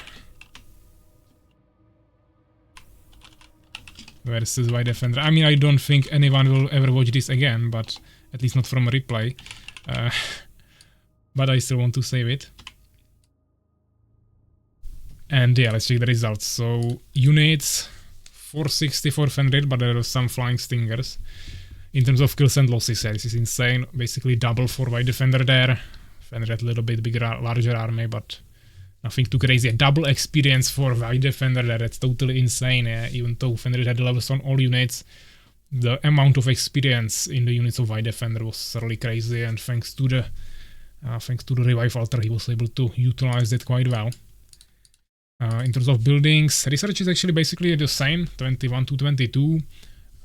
Constructed buildings, way more for Fenrir, but he didn't destroy much. He lost basically everything, and resources, wood basically balanced. Actually, this is interesting. Fenrir had more bases. He had 13,000 more gold, but White Defender still had more gems because Fenrir was just not effectively gathering the gems basically in any of his bases. And the gold, I mean, resources spent are pretty similar. Fenrir spent, 12,000 more gold is a lot, but at least gems are basically the same. So yeah, I would say nice games, guys. Nice game. 1 hour, 4 minutes, 13 seconds. Absolutely draining. Everyone was cheering for both of you, and everyone was also pretty exhausted from your how to even call it, performance, I would say. Yeah, let's play some music here. And let's see, Beast is OP. Will also took his revenge now. He will kill Urakaar. Not used to needing gems PAVVAC. I mean, we saw that he wanted to finish it probably with the stingers in the beginning. Then he went for Spitters, eventually for Stalkers, then Avengers, then Nightmares. That game just really had everything. More multitasking Fenrir would deal with that. Game was more intense than any other. Fenrir, you know, there is a unit called Voidwalker that can anti-magic. That would also definitely help a lot. Many ways definitely for both sides of making it easier for you. Nerf Beast. This game was the most perfectly balanced game. If any of them is gonna kill me, I'm trash. Okay, let's get into the bracket. This was a win for White Defender. Game of the century, I think, and not just in the bracket, but maybe the more important thing for some of you is the coins, of course. So let's choose the prediction result, and the predictions, yeah, as Legit is saying, choose the winner by Defender. Finish the predictions. So you guys are getting ton of coins here. Legit and 2 other are getting 17,370 coins, probably the biggest bet win ever. I'm not sure if my music had just died, or it was just too subtle sound, too quiet. Never mind. What do we have next? Let me actually check on Discord. Someone pinged me, I think. Robbie, actually. Good luck, guys and girls, on the tournament, and heads off to PAVVAC for keeping this community alive. Yeah, thanks, Robbie, a lot. Not sure if you are here with us, but definitely appreciate that. Also, I see maybe next time actually writing there some other people. Yeah, so looks like Carpe Mavic as well. Lots of people interested in the tournament. They just haven't joined. But maybe you guys are here on the stream. We still have 16 people here, so looking still pretty nice. Money, money, money. Earlier Avengers, more drops, anti-magic. Yeah, way more ways of doing this. So now we can play... what do we have here? I mean, basically any combination of Dominic, Zaya, Urakaar, Fenrir and White Defender. So whatever match you guys wish to play. Maybe Urakaar wants to play now since... or Dominic, doesn't really matter. Probably just one of the players from the first matchup against one of the players from the second matchup. Yeah, there is no other option. So whatever you guys prefer, or we'll just go by the rounds, which would mean Dominic against Fenrir. I will of course definitely take a quick 2-minute break, but first I want to host the lobby. I would love to play now because I have to go soon. Okay, if Dominic has to go, we can do his game now. So we'll just continue Dominic against Fenrir. I think we can definitely do that. And after that we can maybe do one Urakaar game.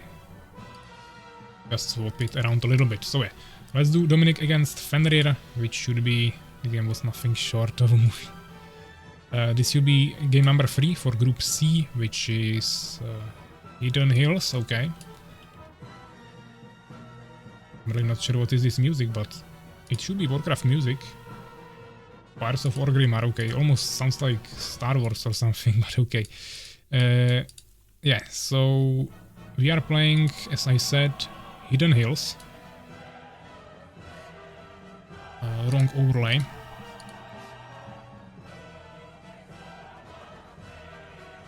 Hopefully yeah, it will load Hidden Hills and you guys can join.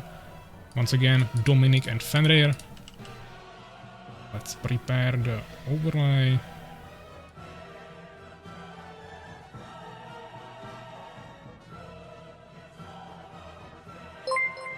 Once again, sorry for the sounds. That's my overlay here. I have to survive that for a second. Actually, I don't have to swap Fenrir here.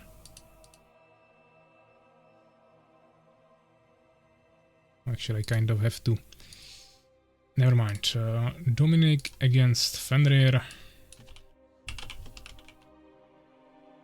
Another 1 hour long game. I hope not. 2 amateurs going against each other. So Dominic and Fenrir. Dominic is already in the lobby, so we are just waiting for Fenrir to join as well. And I will prepare the prediction now.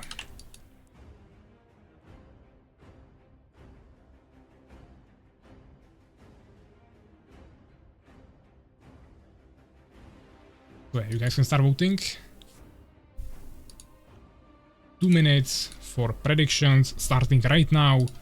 Both players already in the lobby and I'm going for a quick break. Then we'll continue right after the prediction. So see you in 2 minutes, guys.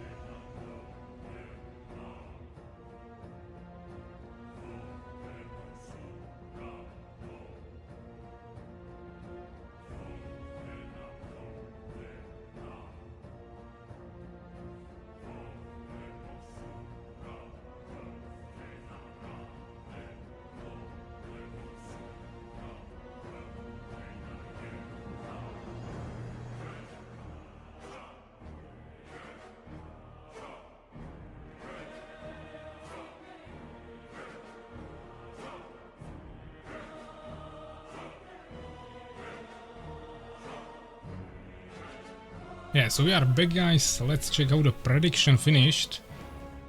Okay, now I die again and then go do math.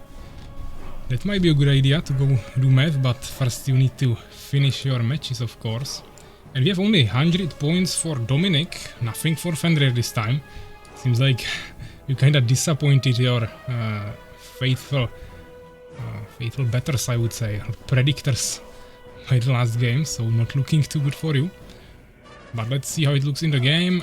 Both pairs are here, so let's check if they are ready. Well, I have not known that the bets are on. I mean, I always tell it like 5 times and always everyone comes that they don't know about it. That's funny. Thank God no one is betting on me. Dominic is ready, so Fenrir just confirm me in game that you are ready as well. Looks like you have Empire against Fallen matchup this time. Some people don't believe it and bet on me. Wait, they are that much before the game. I mean, they are always 2 minutes before the game because I need to give you some time, but we can't wait forever. And both players are ready, so good luck, have fun. Well, Empire isn't as OP as Beast at least. Let's see. We stop this and we start the game. Good luck, have fun, of course, guys. And they will be like directly before it. I would not miss it. 2 minutes, like 5 minutes ago. It was 2 minutes when I said it's 2 minutes. Fuck. Looks like we have another mistake here. Have I really hosted the wrong version? That's weird. Because we played this map before. I really not set up again this version correctly. Maybe we played the version where I actually played and not a spectator one. So here we go again, I think. I will have to check another map. I will have to check all the maps later. Okay, that is really a problem, but not as big one as before. This is really just one click. So once again, I'll save it and send it to you guys in the tournaments channel as always.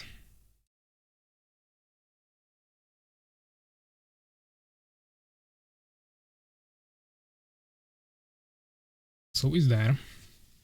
It's mainly the tournament maps, of course, where I'm spectating from the first position. Some of them are working, some of them not.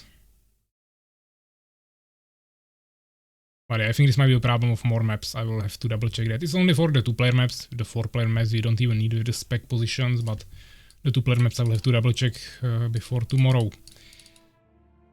Because looks like this might be an effect on most of them. And I think, for example, Larva worked fine. So let's try again. Hidden Hills. Referee map explored. And you guys can join. Even this game I lost.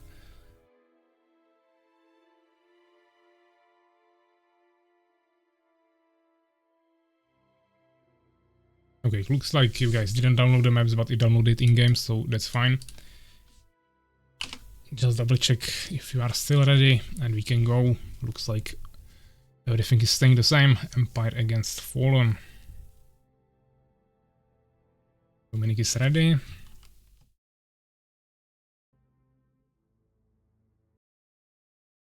Predictions are over. That's a long time now. Urakaar was at least right after that, but now it's definitely a long time. Okay, they are both ready. Good luck, have fun, and let's go again. Hopefully the second position also wasn't bugged.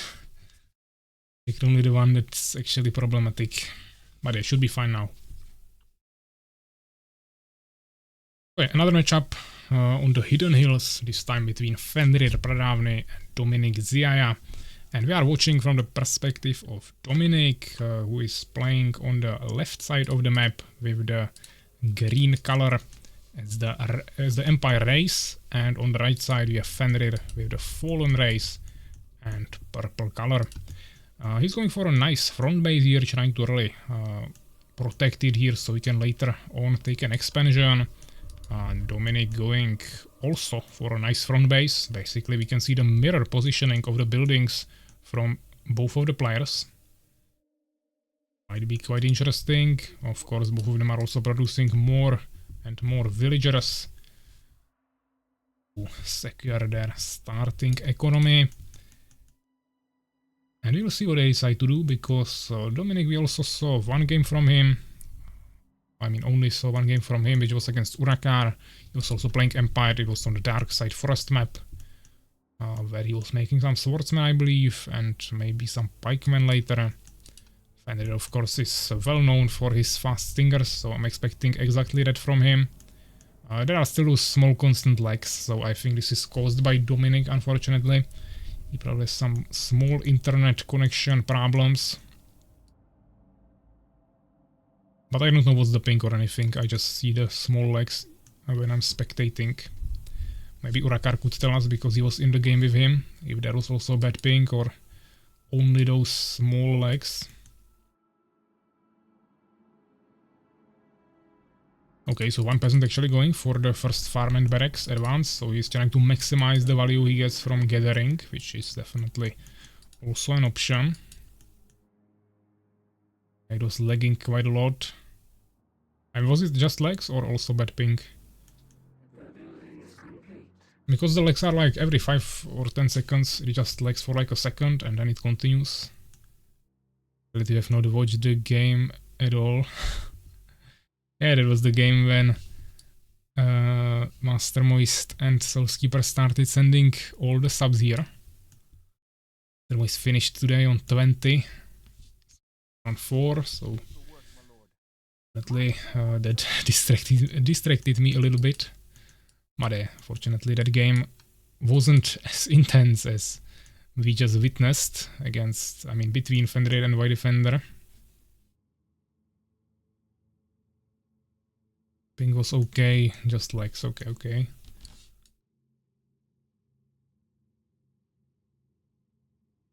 So Fenrir is just accumulating more and more stingers.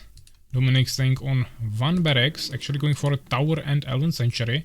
Kinda like that, maybe he wants to go for Valkyries. Unfortunately, this is pretty vulnerable spot to be scouted, so I would like to see the Elven Sanctuary maybe being placed somewhere more secretly. Like here, or maybe down here in the corner actually, that would be a good position. Or like anywhere on this edge, even though it could be spotted from the top, so somewhere lower or even here. Even though that will also be scouted. Maybe in the underground actually, even better. We see Fenrir going with stingers on these scrappers, unfortunately, even though they seem like big bugs or something. At least this one. They are not taking more damage from pike. So the stingers didn't have much chance there actually, to be honest, because it's 20 damage unit with like 500 HP, so that's actually pretty strong. And they even took both of these towers, actually sorry, only the one on the left, the one on the right is taken by Dominic, so both of them have the vision on the enemy side. And Dominic has one swordsman here, unfortunately the heal you get on the neutral buildings is faster than 12 damage per whatever is the attack speed of swordsman, like 1200 milliseconds, so something like that.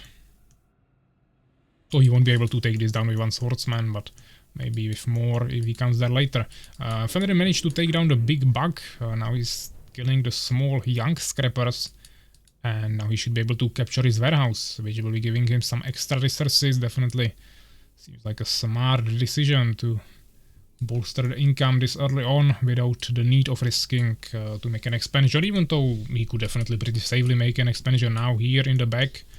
But for now it seems like he's just purely focusing on stingers. At the same time we see that he's not neglecting gems this time, because he realizes that the game can stretch also to a late game a little bit and mid game, and of course there the gems are pretty important even if you open with just stingers. For now he doesn't have anything else in terms of infrastructure except the incubator and hives, so no soul trap, nothing else as well.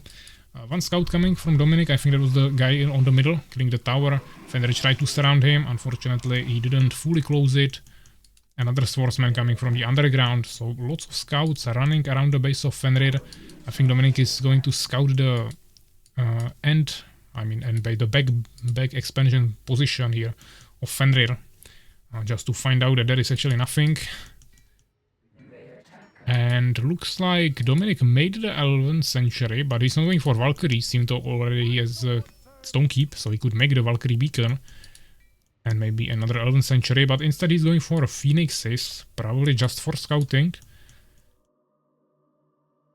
But yeah, there is the tower now, so Valkyries would be still kinda tough to pull off. But since there are only Stingers, he doesn't have Valkycoon, so he won't have any flying units for now. The only answer for him would be to just build more towers or make spitters, which he doesn't have any now, so it would be from scratch. So I think definitely it was playable. Also pretty interesting position of blacksmith. Of course it's a wood drop off point, so you want to always place it near your trees for maximum efficiency. Unfortunately, Dominic invested lots of resources into the infrastructure now and doesn't really have any units to protect against these Stingers. So this might even actually be GG at this point, but we will see. So, of course there are some swordsmen here, but Stingers, there is also way more Stingers in the underground from Fenrir. Not sure why he's not bringing them yet. It will definitely help him a lot here. But he definitely still did some nice damage with the Stingers here. Like, I need a break to eat and to mentally recover. Okay. I mean, if that's the case, then we'll probably have to play Fenrir with Urakaar then. I mean, I would also like to take a break to eat, but I'm not gonna abandon you yet. We could make a break for like an hour and then continue, but I don't really want to continue till like super late today, so we'll probably end it after like 2 more games or 1. As I said, we'll probably do Fenrir against Urakaar, and if you won't be here, then we'll probably call it for today and continue tomorrow. I should also have scouting stream in 40 minutes, but that's probably not gonna happen, or it will be some total chill where I won't even talk or something. So yeah. Also Stingers, of course, surrounding Dominic here. As I said, this is probably GG. Dominic wasn't really fully prepared for this.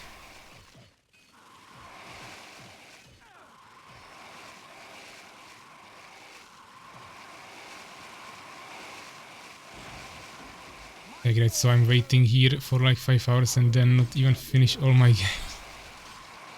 I mean, why Defender could play the game with you if he was here, but if he won't be here, then of course, and you still have to play with Cozy tomorrow, so you wouldn't finish all the games anyways. But yeah, Fenrir finished Dominic here, so there will be a point for Fenrir. GG guys, 21 kills on the side of Fenrir, 11 for Dominic. They are prepared for the scouting. I felt bad. 3 researches. Yeah, research is also on the side of Fenrir.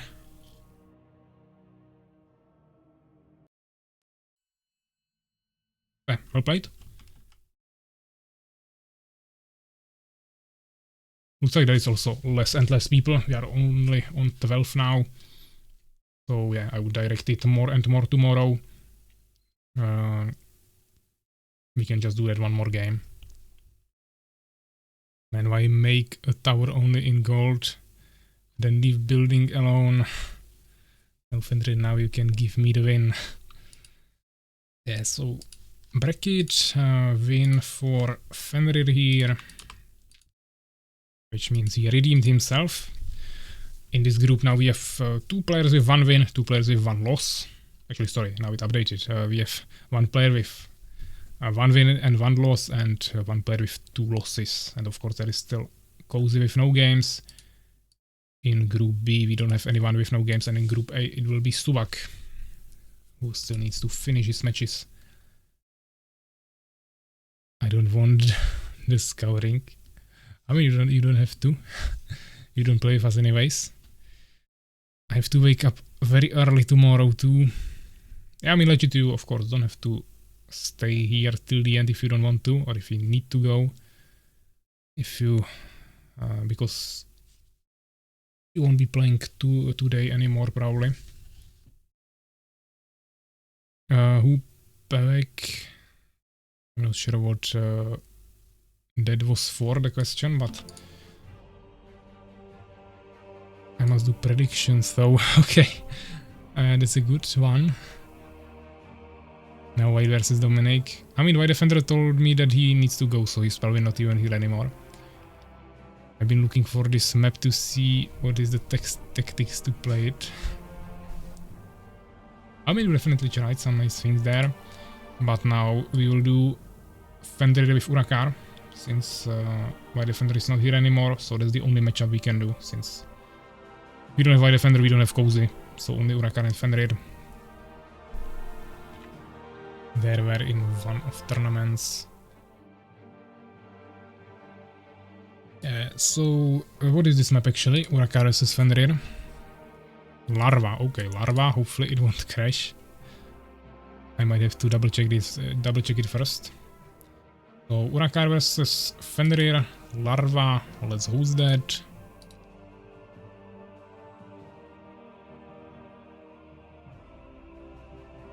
Tournament version, but yeah, we played this before, it worked, so it should work again. You guys can start joining, we'll prepare the overlay.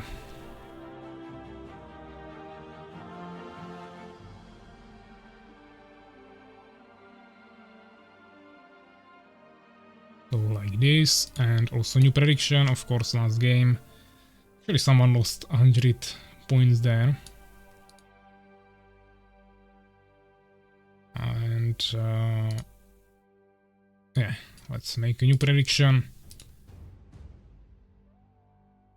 where you guys can choose between Urakaar and Fenrir. So prediction is starting now. Once again, 2 minutes. Don't know how much more I should announce this for you to notice that there is a prediction going on, but prediction is going on and you have 2 minutes to place your bets. For now we have 10 Northern coins placed on the side of Urakaar. Nothing for Fenrir yet. Both players are already in the lobby. Looks like Urakaar will be going Empire this time. Probably doesn't want to play Beast against Fallen, which is the race Fenrir is choosing.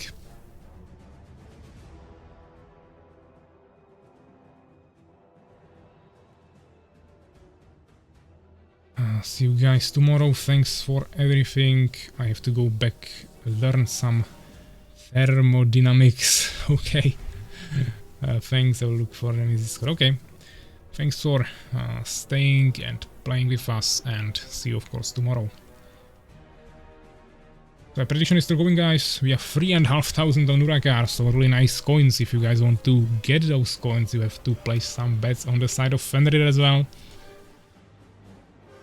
If there won't be any more players, you can just place 10 coins and you will still get it, so definitely no reason to not take this chance.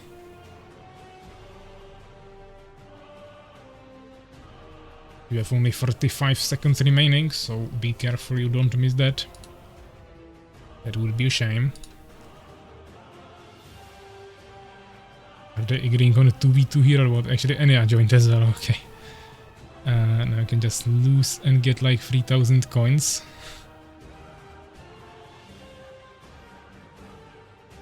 Bet on me 10 coins and I can make that happen. Okay, prediction ending in 3 seconds. If finally someone placed 10 coins there, but it's not even 1%, so someone will be getting the 3,500 coins if Fenrir wins, but it's really no competition there between other people trying to reach that. And yeah, if you guys are ready, we can go for this matchup, Urakaar versus Fenrir on the Larva map. Probably the last matchup of today.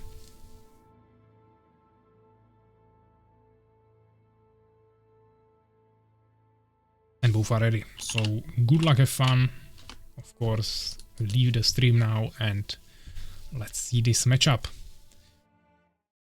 Okay, we are playing on Larva, matchup between Urakaar and Fenrir from the Group C. We have Empire versus Fallen, main race of Fenrir, and I would say one of the 2 main races or an alternative races of Urakaar. Alternative race. And we are watching from Urakaar's perspective, who spawned in the bottom left corner with the dark green empire, and in the top right corner of the map we have Fenrir with the purple color, of course with the fallen race. So let's see what they decide to do here. Looks like immediate front base from Fenrir, so we'll see some quick stingers, I think. Urakaar going also for a small front base here with barracks. Second peasant coming now, probably for a farm, which is exactly what he will do here.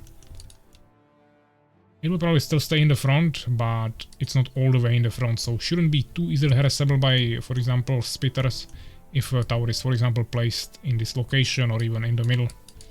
So that should be quite fine. You also have to make sure that you kind of cover this entrance. So I think you should be able to enter through here. So that can be quite dangerous sometimes.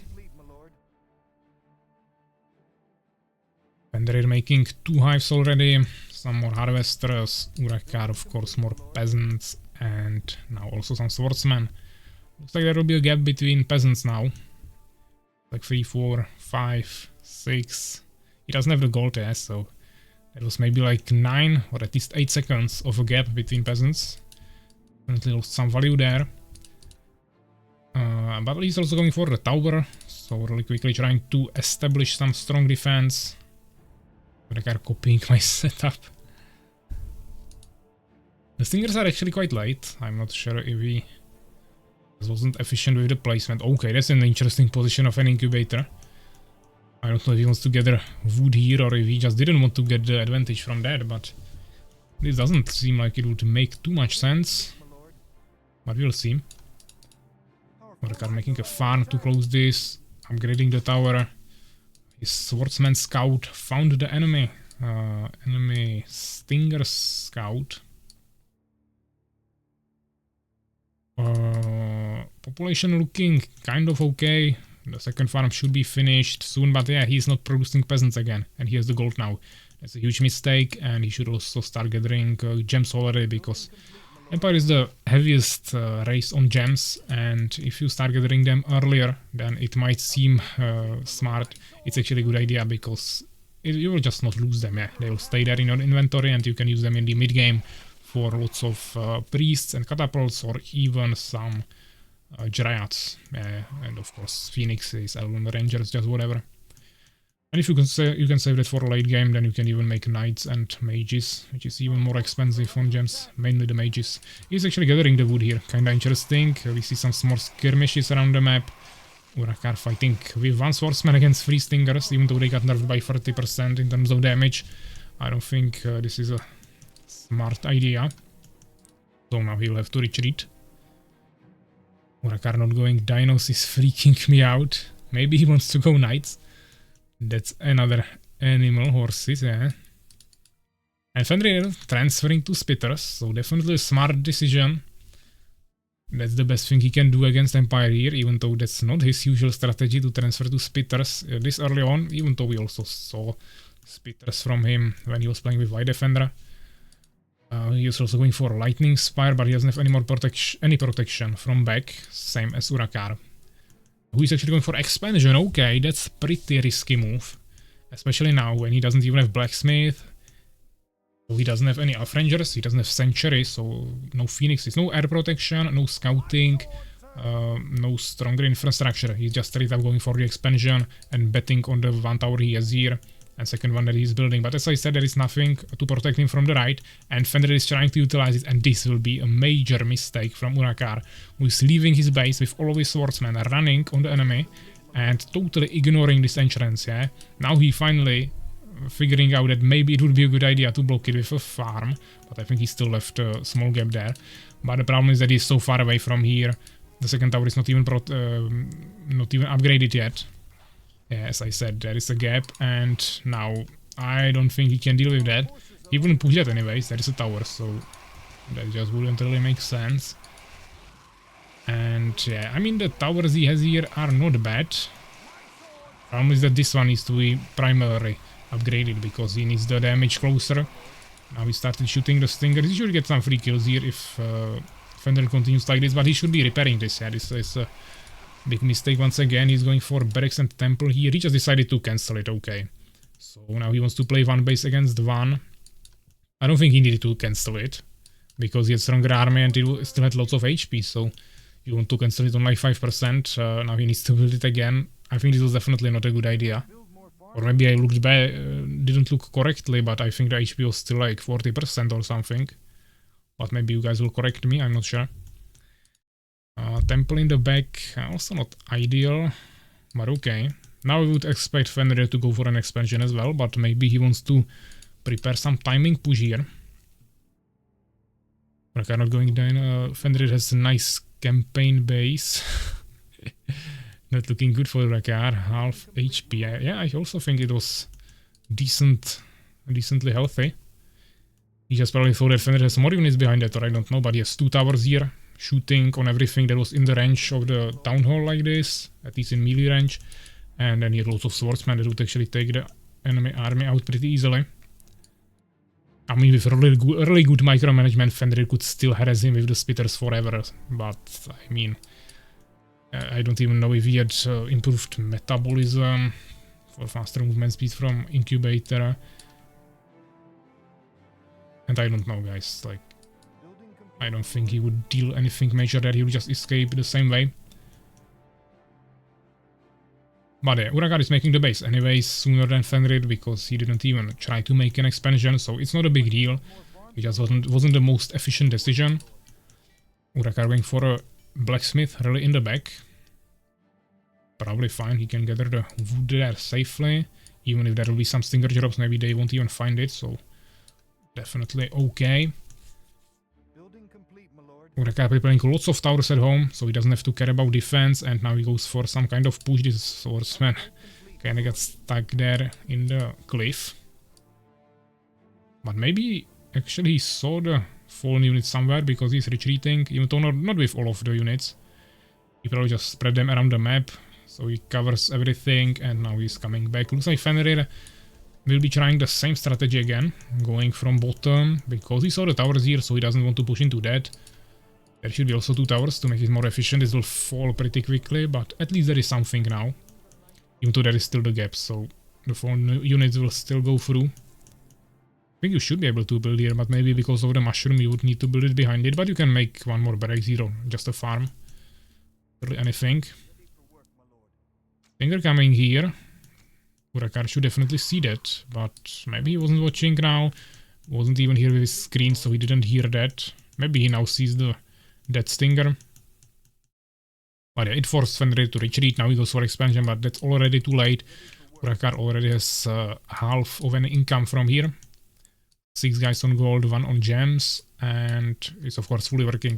Well, this is not even finished yet, and I don't see any harvesters really prepared here. Maybe he will have like 2, okay, so that's something, but not too many. Valkagoon also being finished, so potentially... For now he's just making spitters, actually he's going for a push now, but you can't really push into towers like this. But I'm expecting some guards, potentially stinger drops, but I think guards. We'll see what he starts producing. Of course harvesters, that's important, but... Okay, he just finished the Valkagoon, but he's still going for spitters, so not sure what he was planning with that. He also doesn't have any gems. He's a little bit ahead actually by 3 population, but Urakaar... I mean, he also has less population in villagers. In harvesters, it's mostly in units. So he should have a little bit stronger army than Urakaar in terms of population. The thing is that he needs a really good position to actually utilize that. Otherwise, Urakaar will still deal with him. Now we also see Urakaar actually swapping to a combination of pikemen and archers to deal with the spitters. Also, he has a phoenix now for scouting, which means he has 11th century, so he's prepared for air as well. He should transfer the peasants that are gathering wood down here. He has 1 there, but all of them should be there, so it's actually more efficient. He'll be closer to the drop-off point with the trees. Constant scouts everywhere, yeah, but I mean, Urakaar has better sight of scouts. But now there are the guards. I don't think Urakaar scouted those, and those should be quite dangerous. At the same time, we saw Urakaar already has the 11th century. He has lots of elf rangers, ton of towers, even though no towers on the villagers actually, but he should be able to deal with guards pretty easily.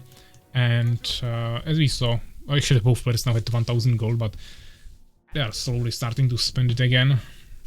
But yeah, Urakaar should be able to somehow deal with this. He's now getting a slight advantage in terms of population, even though the resources are still there for Fenrir as well. He's just not spending them too effectively. But what I was saying is that Urakaar had the expansion earlier, so we should definitely have a little bit more resources. Also, Fenrir is still not even getting full value from it. He has only 3 harvesters there and only 5 on the main base. You want to get 6 with Fallen. Because, of course, 4 are getting at one time, and then 1 extra for each 2 gold fields to rotate. So we have like 3 rotating for 3 gold fields. Same as you have here. Yeah, you have 4 gathering at the same time on each 2 of them, and then 2 more rotating there. It's the same principle, just different numbers. Hive guards finally getting here and doing some nice harassment, but only 2 of them. The archers will really easily deal with them. And if also phoenixes come, it will be even better. We see 2 peasants die there for 1 guard, which is not worth it, because it's the same amount of gold, but you also lose the gems here, and maybe even wood if Hive guards cost that. Urakaar tried another expansion, but didn't really work. Of course, the trade is also, it has to be considered from the point of view that now he's not gathering the resources from here, so it's even like a bigger hit in terms of economy, but I still think it wasn't really worth it. I mean, even though it depends, yeah. 2 bases against 2. But definitely wasn't a bad move, at least he knew, he scouted what's there, and he will probably force Urakaar to make towers there, which will cause him some resources. Also, the guards just started flying around the whole map and forcing the scouts of Urakaar away, so even though he had really good scouting coverage of the map, now he has to retreat with everything because he can't deal with the guards. He will have to swap it for phoenixes instead of swordsmen or something. And this unlocks Fenrir some opportunity to make some expansions. At the same time, Urakaar's huge army. He has 2 gnome workshops, he has lots of catapults, lots of priests, lots of phoenixes, pikemen, elf rangers, few swordsmen even. So just combination of everything. A really big army. The population is like 30 in his favor. Yeah, 30 extra. So he should definitely make a timing push now and just totally destroy Fenrir. If he will wait too long, I think Fenrir can definitely still recover from this, because it's lots of gold. He just needs to get a little bit more wood, and then he can maybe get like 4 bases in total and totally win this on macro, if he gets a good position to fight in. On Fenrir, you gotta do it. So yeah, we'll see. But for now, it's definitely looking better for Urakaar, I would say. Soul Trap for Fenrir finally. Okay, that's a little bit too late, but I guess it's fine. We can finally start gathering some experience. We're under attack. There is the swordsman, so another kill for Fenrir, but Urakaar scouted this, so this definitely will pull him out of his base and make him go for the push, which will be really strong. Nah, I bet 3,500 on Urakaar. Lol. Yeah, so seems like an encounter in the middle of the map. Urakaar has probably more units and also stronger units. Although the splitters are really dangerous, but the 4 catapults will easily deal with them. Also the combination of the archers and priests. He even has some resurrection, not sure. Could be. And he has some nice mana on some of the priests that waited there the whole game, so that would be even better. Some nice kiting from Fenrir. Unfortunately, the pikemen will catch up with him, even though the swordsmen don't have trailblazing. They are too slow. But when the pikemen have the potion, that's definitely really strong. Urakaar doesn't want to overcommit. He just wants to wait for his catapults to get there and then start sieging the enemy. For that, Fenrir would ideally need some stingers there or something. And he definitely doesn't want to retreat to this location, otherwise he will just get splashed down by the catapults. He still needs to stay mobile. Now it looks like Urakaar is just going for this expansion, which makes sense. At the same time, he should be expanding on his side. That would definitely help a lot. Fenrir actually going for the split. I mean, you should have been doing this against White Defender, against Beast. I don't think you don't have to split against Empire. But now it's maybe just better to stay in one bunch and kite him away from the catapults instead of trying to surround him and diminish the damage. Which is kind of doing, but the catapults are still also shooting there. But this is of course a nice position to fight with with lots of ranged units against melee units. The problem is only the catapults here. Even some harvesters coming there, not sure if he wanted to grasp him, but yeah, the resurrection of Urakaar is really strong. He still has some mana there, so he just basically didn't lose anything. And they keeps killing, but units keep rising from the ground, from the death even. It looks like Urakaar really won't go any other bases, he just goes all in. 160 population against 80.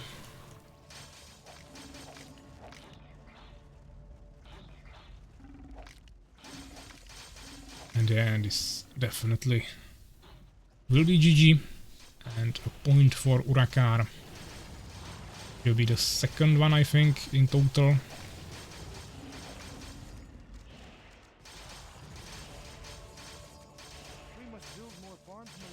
Fenrir being pushed really back into the other side of his base. There's a and I think he will surrender at any moment. Maybe he will wait for his units to die here. He can still get some nice kills if Urakaar won't be using his catapults to deal with the spitters.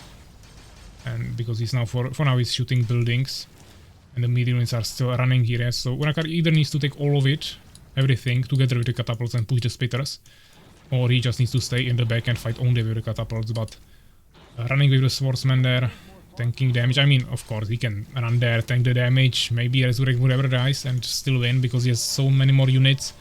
But if it will be balanced armies, then of course that wouldn't be a good strategy like this. Upgrades are 1-1 on both sides. Urakaar has 1-1 even for the archers, so double the amount of upgrades there.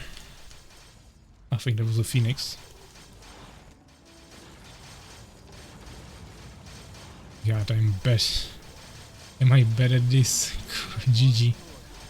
Is Urakaar go Beast versus Beast with White to remake the game from the tournament season 1?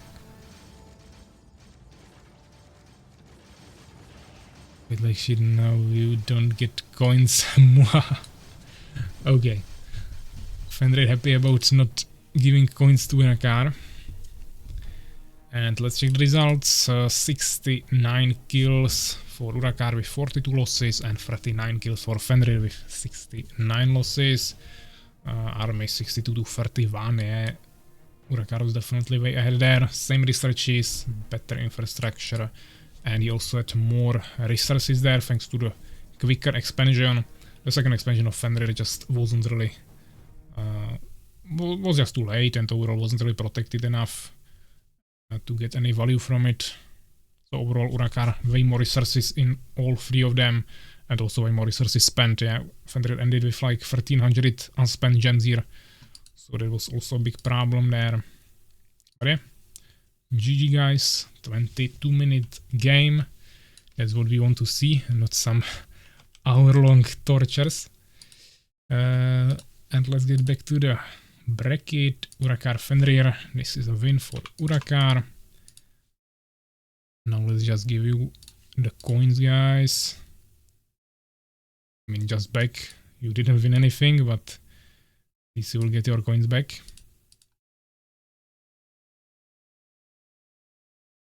And yeah. Please everyone forget that you have seen this game.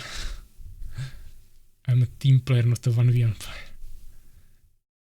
Now Urakaar Beast versus White Beast. Okay, let's go. I mean, White Defender was just writing here, so he's probably here with us, but if he wants to play, we can do one more game. But he's saying that his PC crashed.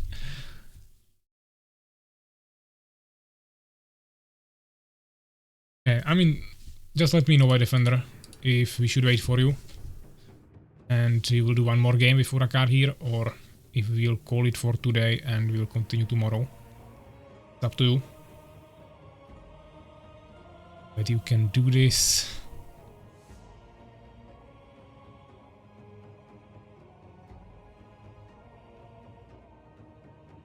You can still fight in the finals. Yeah, let's actually check the standings. So for now it's... Fenrir has 1 win, same as White Defender, but White Defender has 0 losses while Fenrir has 2. Urakaar is here with 2 wins for now. So let's to fight White Defender and Cozy.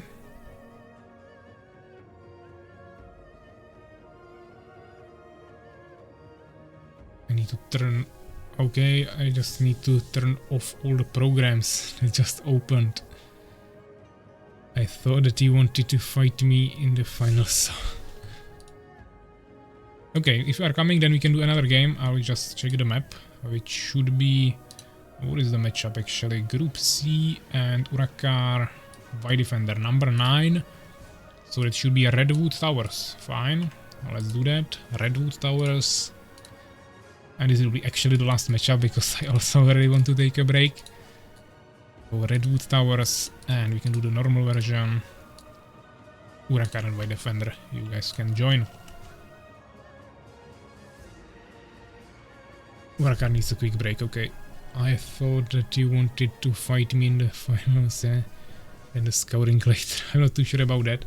But if you take a quick tour to toilet, then make sure you don't miss the prediction again.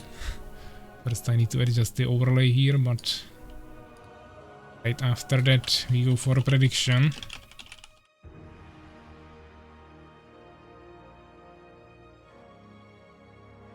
So we have White Defender versus Urakaar, and then I will create the prediction. White Defender against Urakaar, and you can start placing your bets right now. You got 2 minutes as always. 8-hour stream. I mean, it's 7 hours for now. So won't really happen, I think, unless you guys just play now for 1 hour. But the predictions immediately starting. We have 3,700 for Urakaar immediately and 1,000 for White Defender. So we are starting pretty heavily on both sides. So I would definitely recommend you guys to join now. Looks like these 2 guys who voted first definitely think both players can win.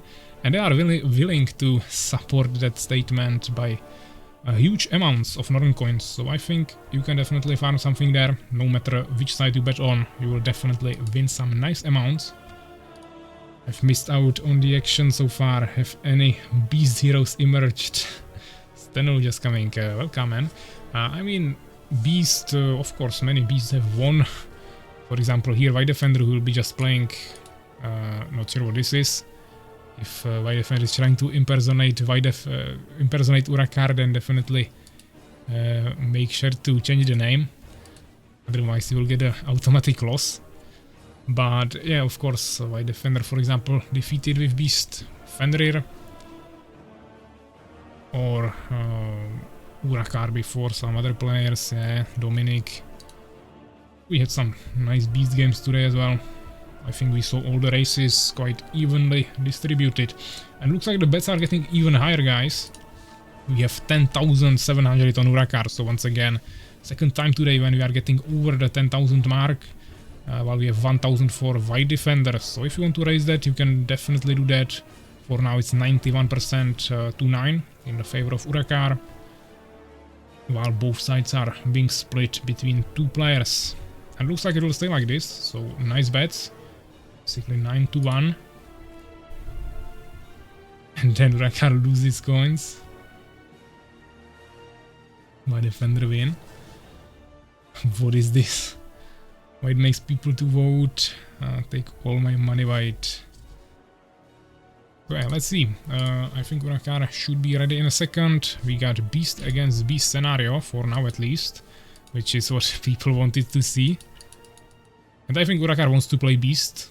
Mainly. He just takes Empire EVs against Fallen. wait a moment. I mean, we will wait. I will just ask if you guys are ready and you just confirm it whenever you want. And I think everything should be set up. Yeah, we have the overlay, prediction ended. I need to drink my cola first.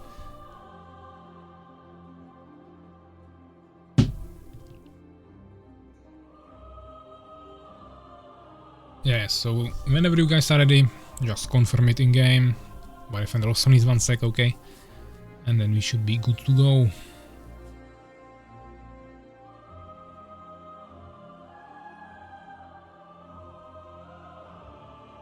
We just reached the 7-hour mark on this stream.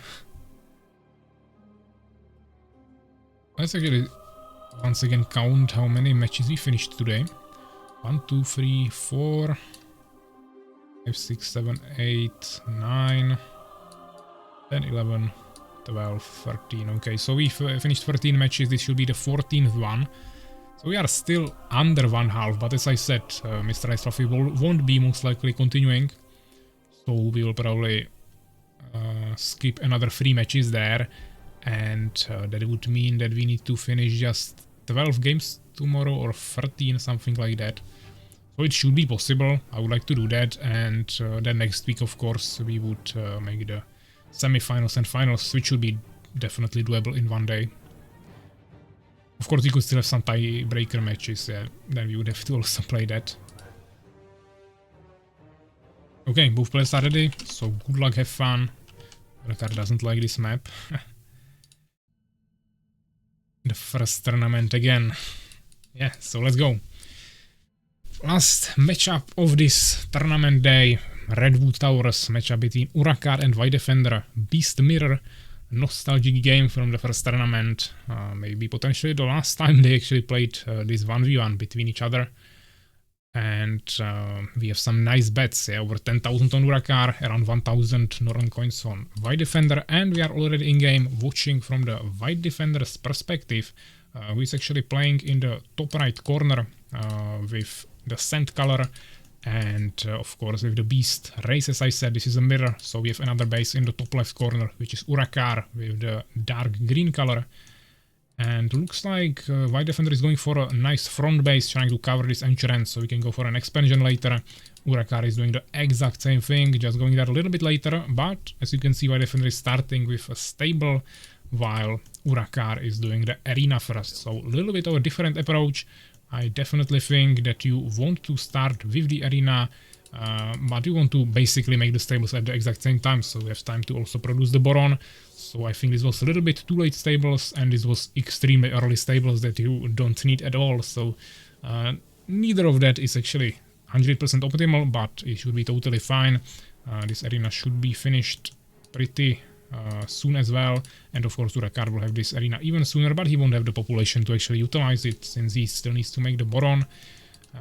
In the backline we of course see lots of minion production. For now both players just on gold, but now actually White Defender sending the first minion to wood and gems. Urakaar still staying only on gold. Yeah, arena is now finished.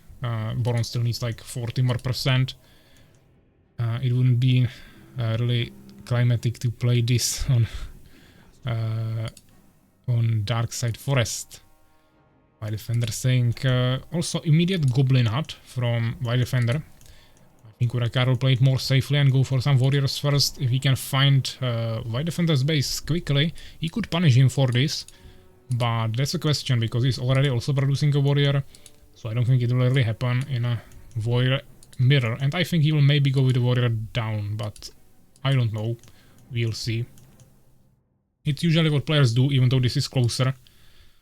Just like to check the other side of the map, usually for fast expansions. But actually it looks like Urakaar is going for immediate expansion after the front base and first warrior and first Boron, which is extremely dangerous. Fortunately for him, Urakaar is playing, White Defender is playing really passively for now. But now also he's going for a quick scout route with the warrior. And yeah, I think this is pretty usual from him. He just starts with one warrior, he sends him to scout, and then he starts accumulating lots of Boron Riders at home without really going anywhere with those. So, fortunately, both players went on the other side of the map, so that will prolong the early game a little bit. before we get into any encounters, and I think before White Defender even finds the base of Urakaar, he will already have the stronghold there secured. So I think that will be pretty simple.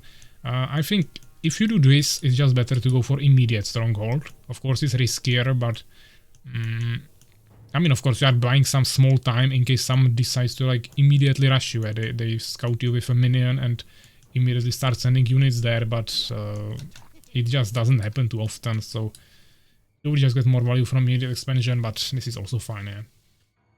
Urakaar is now a little bit behind on gems, but in terms of gold, he's actually doing pretty well. Not sure why he's not producing anything now. He was actually saving up for a totem, but that's mainly a wood problem actually. Now he found the base of White Defender. He sees that there is a totem now being finished. I hear that people are playing the scouring plate. I thought, Mastermoist, that you are completely hungover, but looks like you still want to play. Unfortunately, I'm not sure if I'm capable of doing that. Or we can maybe play, but I don't know if I will stream that. And if I will stream that, I definitely don't know if I will talk on the stream. I have to preserve at least part of my voice for tomorrow, where we will have probably another 7 or 8 hours of tournament. I'm good now, play in about an hour. Hell yeah. I don't know about that. What could happen? So yeah, White Defender actually finding Urakaar finally squeezing through the defense there actually, so that it's not fully closed here. He got damaged by the totem heavily, but Warrior is tanky enough to actually get through this, but he didn't find the expansion, so that was like not the best route to take in terms of scouting. I did not prepare White Defender for a beast versus beast. Okay, looks like Makrozerk failed here with his coaching skills, but at least White Defender found the expansion, all with one warrior. So that was nice. And now he decided to go for expansion as well. Probably decent answer here. Decent response unless he wants to push this, but he would need Choros for that, and he doesn't have Dark Elder finished yet, so not really realistic anytime soon. Dark Elder also being placed down by Urakaar now. Oh, so it was you who made him use the goddamn fog. Yeah. Makrozerk made a plan for him, even though he didn't follow it exactly. But he probably used some tips there. Thanks, I hated it.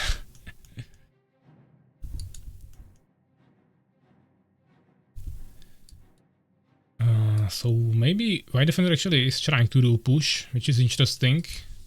I mean, keeping in pressure is not a bad idea. Maybe double expansion could be happening. I could see that. That is a prepared minion, but now he actually spent all the resources on something else. Okay. That's probably just a scout that he's not really using for anything else. He should definitely at least put it on wood, because he doesn't have much wood, and also I think he has too many minions on gold, so he could also use those.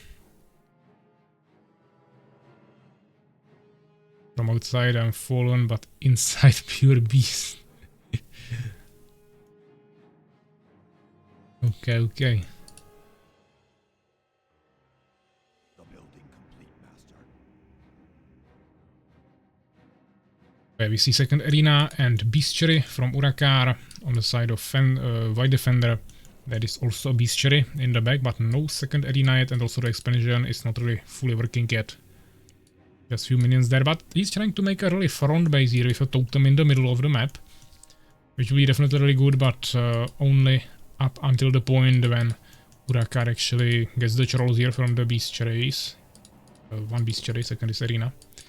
Urakaar is also going to kill the Scrapper here to potentially unlock some expansion options, and maybe he even wants to kill the spiders here, but there is no gem mine, so I don't think these expansions are too valuable. And these ones are only 3 mineral fields, so this is just better to take the ones in the middle, or just take an expansion on the other side of the map. It's not really probable that White Defender would scout that anytime soon. He's standing here with idle minion for like last 5 minutes at least. considered Beast versus Empire versus Urakaar. I mean, as I was saying, I think he usually wants to play mainly Beast. The only time he takes Empire is against Fallens, because he just doesn't want to play Beast against Fallen. It's too slow, and of course you have Barons that die to pike damage and things like that.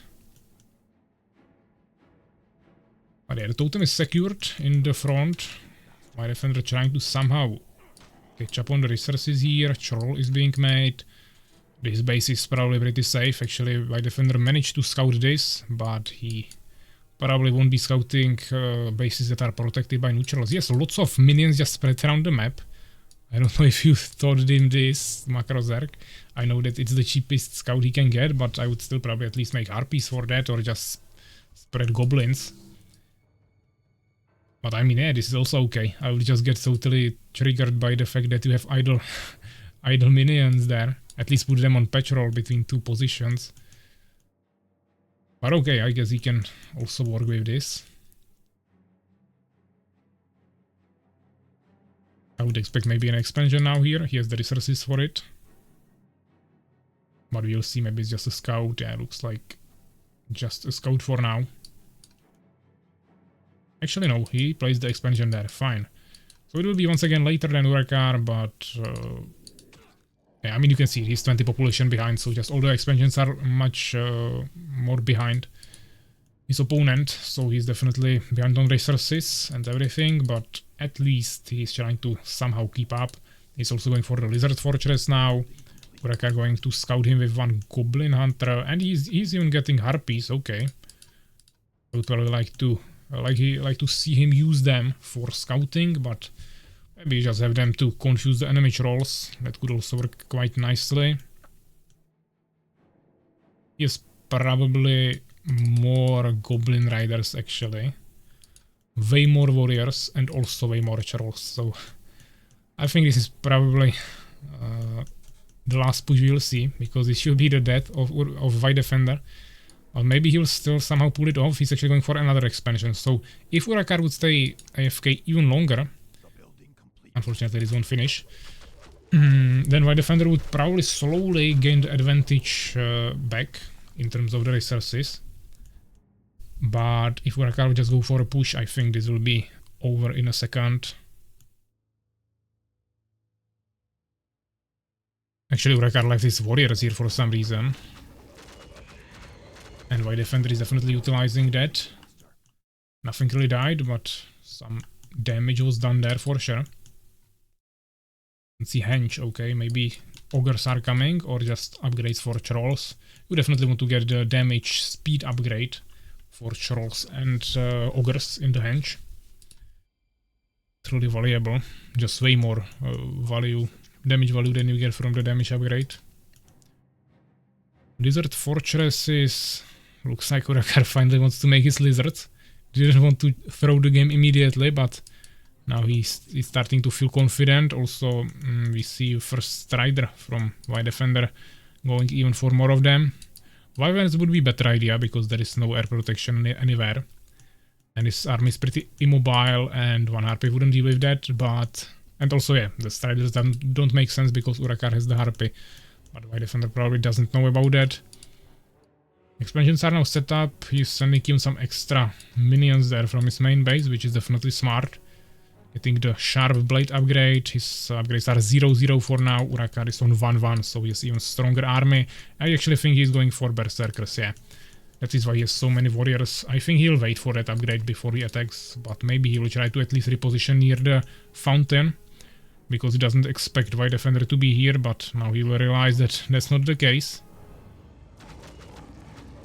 Now we see a nice fight. Unfortunately, White Defender is not absolutely looking here, so he's not using half of his Goblin Riders there. Now after like 6 seconds he realized that there is a fight, but I'm afraid it's a little bit too late. But at least he killed all the warriors there, or not all of them, but half of them. So now when the Berserker upgrade comes through, it won't be as big of a problem. The thing is that White Defender is actually quite good in terms of macro. I think Macrozerk told him this, that he can actually make the expansions and get lots of resources from it. Even though we should definitely work on not having idle minions and creating new villagers for the expansions. But his main problem is spending resources, so I don't think it's actually a good idea to try to help him create more bases and get more resources if he won't be using them. He should definitely... I mean, now he is making a nice infrastructure. He just needs to put all of this on his groups and start producing the units. Also now he doesn't have any wood, which is a big problem. Go white, yeah, we'll see.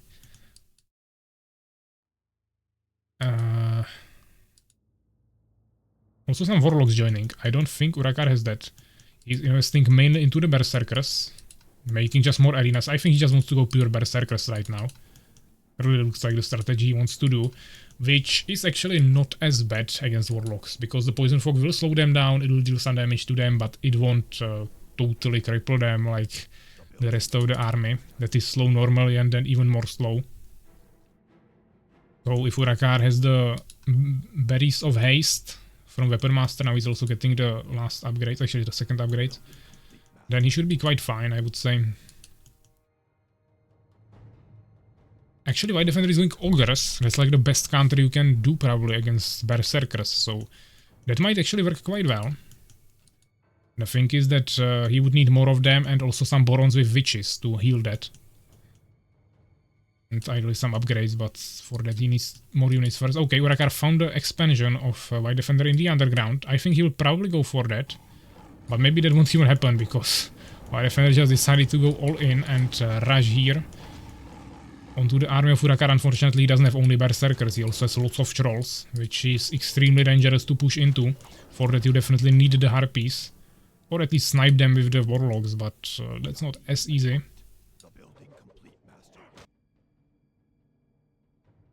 Now, White Defender retreating to the middle to heal. He definitely has the map control here, so this is a huge advantage for him. Urakaar actually made one more expansion here. Kinda hard to see that, but now it's 4 bases against 4 once again. So, I mean, yeah, White Defender is still not utilizing this, and he is just getting into this trap again, where he has so many resources that he's not spending at all. Yeah, this is like so many units if you can actually do this. Urakaar is already on full population, and White Defender could easily be there as well. He just needs more Borons and then make some Ogre sandwiches, as I said. Or just go for full-on Warlocks, get Reigns of Fire and things like that. But for now, Urakaar has full population. He will maybe wait for one more upgrade, probably not even maybe this one. And then just push that, and he should win it, because as I said, he has more population. I don't think he will even want to push the bases here, even though White Defender is actually making another one. But there are no totems, just one, yeah, so he could just take 4 or 5 berserkers and send them into the underground to slaughter the bases, and that wouldn't weaken his army too much, so he would still be able to win that. But yeah, we see the mass ogres, which I love to see here. The thing is if he will be able to deal with the trolls with that. This is actually not that bad for White Defender, because now it's giving him the information that Urakaar is here without actually losing the working base, so this was quite nice. We even see the battle cry on the side of Urakaar, that definitely helps a lot. He was really preparing for this attack and now he wants to fight. So White Defender... I mean, okay, if Urakaar is going for this base, I would probably just push the main base here and destroy the infrastructure, because that would be a huge hit for Urakaar. Okay, 10 population isn't like the biggest difference, but I would still like to see that being full on both sides. But okay, let's see. Poison Fogs. I mean, Urakaar also has Warlocks, but they can't really get through there. The Ogres are totally one-shotting everything in the front line. But the Trolls, yeah, the Trolls are just totally one-shotting all the Ogres. Trolls are just too strong for this. He definitely has the attack speed upgrade, also all the Witches are buffing it for extra attack speed, and even though there are also 4 Trolls on this side, it's just not enough. And the Poison Fogs are definitely doing some damage there. But now actually Urakaar also used the Guardian Runes. And even though it dealt some damage, he didn't really finish anything. And since there is the Battle Cry now, you'll maybe even use some Sacrifice, even though probably not. But he can definitely recover from that. He's making more Battle Cries at home, trying to make it a permanent thing. And yeah, now White Defender needs to recover. He doesn't have any gems early, so this will be really hard for him to recover. Urakaar has lots of gems in stock. Once again, yeah, White Defender not fully utilizing this base. He should be getting gems there primarily. He's getting some gems here, but also I don't think he has maybe the optimal amount of minions here. Actually, he has probably. But yeah, the gems mine down here is definitely the biggest mistake he's doing there. And not spending the gold. Okay, more base is definitely good. But overall, I would like to see some more units. Yeah, even just pump it into warriors and barons. Why not?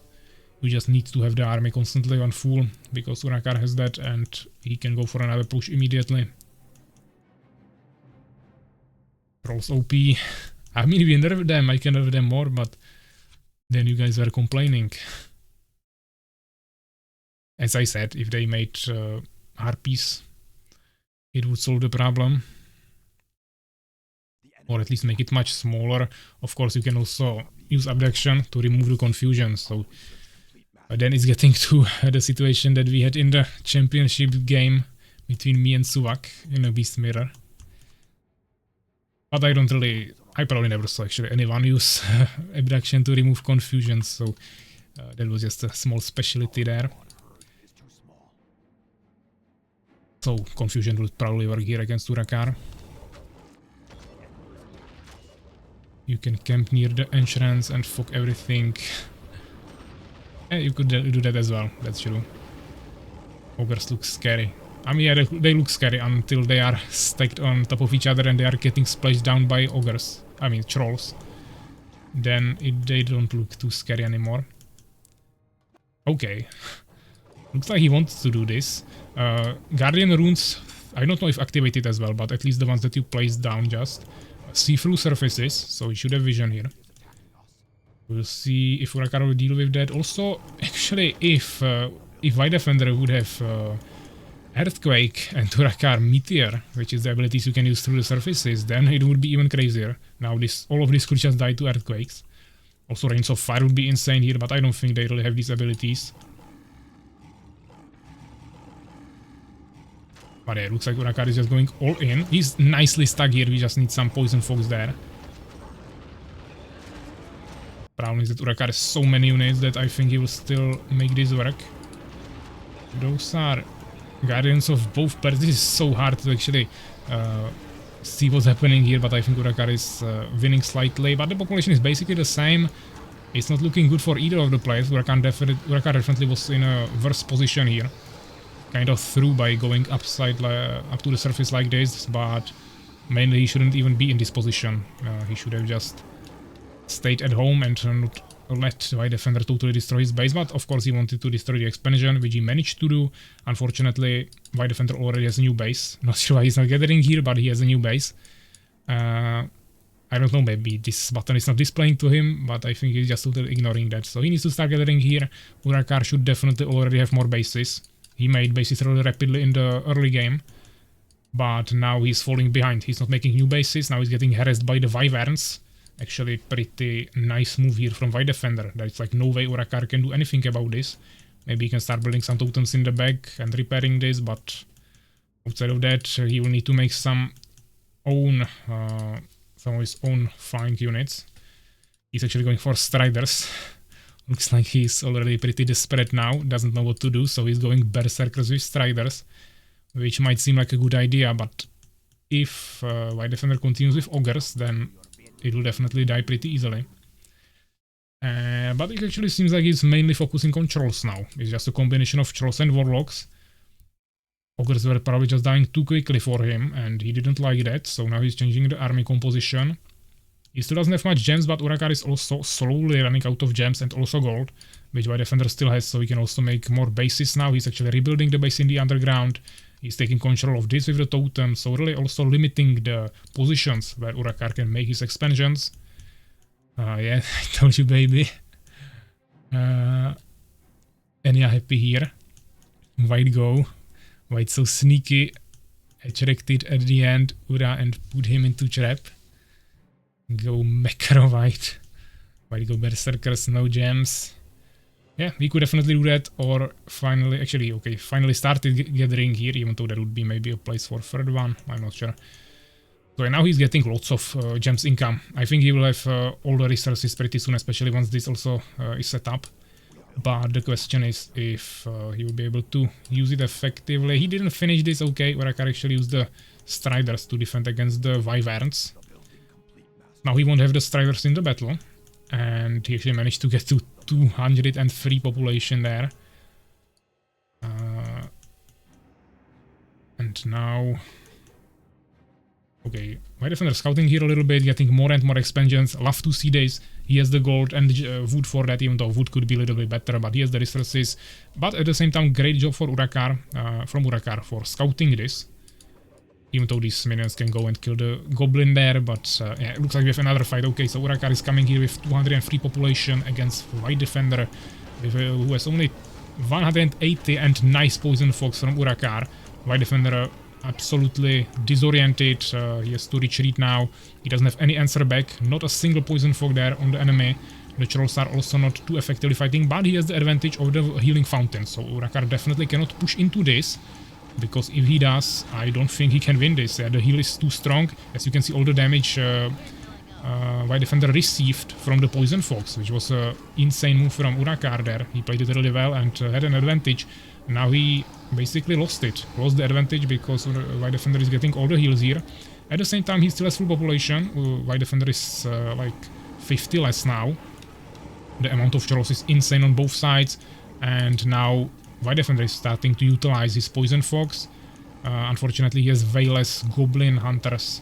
And also overall Borons. Yeah, he's not producing during the fight. The multitasking is not the best here. And he's just slowly falling behind. He won't have population to remake his army quickly after the fight, while Urakaar is of course constantly producing at home and keeping it at 200 constantly. Even though he has no more resources, he is just still keeping it there. White Defender just fighting the fight, and then he will probably try to recover after that, which is a huge problem. Yeah, White Defender has the resources, he just needed to push a little bit more, just remake the army one more time, and I think he would win this, because Urakaar really doesn't have the economy to sustain this any longer. He can remake the army like this, then maybe make like 50 more population after like 5 minutes. But now he has immediately 200 population again. He has the battle cry. Nicely sending berserkers to the underground, trying to stop the bases, but they are not even fully working anyways. So this is pretty tough spot. White Defender going for ogres again. Nice, love to see that. Some wyverns, no sure if that is needed, but also transferring minions to new bases, which will definitely help a lot. He's trying to not spend too many population on the minions, which is probably okay. He mainly needs to focus on the gems there, but it seems like Urakaar now also managed to accumulate lots of resources, even though he's not making anything new. He didn't even repair this stronghold. I think now he will try to take these bases. But we will see. Minions are going across the whole map, taking this. He can probably take another base here. Maybe the ones in the forests as well. This was not scouted by anyone during the whole game. Or maybe by White Defender. Unfortunately, I don't really like this. I know that he wants to keep the control of the middle, which he probably can. But we saw this same mistake against Fenrir, where he's just making production buildings in the middle of the map. Even though this actually has some value, because you can produce, of course, close to the fighting point, which can be good, but how he did it on the Luminous Realm against Fenrir, that was really bad, because it was on the other side of the map from the enemy and still outside of the base. So this is actually not as bad. The question is if he can utilize that. Unfortunately, Urakaar is doing insane job now, defeating all the bases of White Defender. He's sending lots of berserkers around the whole map, and stopping all the incomes. The huge advantage that White Defender was basically trying to get here during the whole game, and he actually got the advantage, but now I don't know if he can actually do this. He has smaller army by like 50. That might be the difference of the berserkers who are not here, but the amount of trolls Urakaar has is just totally insane. The ogres are dying, now they also got poison fogged.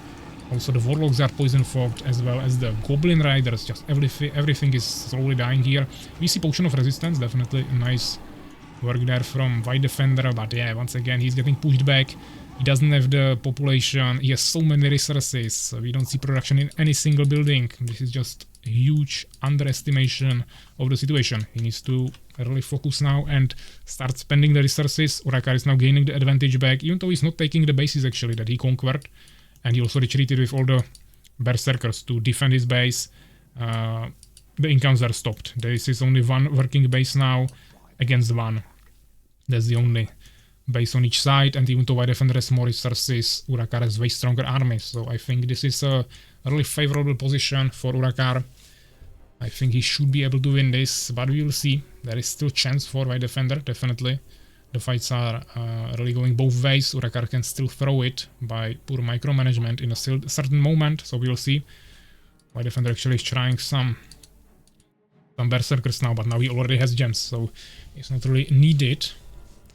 I told him to make more stables later.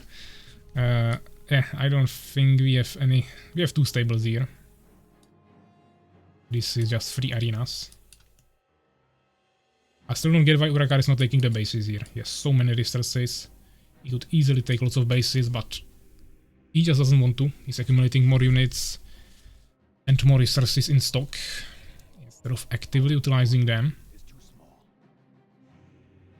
I told him much more, but White Defender is White Defender.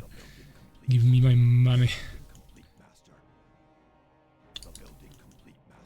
Yeah, he just doesn't have the food, now he also doesn't have resources. Not sure what he did, that he doesn't have 3000 gold immediately. But I guess, okay. It's actually pretty weird. He had 3000 gold and now he has nothing, and he's still only on 150 population. Now actually one-shotting his own barons, that definitely isn't helping anything.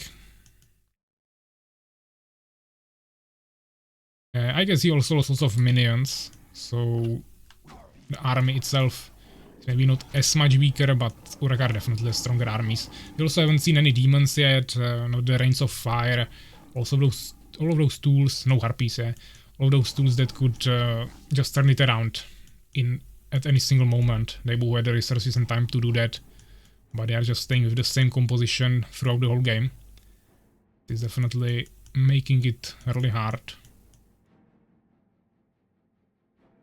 But yeah, I think now Urakaar, even though he didn't have the bases for a long time, now he finally started building them. He will quickly gain the economy advantage while also having way more resources and units already at this moment. And I think this is probably GG for White Defender. He's not even trying to remake the bases. He's somehow trying to get to 200 population, then maybe win a fight and finish Urakaar before he can remake his army, because his whole infrastructure is on one place. So if he can destroy this, he should win the game. But that's like pretty sketchy strategy, especially when Urakaar has so good levels on these trolls. Get them for the whole game, while White Defender is making mostly new ones. He has the revive altars, but overall also the army is smaller. Not looking good for him at all. He has the fountain advantage throughout the whole game, so he's definitely utilizing the map much better. But even when we saw fights where he was utilizing the fountain, it just didn't look like he would be killing Urakaar, yeah. He was just kind of surviving the damage that he received by his own mistakes. And it was kind of keeping him alive, but not really in an efficient way. Okay, Urakaar didn't repair this, so potentially he could just ignore, White Defender the Strider and finish this. But at this point, where there is so many new bases, it wouldn't even matter. Minions would just transfer to a different location, which will actually probably happen here. Too many totems, I don't think Urakaar will want to push this, but he at least stop the other bases. He's got destroyed, but as I said, he will just transfer somewhere else.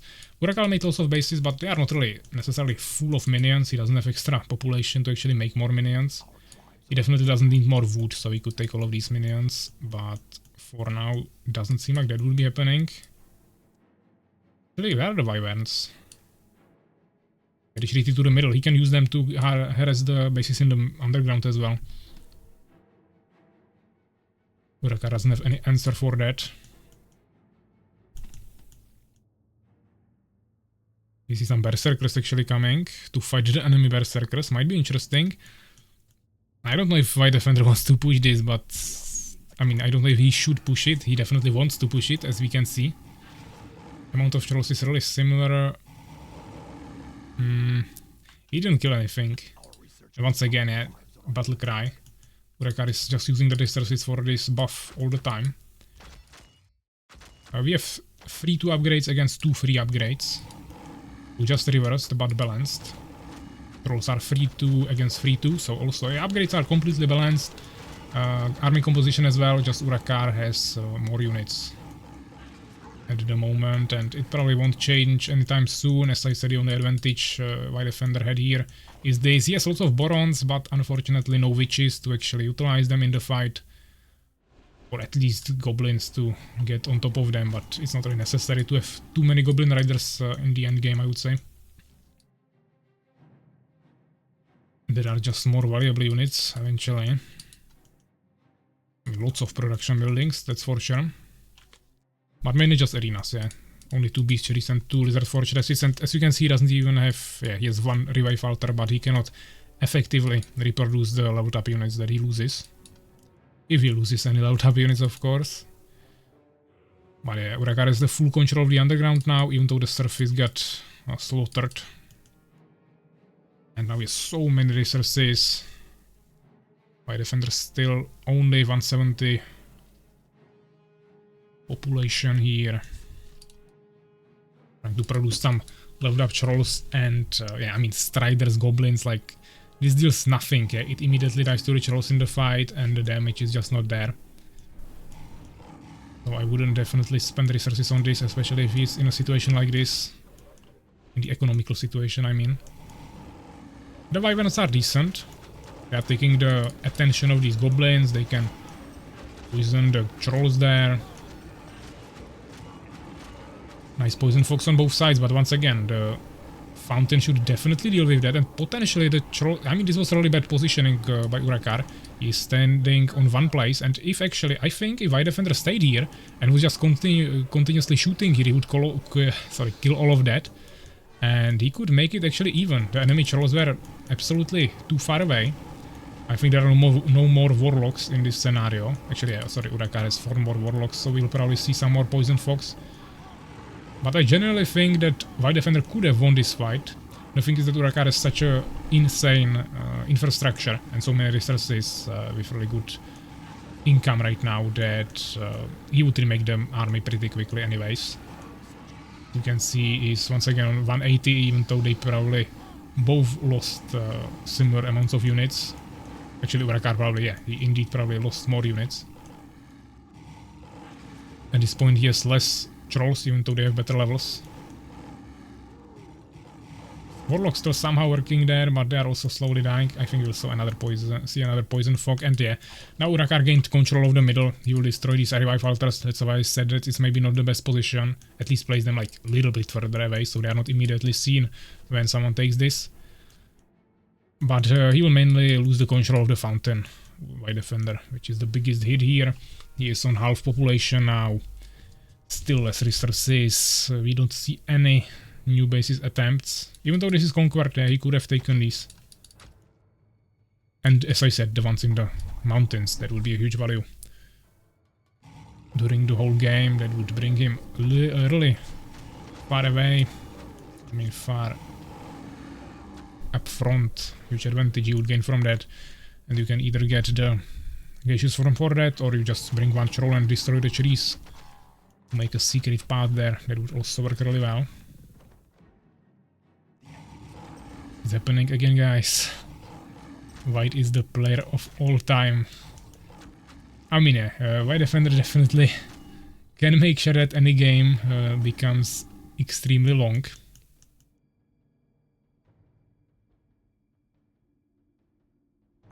But Urakaar fully gathering on 3 bases in the underground right now.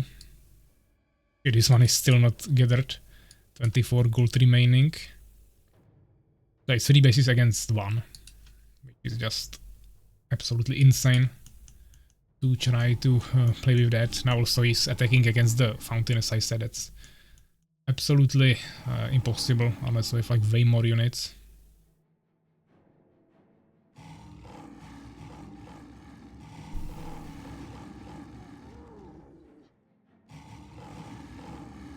And at this point I think Urakaar maybe has even more trolls. He's producing still a combination of everything. He has even more trolls at home that he's not even bringing.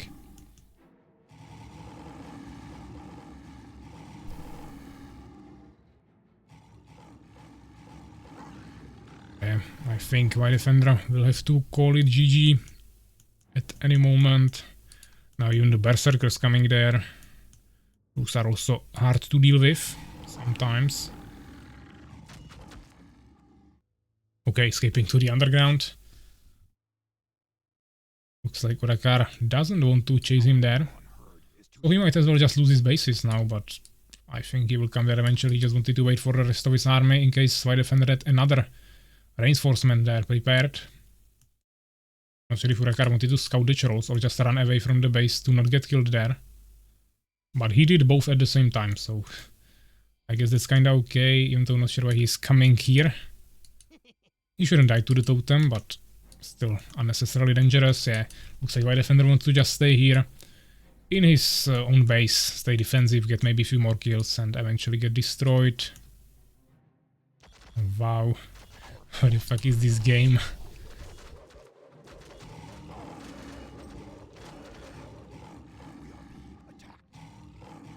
Ultra macro.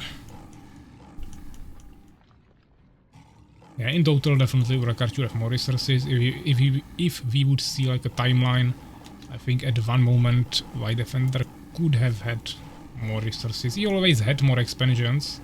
But I mean, in the beginning Urakaar made expansions faster, but eventually White Defender established on more bases.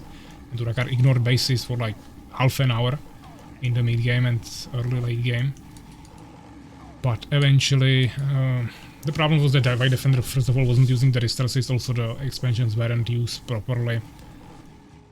Not enough villagers or minions in the gems mines, sometimes not at all. And even the gold fields weren't covered properly. But yeah, maybe at one time they had like similar resources. And White Defender actually did some nice fights there, unfortunately. Eventually, actually, okay, he regained the control of the middle, but yeah, now he doesn't have any more income, so we won't see any more units. Urakaar actually re-established this base. Underground also fully working. We see the last fight, probably. I mean, probably just stay in the fountain at this point. Take my money, legit. Ah, he actually made some ogres as well, finally. I mean, again. Full upgrades, finally, as well. On both sides. All units. Upgrades were really balanced in this game. Basically, at any time throughout the game when I looked at the stats of the units, it was completely balanced in terms of upgrades on both sides. It was maybe one more upgrade on one side for damage and on the other side for armor. But it was almost perfectly balanced, always, so really good job in that. You'll see in the end results, Urakaar will probably have more upgrades, but throughout the game, really balanced.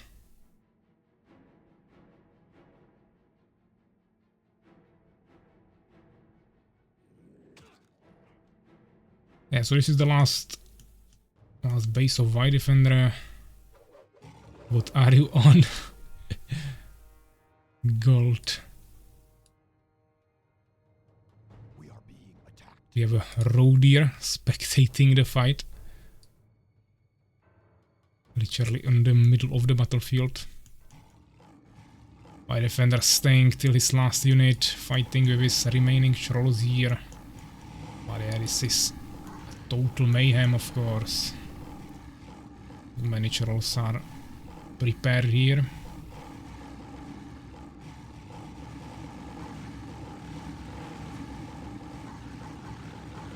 Nice poison fog here. Dealing some damage. Urakaar not even using half of his army. He's only attacking with the trolls. Making it a troll duel. Unfortunately, White Defender... I mean, Urakaar broke that. Sorry, White Defender broke that and used the warlocks. For the poison fogs, but yeah, there is no more chance. Some last march of the Borons. Like in Lord of the Rings, you have March of the Ents. Here we have the last march of the Borons. Walking straight for their death. Last two trolls remaining. Maybe 1 minion here will help. They just hide in the stone form. Of course, they'll still die to the trolls, and the BGG. As Ania is saying, it is the repeat of the first tournament, yeah. So looks like they had 1 year to train. Just that this time it was closer. I have no idea how he survived.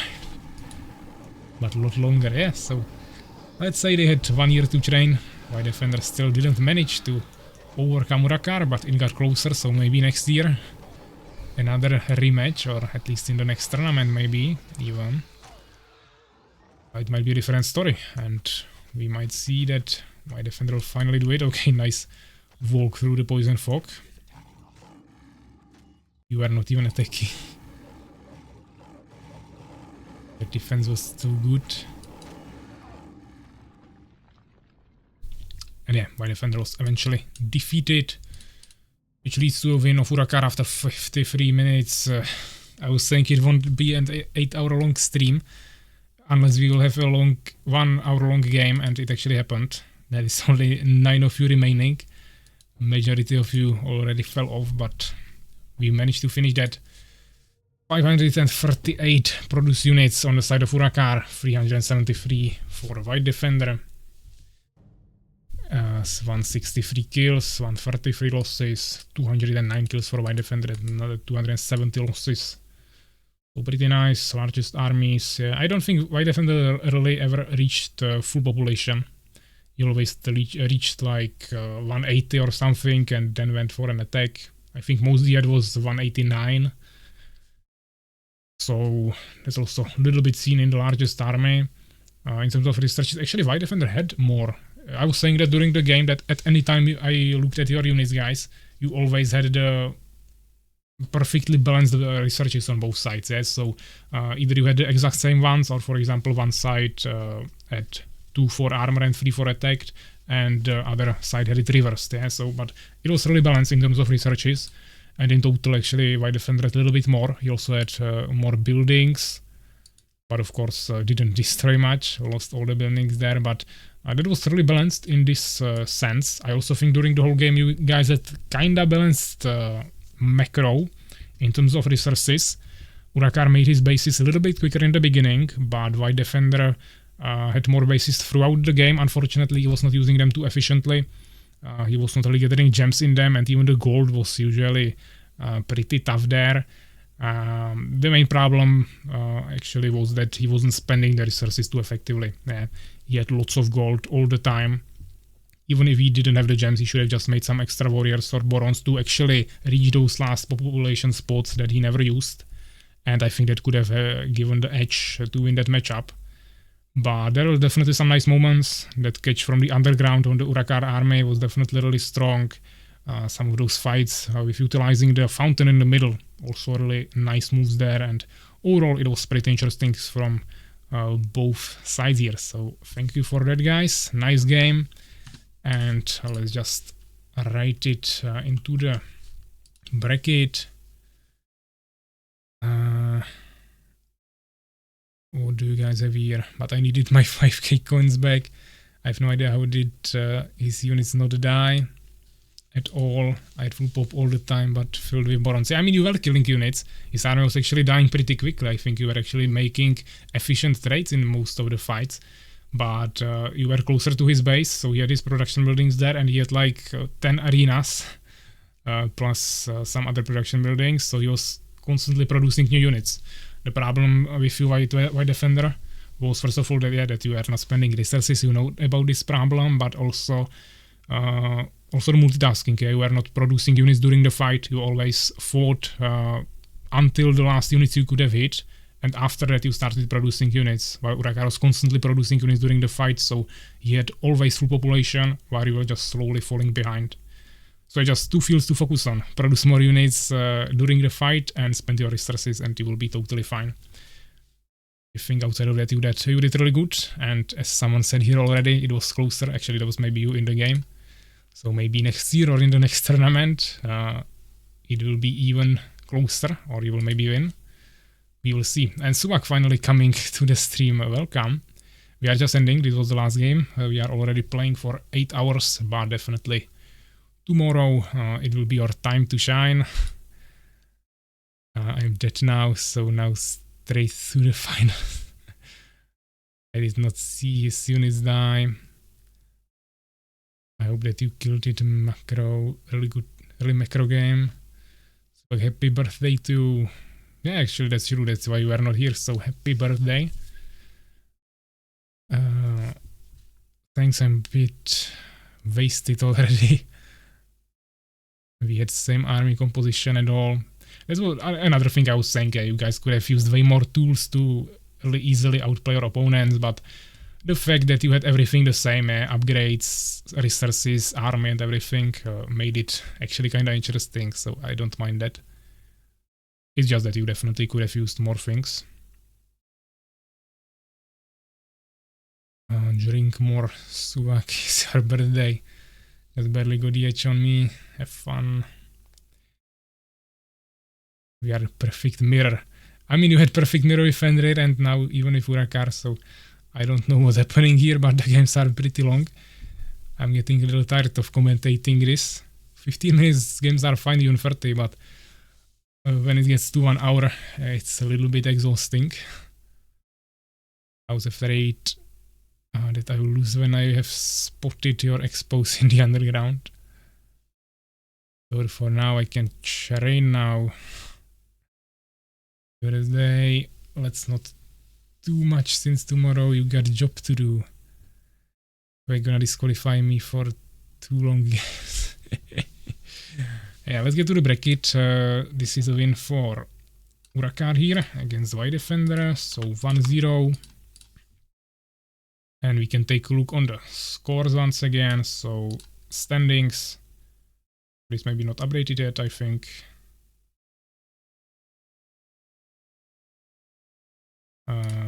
Have I filled it up? Yeah, I think it takes some time to make this update, but it should at any second, hopefully. Let's take a look on the other groups. So we have the group number A. For now, I mean, for example, Suvak, who was not here, can take a look on that. This is your group right now, Pepsi, with 3 wins, SoulsKeeper with 1.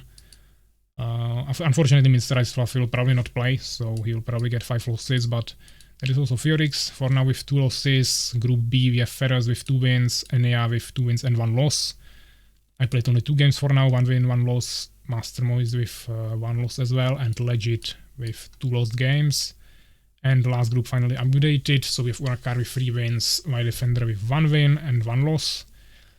Fenrir 1 win, 2 losses, and Dominic Zia with 2 losses for now. While Cozy, of course, also didn't play yet. Since you two guys, Swak and Cozy, said you won't be available today, so we are waiting for your games for tomorrow. So yeah, this is the situation right now. Of course, the link to this bracket was pinned to the Twitch chat during the whole stream. Also, we have it on Discord, so shouldn't be a problem. You can always check that. As I said, we'll continue tomorrow. I'll write it officially on Discord in the registration channel. If anyone won't be available, once again, you have to make an official apology and we have to agree on another time for your games. But I would love to finish tomorrow the first round, so we can finally continue with the semifinals and finals the next week. So that is the plan for now. Where is my money? Yeah, definitely. Let me quickly deal with the prediction. Nice. There is 10 of you, so that's like the normal amount for a normal community stream. Of course, yeah, it was 7 hours 54 minutes right now, so insane. We had even some longer ones before, but yeah, it's already 9 PM here, so I definitely wouldn't go any longer anyways. But yeah, nice games we had today. Definitely pretty interesting. Thanks everyone for coming and playing with us. Once again, thanks to Master Moist and SoulsKeeper here for gifting the subscriptions. And we will of course see each other tomorrow. I will think if we will play some scouting in the evening. Yeah, of course, scouting stream should have started an hour ago, but now I will take a break. I will go get dinner And then we'll see if we'll play something, if it will be with stream or without stream. I will let you know on Discord. For now, this is everything from me. So yeah, thanks for watching, thanks for playing, and take care, guys.